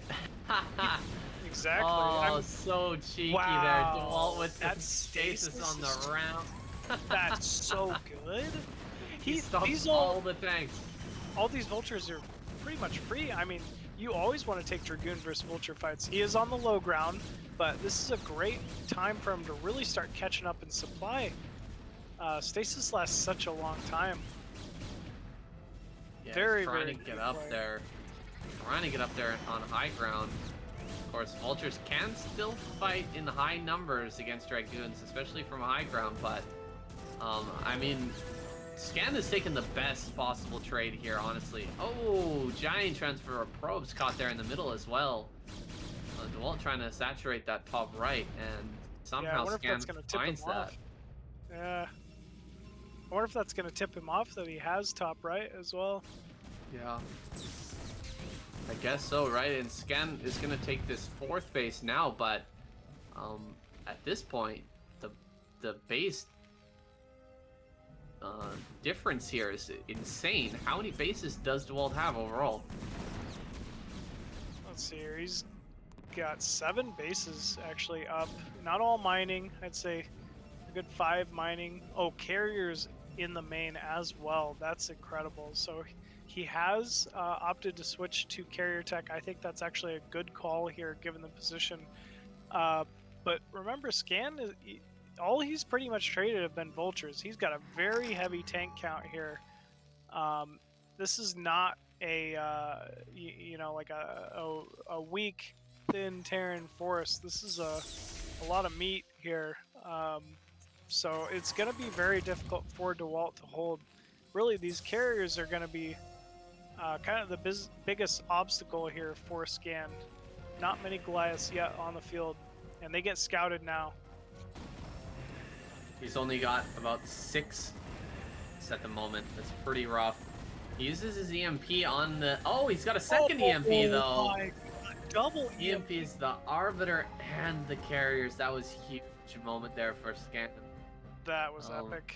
You hardly ever see that. Wow. Rare to have 200 energy on the Science Vessel, but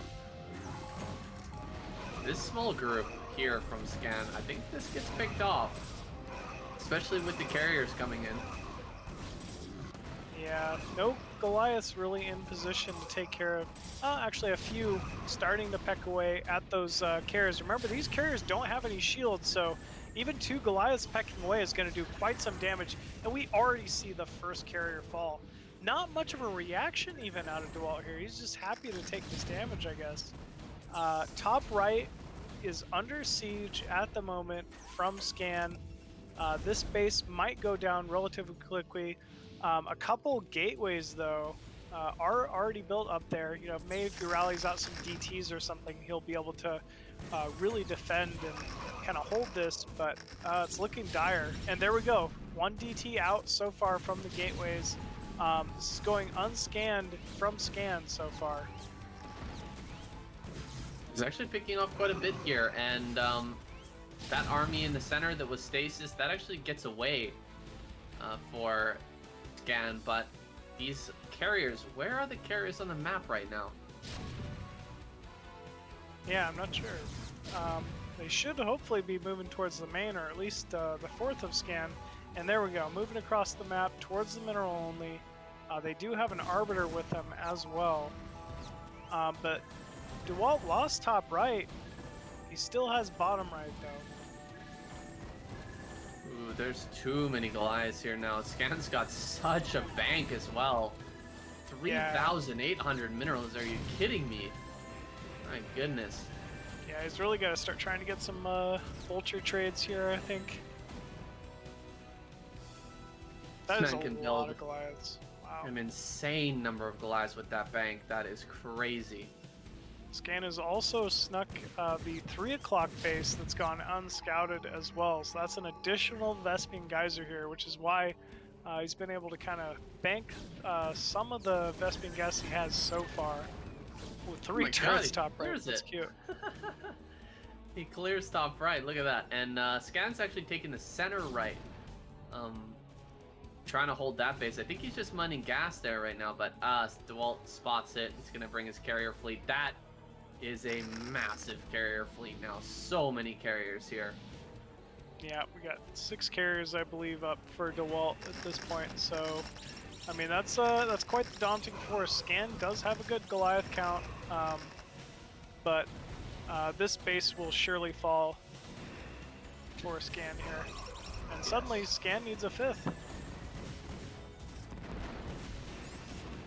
It's going to be difficult to bring the full might of the Terran army down to the bottom right. Instead, he's probably going to have to attack the natural here and try to break him in that location, just cut off the reinforcements. However, Dewalt, he's going to add on more producing structures down there in the bottom right. He's going to continuously build up its carrier fleet.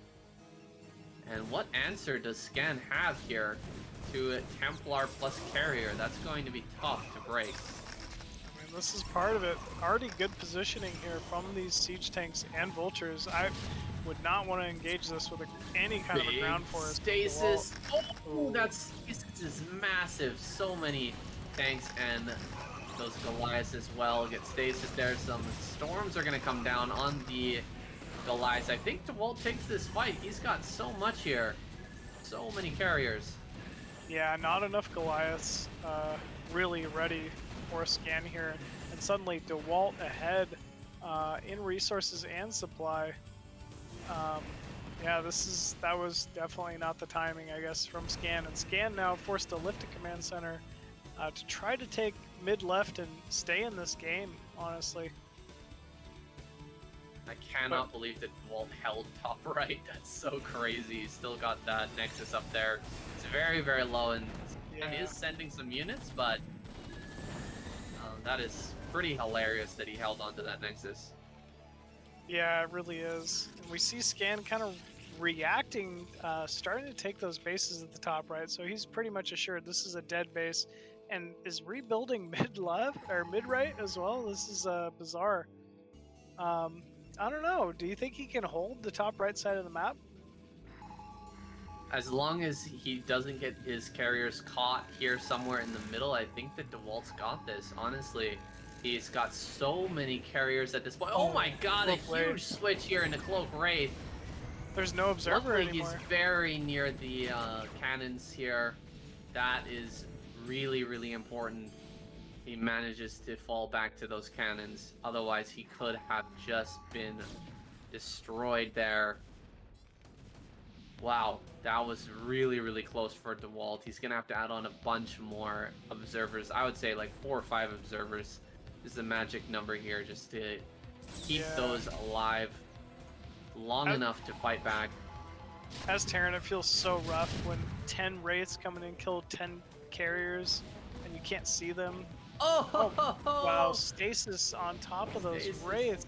Very big pickup here from Scan, but actually, I mean, these Wraiths going to sit there for at least a minute and kind of be useless. It's kind of really unfortunate here, but that's quite a few Goliaths.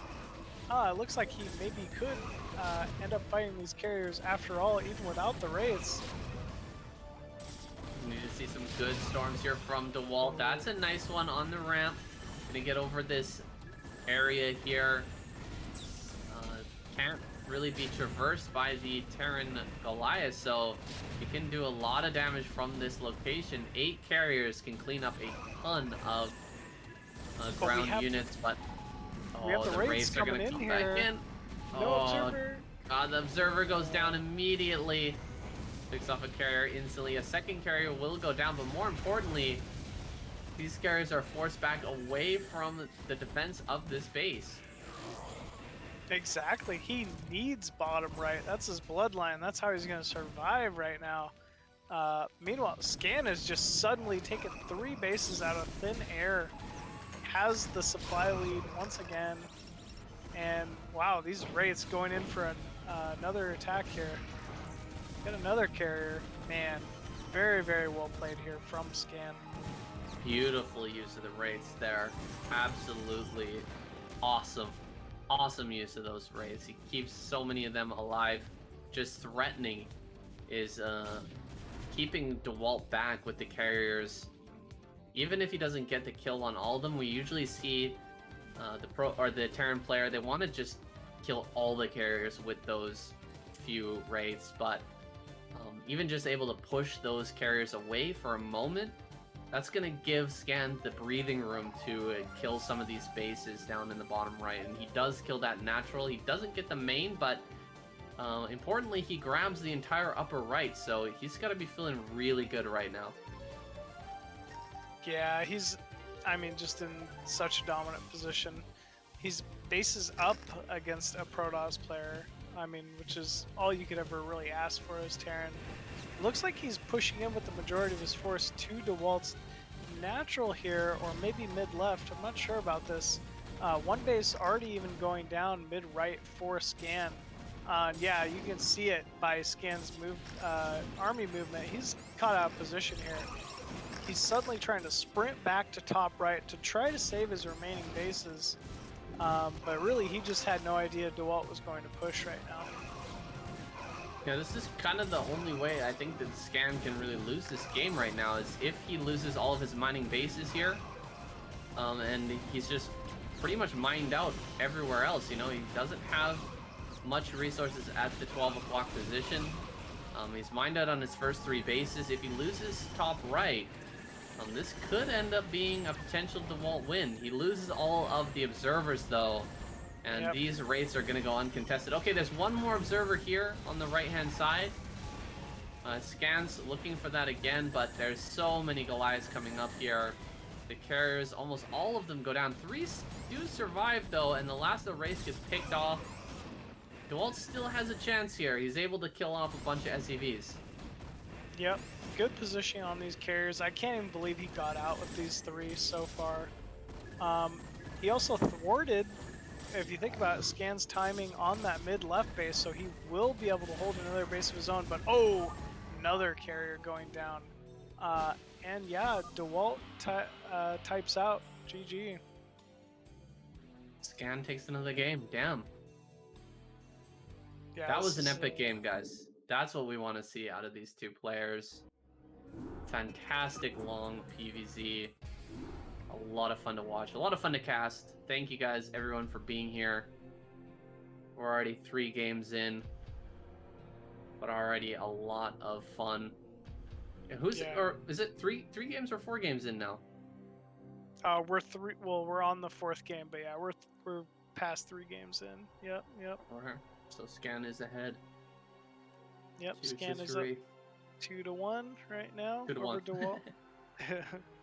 But yeah, it's been a pretty good series so far. It was pretty cutthroat. Even that last game was a little back and forth at certain points. I swore Dewalt had it, and Scan really just doing a great job, just kind of stabilizing, staying in the game, and honestly out expanding Dewalt, which is not something you normally see in this matchup. So hats off to Scan. He's playing pretty phenomenal so far.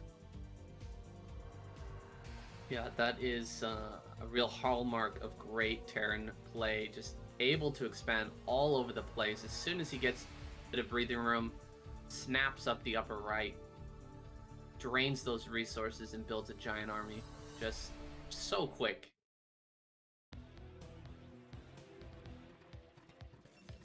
And here we go, game 4. We have Dewalt spawning as the brown Protoss, red Protoss at the top left corner of Circuit Breakers, and spawning as the red Terran at the top right. We have Scan, or blue. Alright, we're all confused now. Thanks, Ox. Oh man. This is, I feel like these positions, you can get these funky little timing attacks from Terran, like through the top middle portion. They could be a little difficult to hold. Like if Scan were to push from his natural to 12 o'clock and then in towards Dewalt's natural, it could be a little difficult for Dewalt to hold here. So maybe not the worst positions for Scan here in game 4.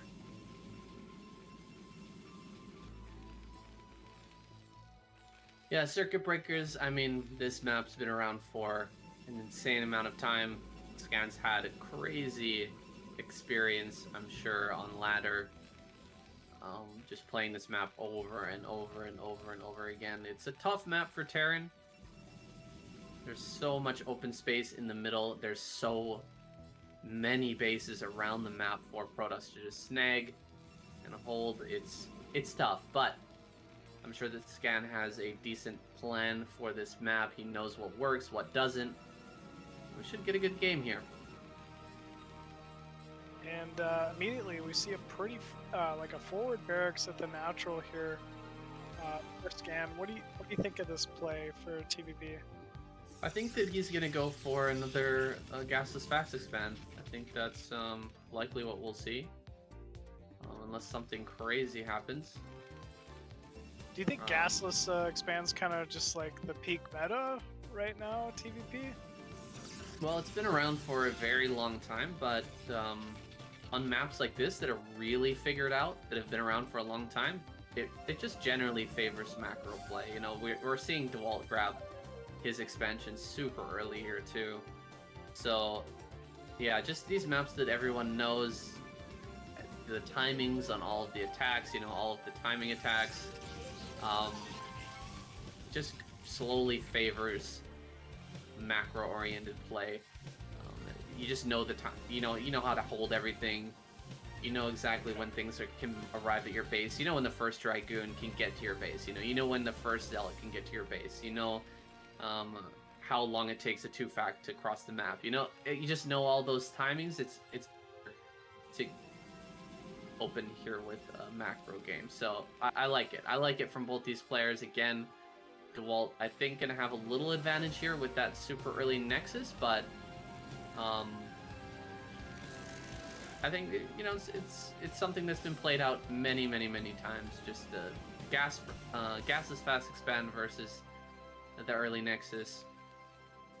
Yeah, it's still manageable for Terran. Like Scan is by no means in a an unwinnable position just by facing a 12 Nexus from the start. But no. I gotta say, this is twice in a row that Dewalt's made the call to 12 Nex versus a gasless expand. And it worked out pretty well for him the previous game. So, good call here from Dewalt early on.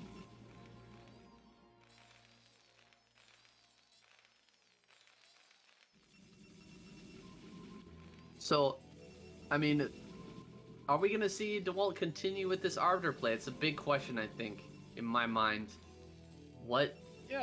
Is Dewalt going to mix it up now? I mean, he did kind of mix it up in that last game. He went for Arbiters first and then switched it up into Carrier. I'm surprised that didn't actually work out in his favor. I thought that he was doing a good job with it, but Scan just macroing it to a win, basically.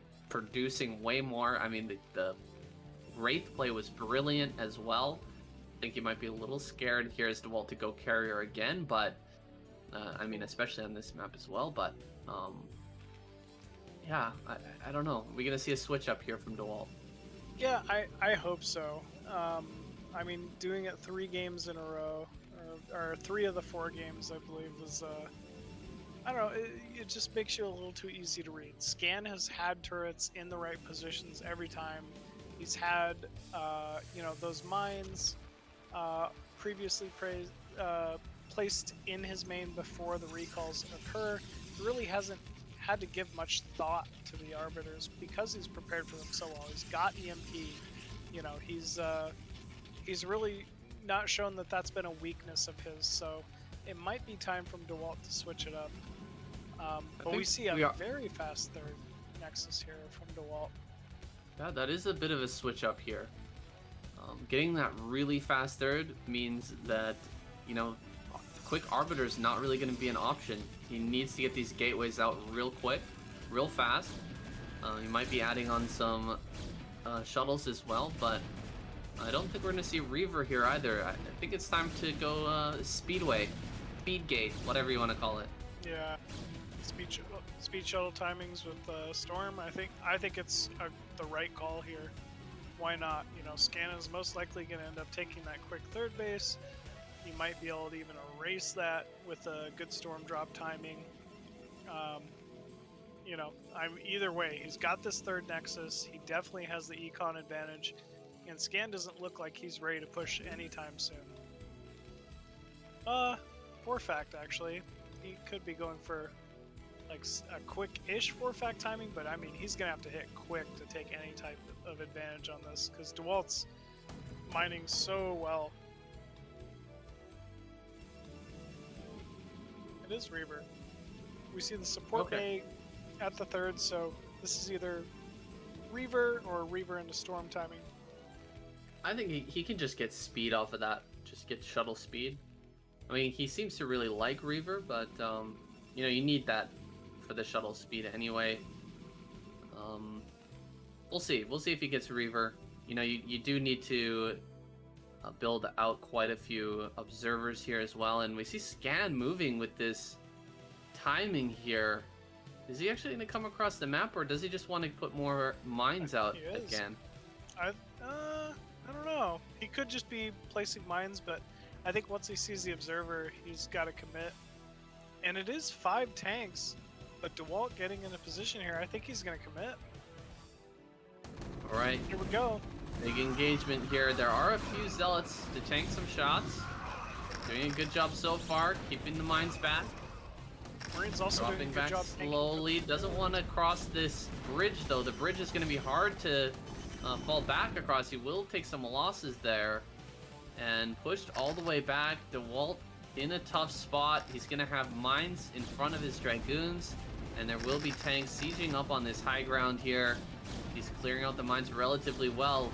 He's got a lot of gateways in the back just pumping away, trying to produce here. Ooh, the robotic support bay dies. That might be really, really rough for Dewalt. I mean, if he was making speed... Oh my god, the mine connects are huge. Blue blood everywhere. That's at least a dead third base. Very well played there from Scan. What a solid timing. We do have a shuttle coming in, some Dragoons, but Siege is finally complete. He will be able to start sieging away at these probes and the Reaver. Reaver hatching, getting a couple quick Vulture kills, but it's got so much work to do if it even wants to come close to holding this base. Doing some good work so far. Gonna get another shot on some Vultures. Nice pickoffs there, but the Reaver's gonna go down here, I think. No target on that Reaver with the tank. But the Dragoon numbers are just way too low here.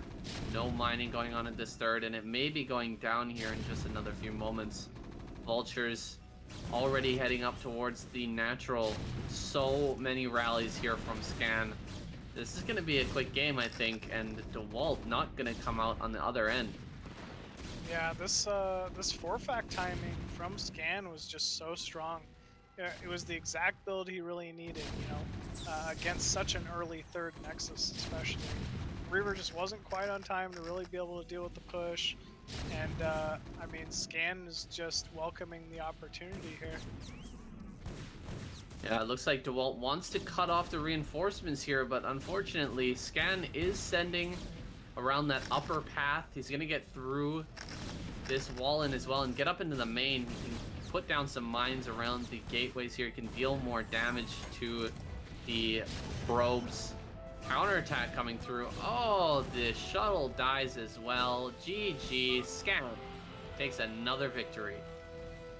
Yeah, very well played once again from Scan. I mean, that 4-fact timing just seemed to be the perfect call for the situation. I don't even think he scouted out DeWalt's third. He must have just made like a gut call and kind of assumed DeWalt would go for such a quick third Nexus, but either way, it definitely paid off. Paid off big time. I don't think DeWalt was aware that that push was coming either. I mean, he's finally saw it with the Observer, but you really want to have your Dragoons out on the map and slowly kiting that back. But, you know, he met that army. It was already halfway across the map. All Scan had to do is just push north, fight that army backwards, and then lay mines and siege up the third base. It was close, especially once the Reaver started doing its thing, but in the end, Scan takes another victory. He's up 3-1 now. Holy crap! This it's going by quick. Yeah, definitely. I mean, just such a strong performance out of Scan. One of the quicker games we've seen so far. But I mean, he's kind of proven time and time again. His timings are clearly down pat. Like they're so quick. His unit formation is perfect. You know, with the Marines in front, using the Vultures to flank, lay those mines each and every single time.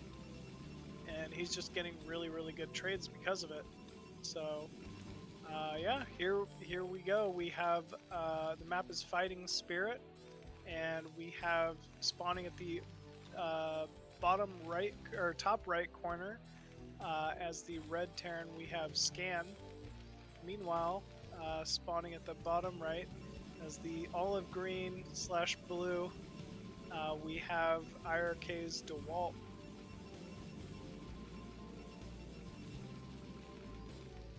Is that pale green color? Yeah, I think they call it olive in the game, but yeah, olive. It's like a pea soup or something. My favorite color is the magenta. That's what I always pick when I'm playing. These custom maps. Magenta's a good one. I kind of switch it around. I go blue, gray, or black, or white. I don't know. There's a bunch of good colors, but magenta's up there for sure. Top tier S rank color.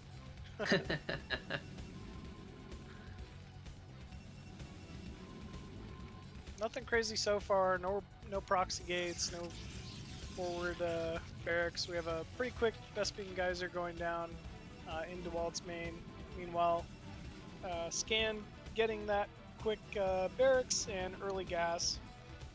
So this will not be a gasless expand. Pretty standard play here, starting off on Fighting Spirit. That's funny, you know, silent agreement here between the two players. The past two games have been full-on macro. Both players getting their second base up almost immediately at the beginning of the game, and then we jump into this next one, and they both go back to standard play. Pretty funny.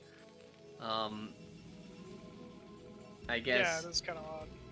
Maybe map specific here. Fighting Spirit. You know, older map, but older map, close rush distances, I'd say, between some of the naturals. Actually, the positions they're at right now, like, it can favor more aggressive play, I think. For sure. Got a full scout in here for Scan, but Dewalt not sending out that probe. Just hanging back here. Yeah, it's kind of odd. Is that like a mini thing? I know it definitely affected PVZ, but Is this just something a lot of Protoss do in this matchup sometimes? Like just such a late scout? Is there just no advantage to it? There's a very standard build with Protoss. You can just get 3 early goons, do no scouting, and then just find them with the goons, and you can hold pretty much anything. You just get your Nexus down now. And yeah, it's a pretty standard build. I mean,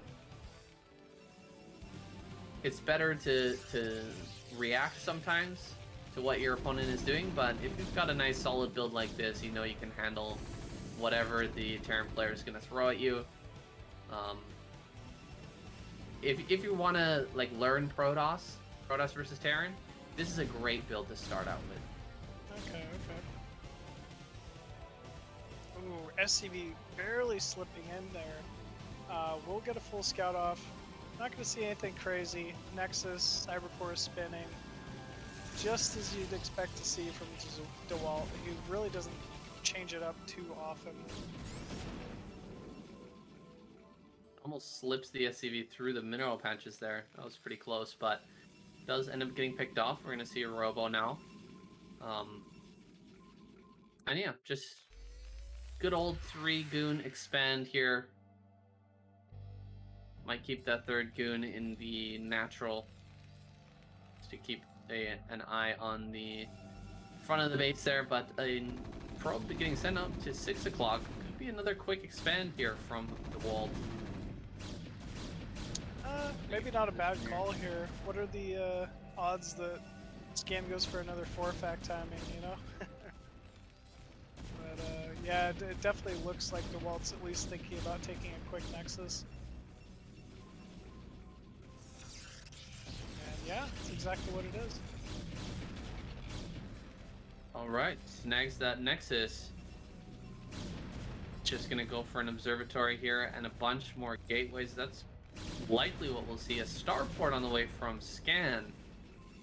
So wow. Gonna be some potential for damage here if he gets that dropship out on the map. Sends some vultures into the main. It's gonna be hard for Dewalt to hold all of this. Yeah, especially with such an early 3rd Nexus, it can be pretty difficult. You know, your spread's so thin sometimes. It feels like as Protoss in this build. Good aggression there from Dewalt. Will back off with the Dragoons, but yeah, this quick dropship with some vultures is going to be a little tricky here for Dewalt. He's really going to have to be patient and make sure he keeps his units back. Actually, it's a Wraith. Wow. He thinks, a Wraith? yeah. He thinks there's a dropship coming in. He thinks there's a Reaver on the way, but that's not going to do anything against what Dewalt has at home. I mean, he is powering up here with a huge gateway army, and he's already got that 3rd base finished. Probes transferred. This is looking Dewalt favored. Definitely a little Dewalt favored. I mean, this Wraith can't expect to accomplish much. It's not like it has cloak, but even if it did, I mean, there's observers out on the map. Dragoons do just fine against Wraiths. Oh wow, but I didn't see that coming.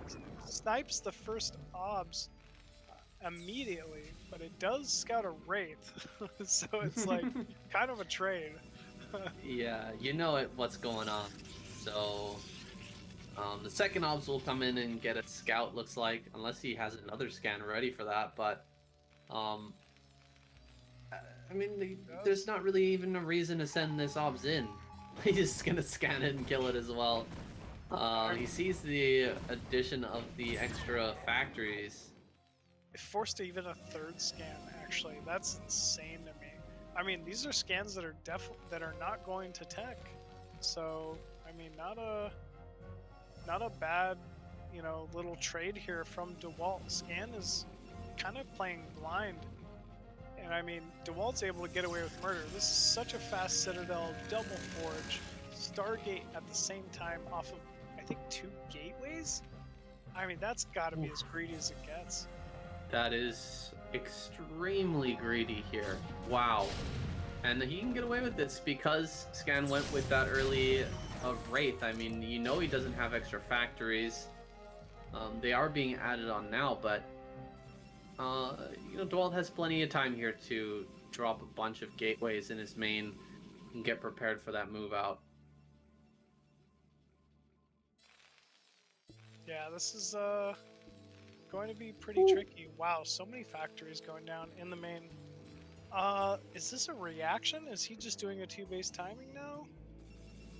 Yeah, he's going 2-base timing. That's 7 factories. There's no way to add on a like an extra command center with this. You're just going to be pumping all of your money into factory units and supply depots.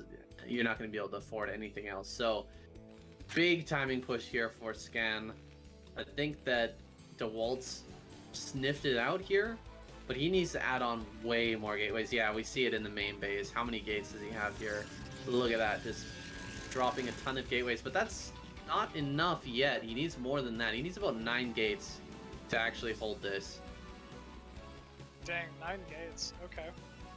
Yeah, you wanna, if you're gonna play Protoss versus Terran, you need more gateways than they have factories. Typically, at least 2 more.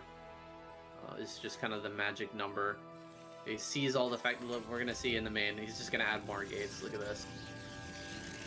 Oh yeah, you're absolutely right. We also have that Arbiter on the way finally with that double forge. So Dewalt's really just trying to delay until these upgrades kind of kick in and can get a little better trade here. Also delayed that Arbiter. Yeah.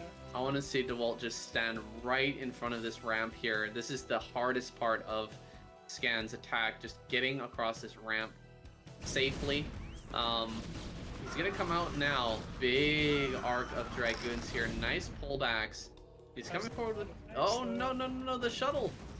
It's gonna take a lot of damage from this Wraith. Gotta drop. Gotta get these drops off. Nice drops there. Zealots right on top of these tanks. There's nothing supporting these as well. A little bit of weirdness with the trees there in the middle, and Dewalt loses a few extra Dragoons, but I think that was enough tank kills. As Dewalt falls back here, he's gonna fall to his rallies, and he should be able to clean this up. Yeah, not 100% guaranteed, but yeah, should be able to clean this. He's gonna drag some mines. Oh, not getting the good mine connects there, but jumping forward here, these 2 tanks super low. Zealots and Dark Templar just running these tanks down. This is not going to work for Scan. Yeah, this leg timing was just so strong by Dewalt. I mean, that shuttle that was almost seemingly caught out by that Wraith ended up putting Zealots in just the perfect position to hold his timing. And suddenly Scan's just, I mean, he's still stuck in a 2-base all-in. This is against Arbiter play even. This is not going to be easy to push through.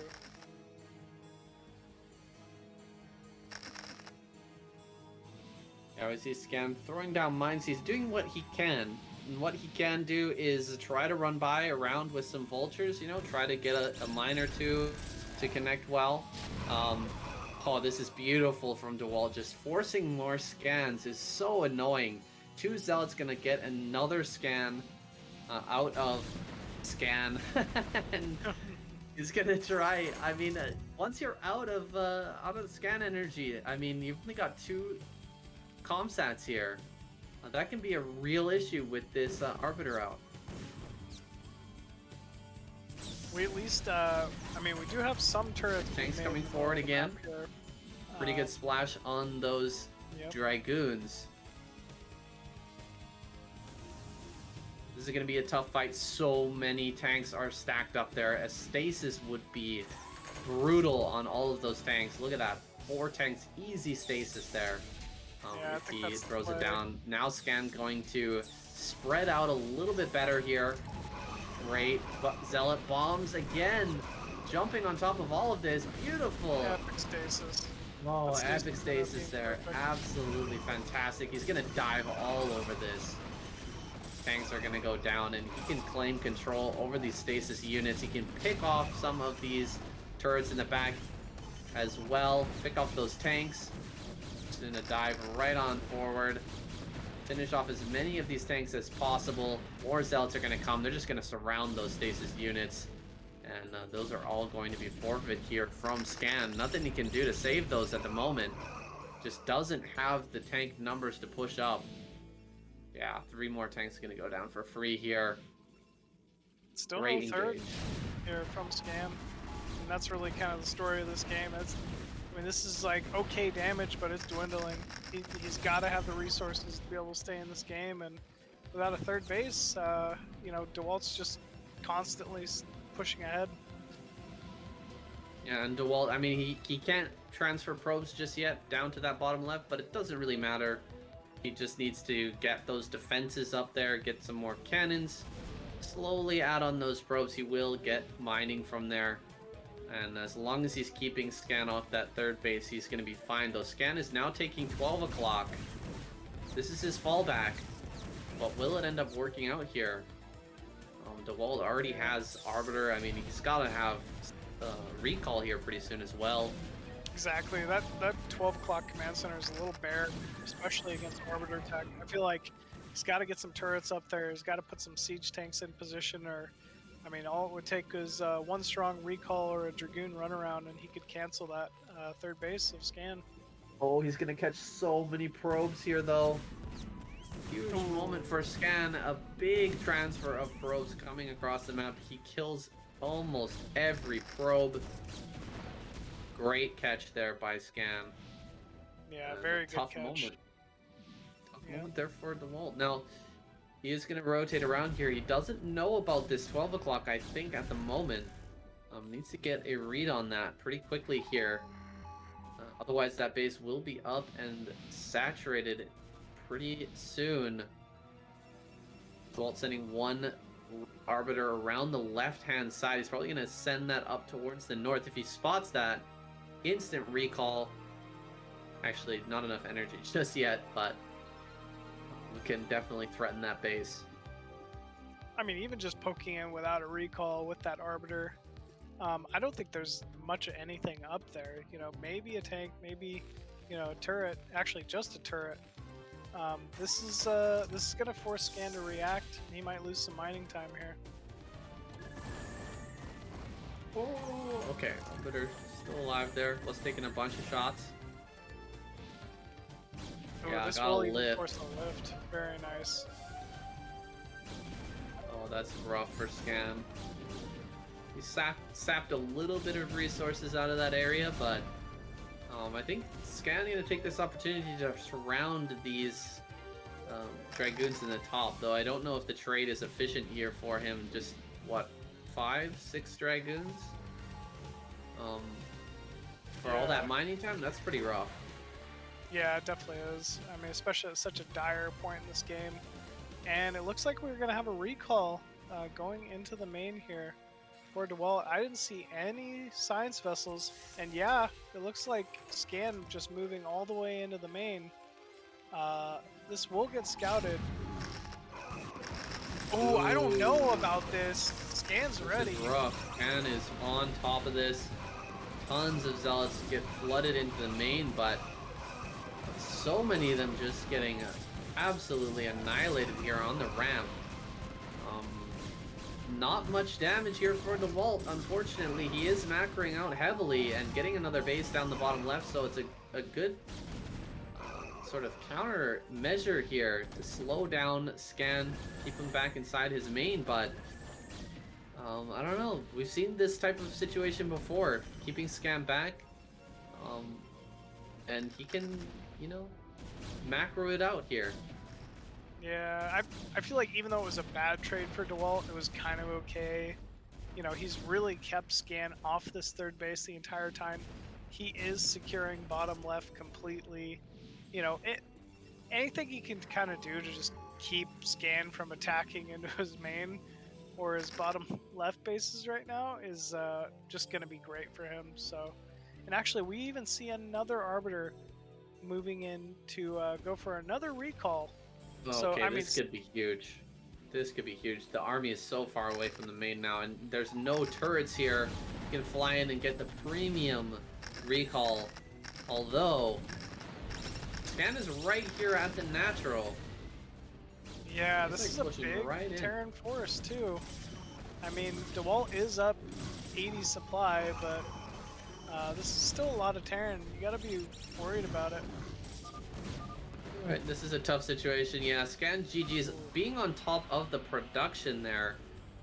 I mean, he still had a pretty big army coming into the natural, but I think he saw the writing on the wall there. Too tough to macro it out or just survive in that situation with all that Protoss on top of your production. GG, very good game there from Dewalt, and Dewalt brings it back. Yeah, he definitely does with a pretty strong showing there too. He just has such good understanding, I feel like, of these timings that Scan's been throwing at him. I mean, he had such a quick third Nexus once again. And even though that was a pretty daunting 7-fact timing, you know, Dewalt was slowly able to hold, and then it's just kind of game over from then on, it felt like. Yeah, the early Wraith, I mean, getting a misread there, Scan, definitely thinking that it was going to be Reaver play. Behind from the start. And now we're going to go on to the new maps, guys. We're starting here on Wavelet. And this is going to be the deciders. All of them are going to be played. I mean, we've got 2 games left. But they're going to be played on the newest maps. That's pretty exciting. We're sitting here 2-3. We got Scan on match point. But Dewalt could bring it back, man. He knows these maps. Yeah, I mean, I'm pretty sure Scan knows the map too, but he definitely could start bringing this back with some pretty interesting play. I mean, he's not that far off, only down 1 game overall in the series, so we'll see what he has planned here for Wavelet. And we're going to have Dewalt spawning as the white Protoss at the top right hand corner, or blue, of Wavelet. Meanwhile, Scan spawning once again as the red Terran at the bottom left. So just looking at their positions right off the bat, Wavelet, not a small map. There's going to be quite a bit of distance between both main and, both opposite mains on this map. So I think it would favor a little more of just early, or it will not favor any kind of early timings like that 7-fact timing, 4-fact timing that we've been kind of seeing Scan default to so far.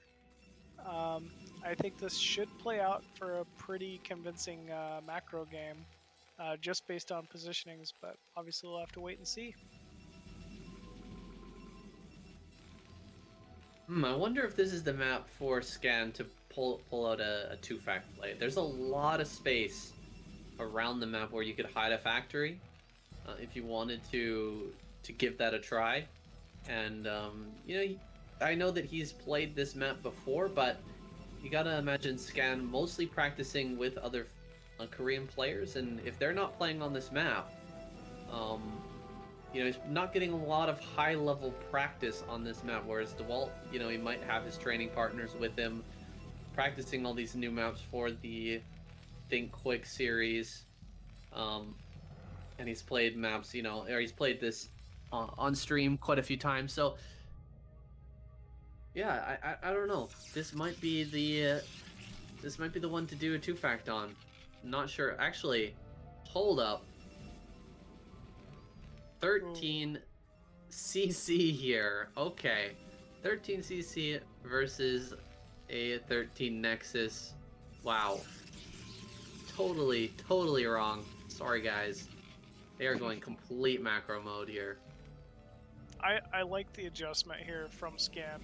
He's I think in a way taking some build order losses here early to this 12 Nex. At least with Command Center first, I feel like they're both kind of on even footing here. So this is not bad. I'm interested to see what Scan's going to be able to pull out with this opener. Yeah, definitely on even footing. Both players have a lot of options from here. Once you scout out that your opponent has gone for a similar macro opening. You know you don't have to fear early aggression. You can tech immediately if you wish. Get into another base if you want. Everything, all the options are open. The first scouting probe of Dewalt is going to move into the natural here.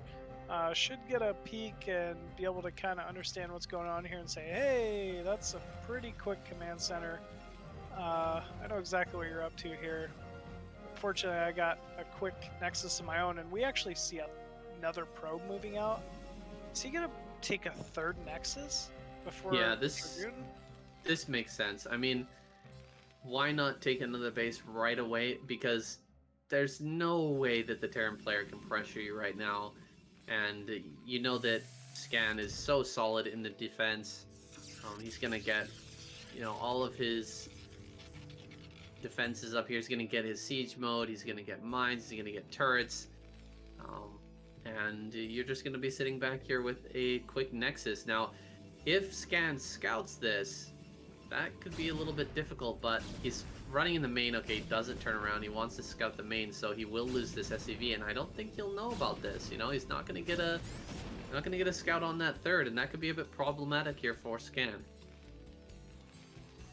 Yeah, not seeing that third is a little unfortunate, but I mean, he also scouts nothing else in the main. He might suspect it, I'd say. But yeah, he definitely is not quite able to confirm it. Yeah, maybe, but you can't discount the possibility of a robo here. You might be seeing a Reaver drop in your base. Very true. Very true. Gonna wreck you unless you have those turrets, so I think he's gonna have to build turrets here.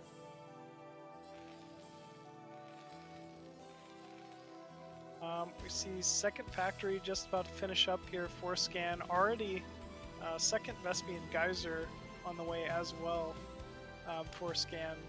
Meanwhile, a couple more gateways being added in the main here for Dewalt, poking a little bit with these early Dragoons, but I think he's going to recognize he can't really get too much done here.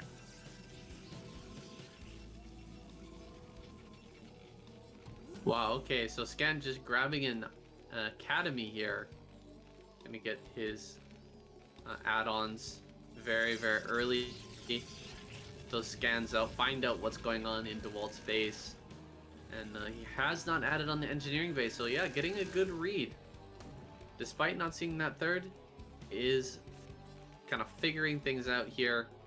He's adding on a fourth factory. Is it going to be another 4-fact push? Definitely could be. Yeah, we see the 4 factories going down. I feel like that Nexus was way earlier this time. I don't see how this 4-fact's really going to have the pushing power needed, but we'll have to see. And Dewalt's already added on his extra gateway. He's going to be just piling out gateway units here. Should have an observer on the way. Now, if he doesn't see this coming out, could be hard to stop, but if he gets on top of that with the observer and witnesses the move out here from Scan, just getting his army on a high ground and preventing that from coming out, that could be really, really strong. Here comes the army of Scan. It looks like he's going to head directly to the right, try to get up on the high ground as quickly as possible, and then push north. I think that would be the best push path from Scan. If he comes up further to the north and then tries to push to the right, he's going to have a really hard time getting up that high ground. Oh man, I think Dewalt's going to miss this. No, he does spot it. Okay. Very, very important that he sees that.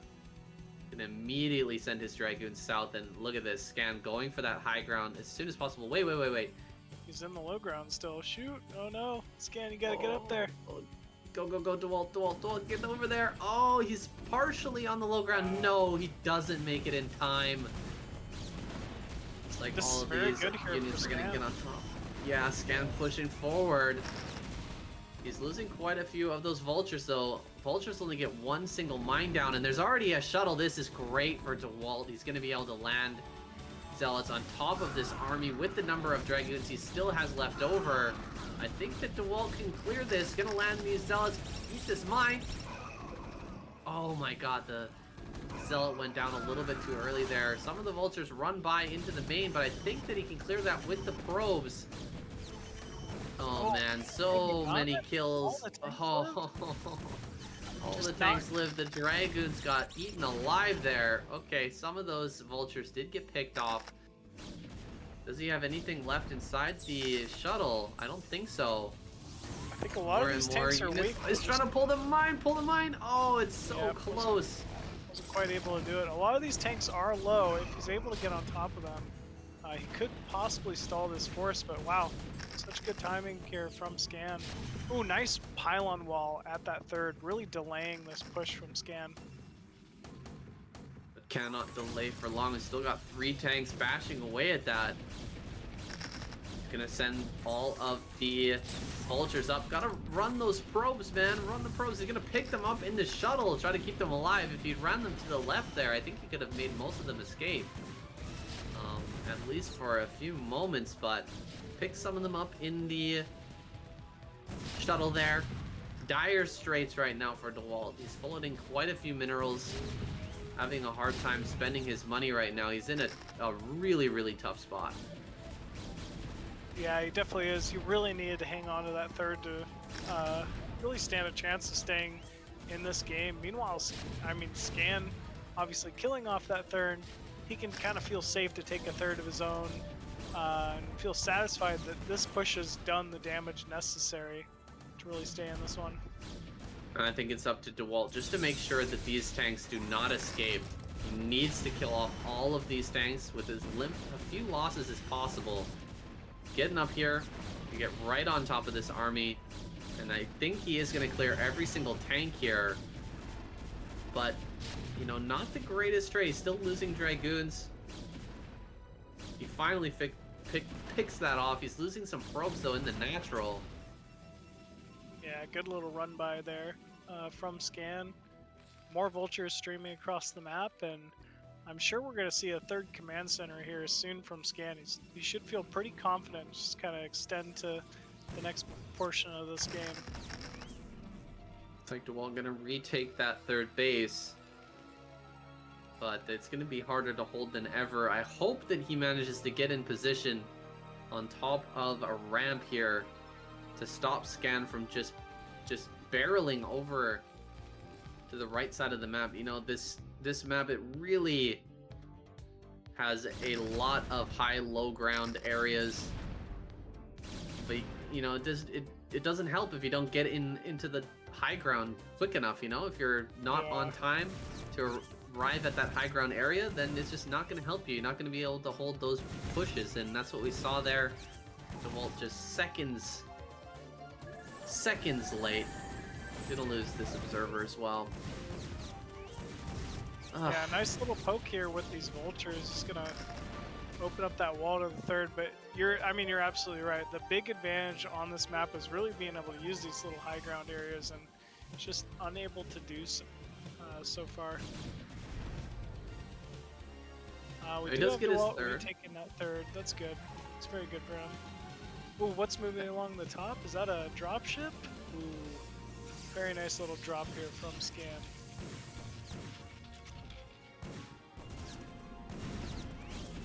Grabbing a few probes definitely hurts a lot for Dewalt. Ooh, very nice here. He does manage to hold it off with pretty limited losses, and he picks off the dropship as well, so not bad. And we don't see a third base from Scan, which is crazy to me. This is insane, though. Dewalt going for SCVs right now. Oh, storm dodges? Are you kidding me?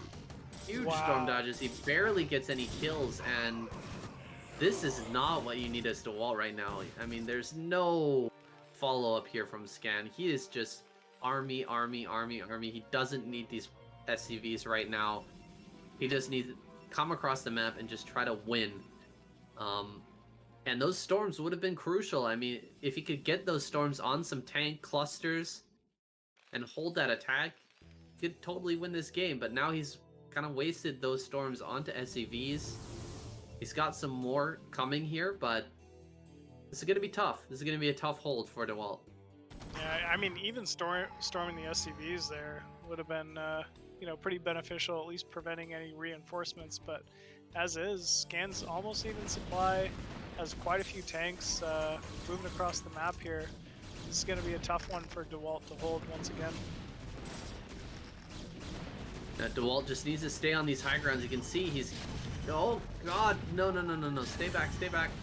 What is he doing? He's actually going to take this engagement? No. You got to fall back. Use that high ground.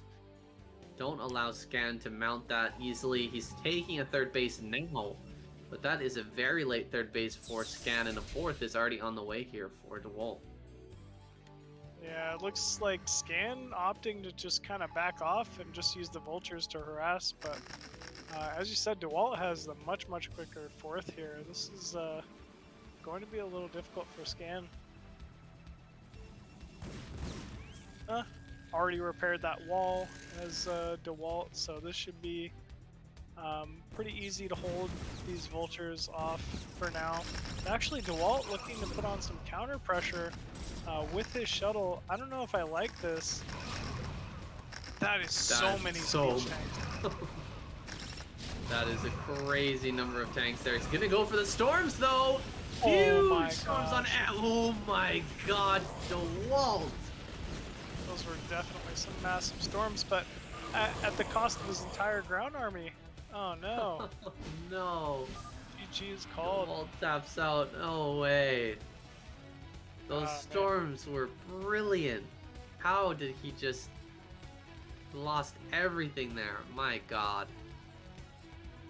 Yeah, he just didn't quite have the supply advantage he needed to feel confident for that timing. It felt like, I mean, I think he was still in that game before that attack. He just needed to sit back, but I mean, what do I know? I think Dewalt probably has a much better idea of where he was at in that game than I do, for sure. Yeah, it seemed like he had the fourth base on the way. He should have been fine to play that out in a longer macro game, but I guess Dewalt feeling the pressure, needed to come over and try to take a good fight. I mean, you don't get better storms than that. That is about the best storms you could ever ask for. Yeah, absolutely. I mean, the tanks were so clumped. It was like a giant block of siege tanks. That was so many siege tanks, and the storms were premium. But Scan, you know, he holds on. He had a great timing attack to kill the third. He's looking great. Yeah, he really did, and I didn't think he was going to be able to kill off that third either. But Scan just proving he's got a very strong 4-fact timing, cross map even. I'm very surprised how much damage he's able to get done with those first 5 siege tanks.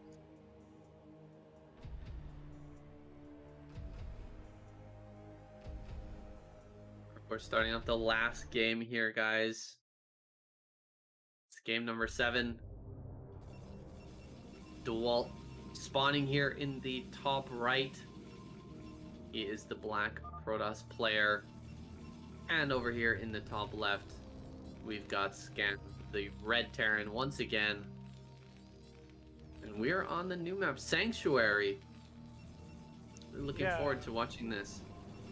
Yeah, I'm definitely pretty interested to see how this one goes. I mean, I've not seen any games on this map, but at a quick glance, it looks pretty well balanced, like close mineral only third, pretty standard map positionings for Expos 12-6, 9-3, close, you know, low ground natural that's pretty easily defended. So yeah, I'm interested to see how this one's going to play out. And whoever made this map loves ramps. Loves bridges, excuse me. 12 bridges lead into the main center area of this map. Excessive use of bridges, I would say, but that's a nice feature of this map. The Yeah, third, 12 it bridges. seems... It's too many bridges, you know? I don't know what the base count limit is on bridges, but 12 is too much, that's for sure. You can see triple bridges from every main base heads towards the center.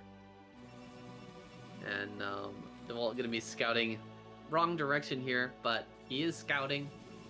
It's a bit of a change up for him. Wants to find out where Scan is here rather early on. Whereas Scan just taking his gas, being pretty standard. Yeah, pretty standard opening here. We're not seeing any type of super greedy Nexus first, Command Center first openers out of either player here. So that's kind of a nice call, actually. I don't know. I'm curious to see how their positions are going to end up playing out here. It seems like there's still quite a bit of travel time, like down and around from Scan's natural to get to Dewalt's natural. It's not really a straight path, so that could mean it's a little more difficult to get quick timing attacks off on here. Yeah, I think also the number of bridges here, there's plenty of counterattack paths. Didn't really favor some vulture play, but I don't think we're even gonna get there. It looks like Dewalt putting a proxy at 9 o'clock. The problem is Scan should know, right? He's got the SCV in the main. He doesn't see the core spinning. You have to be thinking to yourself, what is up? Like, why is there no Dragoon range? Why is there just a single gateway? Why is there no Nexus? Like, something weird's going on here. For sure. We see that SCV leaving. Do you think he's gonna scout this? No, he's just kind of going aimlessly around the map, it looks like. Meanwhile, Scan getting a bunker, getting that natural command center down. You know, trying to get himself in a position where he can hold some of this early pressure. Ooh, I think Scan might scout this, man. He might. He's going kind of towards it. He doesn't really know this map very well, I think, but you know, he's looking around here, trying to find out where there could be a proxy. Checks up in the main at the bottom left, but yeah, he is gonna scout this now. A huge scout from Scan. He knows. Right when the robo completes as well, so he will not be able to cancel this. This is man, just such high level thinking there from Scan to know that, you know, this is out on the map, and really locate it on such a new map, honestly. Command, what? Factory's floating? That's a little odd. Oh, never mind. He's just getting his add-on in this place. Okay. I mean, this is Scan's game to lose at this point. He knows it's a proxy robo. He's gotta find some way to really be able to deal with this proxy reaver pressure here early on. Already positioning his Marines in the main. I like this. Elevator some Dragoons here into the main, pushing back these few Marines. Not going to be too helpful against these Dragoons. They're going to have to pull SCVs. And once this Reaver arrives in the main, things are going to get crazy. It's going to back up, picks up the Dragoons, evacuates the main. Some good damage to start this out. The Reaver should be coming up next here any second now. There it is. Reaver pops. And the attack begins. Bunker in the main even for Scan. Wow. Oh, and Dewalt's going to go for the front here. He's going to break the bunker in the front. This is going to be huge. I don't think only 3 I don't Dragoons know if there's here, any but Marines in there. There's 1 Marine in it. 1 Marine. He's going to break this bunker easily. Oh, he doesn't fire on the bunker there, but now he picks it off.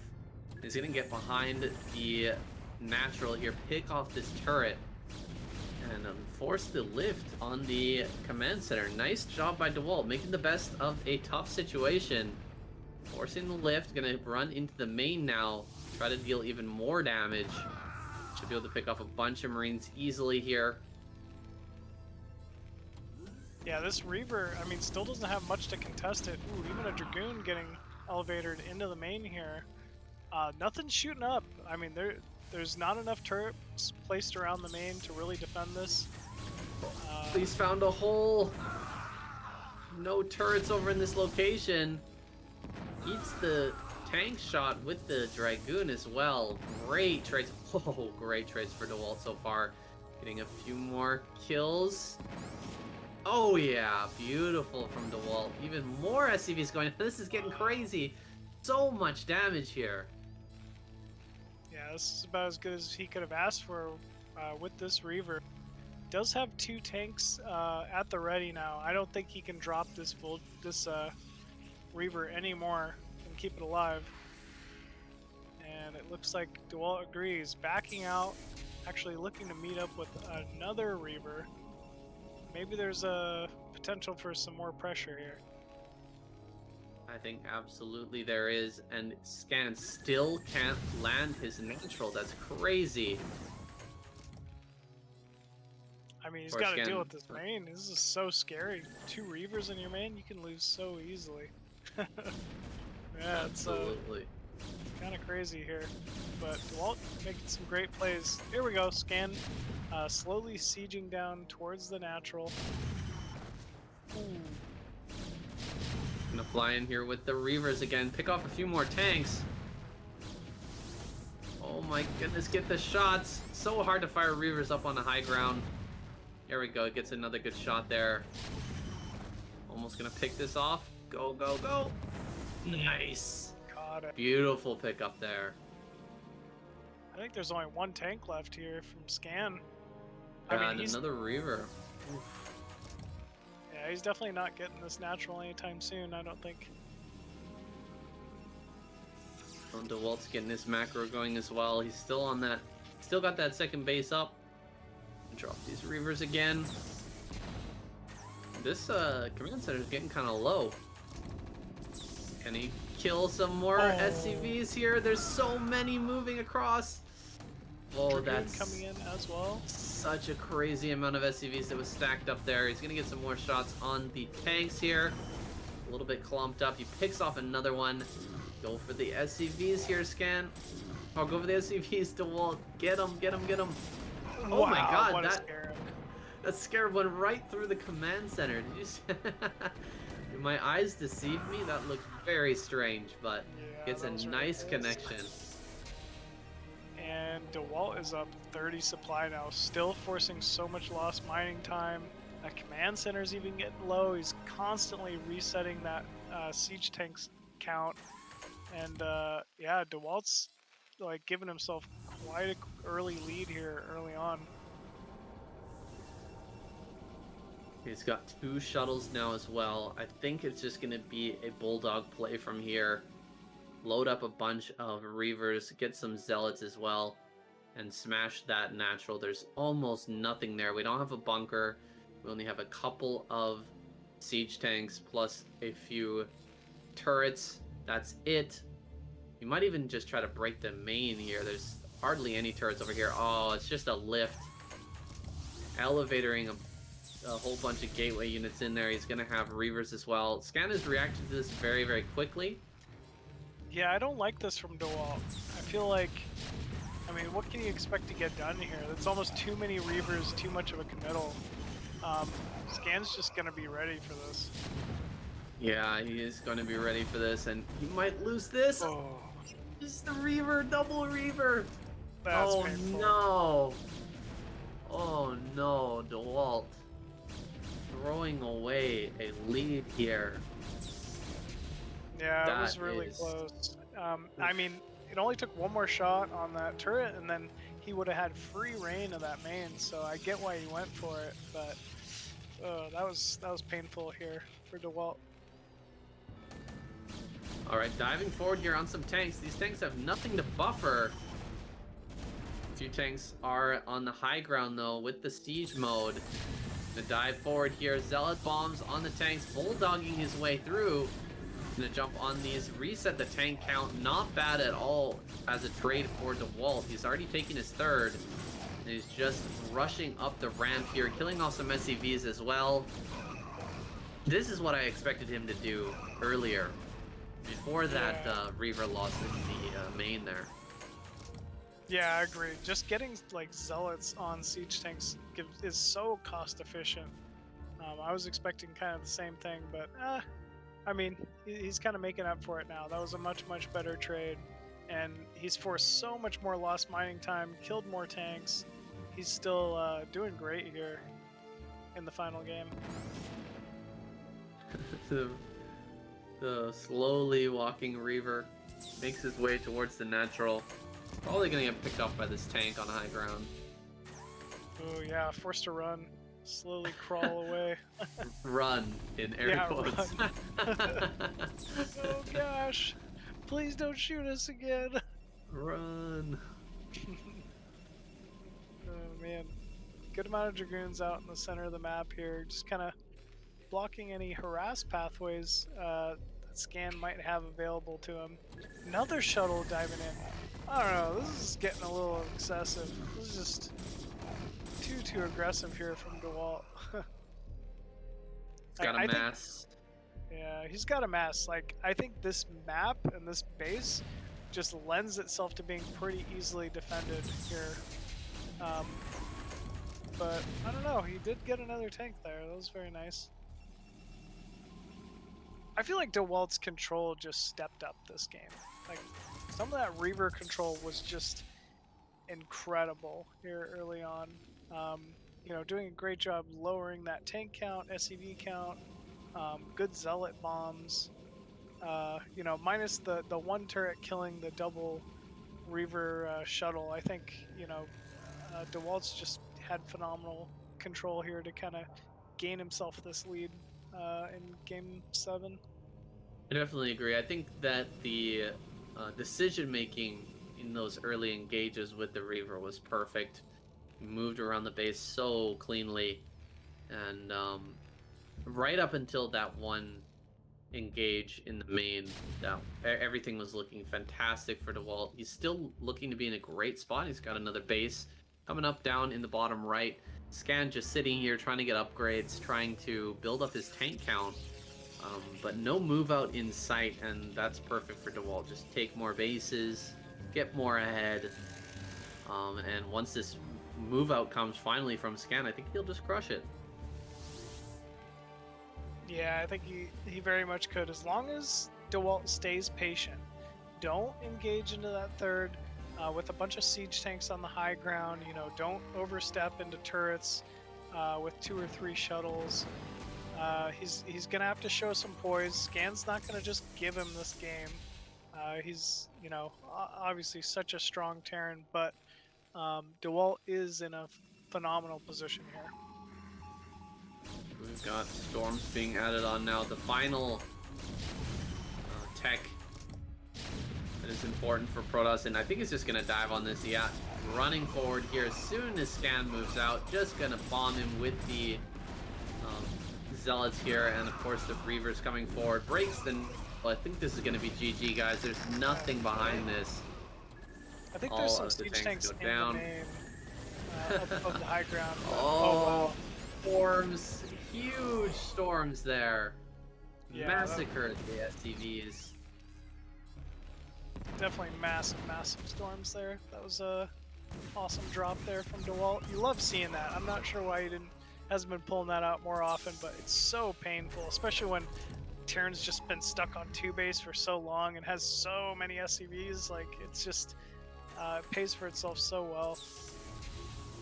Yeah, we're gonna see another shuttle coming in, bombing the tanks once more. I think this will be the finale. Reaver drops right inside the natural, gonna be picking off tons of SCVs here. And just lifting up once again, dropping on high ground these Dragoons. Another storm should be coming through. Yeah, the natural's broken. Scan gonna go down here. 48's applied to 140. GG. Dewalt takes another game. A great series, guys. 4-3 overall in favor of Scan, but Dewalt putting up a great fight here. Yeah, I mean, this was just such a back and forth close series between both of them. I'm so happy it went to like a game 7, and you know, Scan ended up pulling out in the end, showing he was the better player today. But Dewalt sure made him work for it. That was fun, such a fun series to cast, honestly. Yeah, it's awesome to see these new maps as well. Too bad we didn't get a nice long game on that map, but I definitely appreciate the proxy robo play from Dewalt, especially with that level of control. It was beautiful to watch. Yeah, he really showed like how having that Robo Reaver just that much closer to the main. I mean, it's really what opened up so much potential for him. There was no turrets. He kind of had free reign inside Scan's main for a while, and even though Scan scouted it, it was so difficult for him to hold. Yeah, absolutely. All right. That is going to be the end of our cast, guys. Thank you so much for joining. Thank you, guys. That was awesome. I think both of them ended with 4-3 scores. Yep.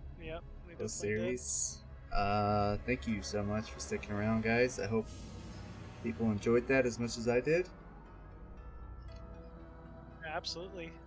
Thank you once again, Ox, for having me. Thanks everybody for tuning in, watching such incredible series, and thank you SaiyanSC once again for casting. It's been fun, bud. Yeah, And great co-caster. Machine, thank you. Of course, it's a lot man. of fun. Yep. All right, you have a good night, Machine. Thanks for staying up for us, man. Of course, no worries, Ox. All right, take care, fellas. Have a good night. Bye, I'll see you Machine. next time. Saying you enjoy the rest of your day, my friends. Thank you. Yeah, it's very late for you guys, huh? Very late. For StarCraft, What time? it's all good. What time is it there now? It's 4 a.m., but Machine, he's 3 hours behind, so it's 1 a.m. for him.